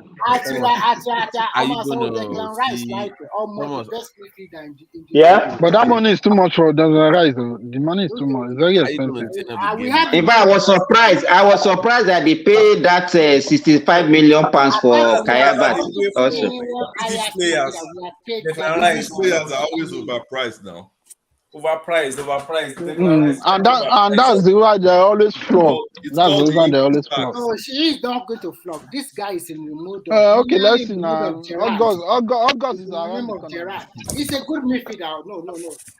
Kidding. No kidding. He's good. He's a good midfielder, but the money is too much. The money killed Moa. The price always killing that Moa. That is the why. You know what? Osimhen is good, but all those doctors they don't want to pay that money for him because. You see, they are bringing the price down to 120. Osimhen will be like Lukaku. Manchester United should just go for him. I don't know. Thank you, AY. Thank you. Yes. He should just go back. He should just stay where he is. You're right. I prefer him to stay there. He should just stay there. The point that if they continue to buy out those midfielders that are creative, then it's not. But Remy, why don't we always talk sport? I think this is the first time of talking sport on this platform. Who raised it? I think it's someone raised it. Sports or who? Like one man likes politics. But okay, me, I bring it because I just think there's something that is the World Cup for female World Cup is something good, and I think Nigeria also have some exciting player. Is Thomas going to go to the stadium and watch? Some of us, you can talk sport very well, oh. Some of us can talk sport very well. I don't know that you guys have interest in sport. You know, my section is different from one man's section. One man is the one that will think good grammar. Analysis, too much analysis. We our man freestyle. Our man freestyle business. Yeah. You know that. Yes. I always stay on YouTube before after don't do that. Let me ask you. Have a white girl playing for Nigeria. Remy, hold on, Thomas. Yeah. Are you going to go to any of the games to watch live for the World Cup? Yes, I'm planning with the family, but I don't, Nigeria now. Yes. Ireland or what? Are they playing in? Yeah, I know. My own really. I'm trying. I can't wait to make America host. America should host the next World Cup. I beg. Yes, coming up one. They are hosting with Canada. Yeah, I can't wait to America and Canada. Yeah. No. It's Mexico, America, and Canada. It's Mexico, Canada. So we should be there. I also want to watch those games live. It must be in that World Cup. By fire, by Imagine, it's gonna be fun. Imagine your Eagles not qualifying for that one. I will sweat for them. I will sweat for them. Ghana will come and beat you again. They should not even try that rubbish this time. No. We are not going to. It's probably what we already see there. All this team into how many group now? 6 group. And Nigeria, Algeria, Morocco, Egypt, Cameroon. They should not even try it. So Ghana is seated in Port B. So there's a chance that Nigeria always struggles in that qualifier. They always wait till last minute before they get serious. You know how we do now. We don't take things seriously. I'm sorry for our team. I'm not so sure about that coach, really. What is not sure? The coach is totally. His contract is already expired. But they don't want to renew. They should not renew it. I think we understand ourselves better. I think one of the things we are failing to do is our local leagues. I think our local league coaches should go for foreign trainings. Then they come back and coach all these local clubs. Then from there, the best among them. They choose the best one. You're right. You choose the best one and let him lead the team. But I think that's what we're doing. But you guys, you remember this is the first time we are going with a foreign coach. No. For the females. Yes. We're talking about Super Eagles. We're talking about Super Eagles. We're talking about Super Eagles now. We're not talking about the female one. I think what is happening there, let me tell you, the guys in the NFA or whatever, whoever, they used to use those foreigners to steal. Yes, to steal. That's what they do. That's it. And that's why they prefer them to the local because if you remember, anytime they have a local coach, it doesn't end well. There will be backlash, and they will complain. So, but the foreigners will keep quiet because they have their shares that they are getting.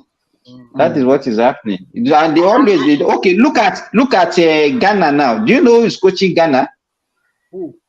Former player. This former Norwich coach. They have an English coach, former one of this Premiership. But it's a reputable coach. What I'm saying, Nigeria, who knows this raw, whatever. Have you guys? I'm talking about. You are outdated, Jerry Simba. No. It's right. Go and check. Oh, wait. Go and check the record of our coach. Out of like 15 matches, he only won 3 matches. No, go and check. He won 4, lost 5. Okay. That record is better than Lampard. So which record? When he's playing Sao Tome and Principe, playing Liberia, Sierra Leone, is that what you used to compare a coach? Even Liberia. I mean, Sierra Leone came to Nigeria and drew with us. Hold on, Remy. I wonder that you guys follow football like this, really? Oh my God! We should have been bringing this. We should have been bringing football, of course. Why not? So First thing, follow I think football. that our Super Eagles coach is not good enough. He said I will change him. This one is bad. He's not bad. even He's good not enough. He He's has very no terrible impact. coach. No impact for the last more than 1 year. He has taken over the team. He's And not bringing any new let me players. tell you, if they don't sack that man, they will stone that man. I promise you. Yes. They will stone him out of the stadium. He is not a good coach from. I think what they should do is that if we don't want to hire a foreign coach, just leave Finidi George. We have met Sunday Finidi Luce. George is the assistant chief coach. Even Sunday Luce. We need Sunday Luce. Sunday Luce is a good coach. Using this stubbornness to kill himself. It would have been a very good coach. But you cannot just come and be using. Stubborn. So if it's not stubborn, technically he's gifted. He's very good. He's gonna be a good coach because for now, if they bring in and finish George assist him, and probably they bring in he's gonna be the best. They will do well. They should bring in. But that white guy, no, you should not even try it to use that man to play. Actually, the coach I would have recommended for Nigeria is that Zambia and the former Saudi Arabia. Average. That man, I believe they will not avoid his money. Maybe they don't want to pay. Not about money. We can pay him. If they bring that coach is right. Oh my God! No nonsense. The man is so good. He's so good. He's so and good. He really want to coach Nigeria, but our so-called stupid NFL because they play politics. They play politics because of one of the best in the world that can really take over a team and will change them around within a shortest possible time. It would have been a very good coach for them. So let me ask: Do we have? Is it that we have the players, just not the right coach, or we don't have the coach? No, we have the player. Our problem is the coach. I will break it down for you. First, in the goalkeeping aspect, we don't really have any goalkeeper like Vincent Eyama or this top keeper. We need a lot of work on our goalkeeping aspect. In our central defense, we have a problem with our top five. Omero is too old. And when you turn around, if you're a good striker, when you turn around the first time, the second round you are gone. So it's easy for you to turn around. So Ekon is already old. Ekon is old. So we have a problem. And then we talk about the two fullback. Our two fullback are too heavy, and we don't have a permanent two fullback. But our 3 and 2 is very young. But they are not skillful. They are not skillful enough. When you compare them like Benny Roja or Babayaro of the olden days, they are not skillful enough. They cannot carry the ball very well. They cannot initiate attacking move very well. So we need to either work on them or look for another two fullback. We are lucky to have some central midfielder very good. I'm talking about. But we have striker, right? We only have one striker. No, we are talking about. We only have a SIMOIN. Iheanacho cannot be really rely upon. No, but Remy, you're discussing. Yeah. We need a creative midfielder that can create. That's what I'm saying. We need a creative midfielder in that midfield, which we don't have. Those Sia days now. Those Sia days, like a Samson Sia. We don't have. We don't have now. So we are playing Iwobi as a creative. Sometimes we play interchange with Iwobi and Aribo. So we don't know who is the creative midfielder. So we interplay them. 94 was the last time we had a real team, man. So we don't have a creative. What we can do with Aribo and Iwobi for now, at least they are still not. Aribo is still better than Iwobi. But Stephen Keshi was also able to start. I mean, at least put us some team 2013 now that won the Nations Cup, and he used and those guys, those guys, they did very well in that Nations Cup. But now, Sunday, so they are gone. We don't know. So in the as a strike and a winger, the problem we are having is that this coach is so dumb. Most time he used 2 wingers at the same time. He will use Ezekwele with Chukwueke and also Simon. And if me, I can mark down Simon very well. Just stay with him. Don't give me any space, and it's over. The same thing was Chico. Why can you play two winger at the same time? Do you think that why do Remy, why do we always still think that we are back in 90s? We're still playing 4-4-2? So that's the problem. What do we have to do? The cost something football culture. That's the thing. Every country out there is already outdated. We cannot. No, it's not outdated. If we have a good coach, it's not outdated. It's not outdated. But we cannot continue to rely on the win. So we rely on the players you have does not fit that system anymore. What you have does not fit the system. If I were the coach, that's Simon, I will bring him to the midfield to be creative there. You can't. Simon cannot play in midfield. Why not try him now? Why not just try him in the midfield? Or I'll probably Chukwueze cannot be a midfield player. I'll just let him be roving through the wing, because to me, he played a little bit like this Chelsea coach before. What is his name? This coach, Chelsea coach. Italian coach. Ancelotti.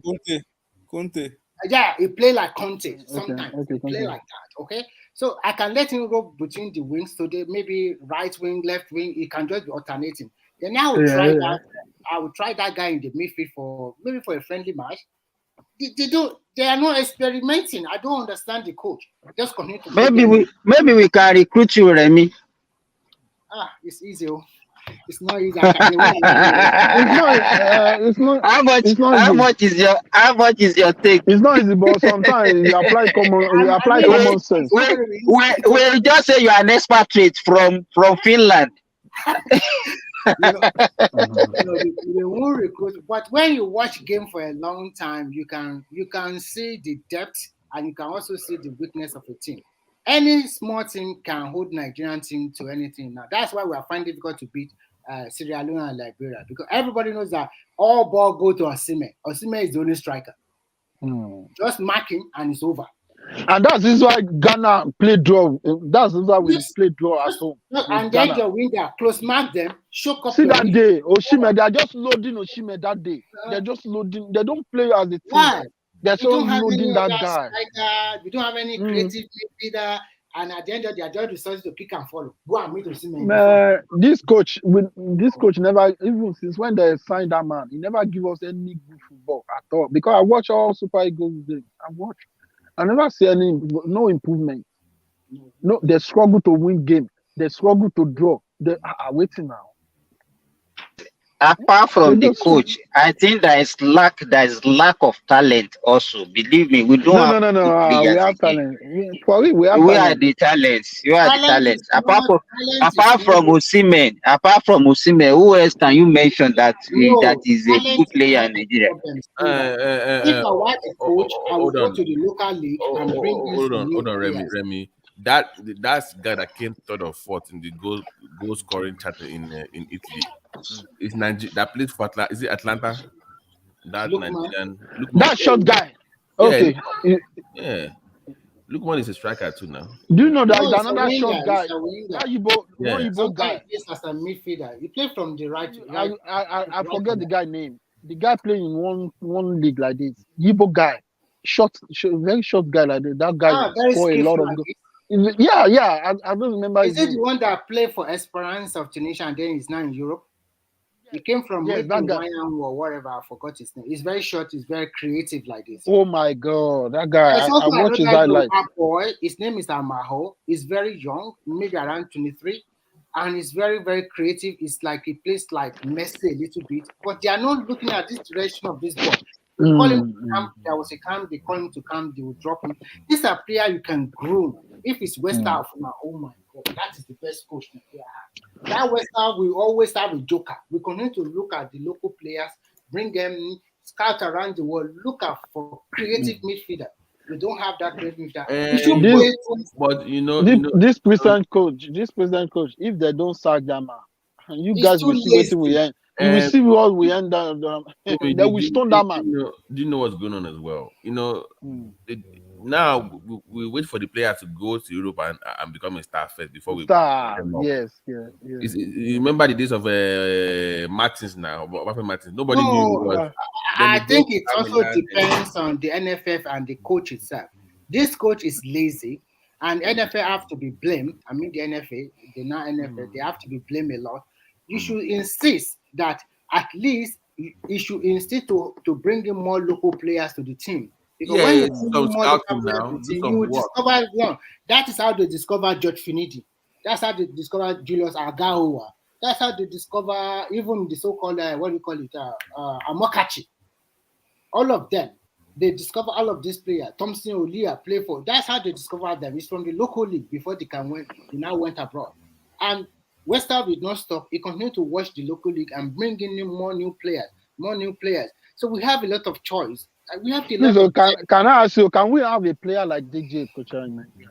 I don't know. We have to look in Nigeria very well. But you guys, even our league is not good again. You can't compare our league now with what was the way it was during the West time. Your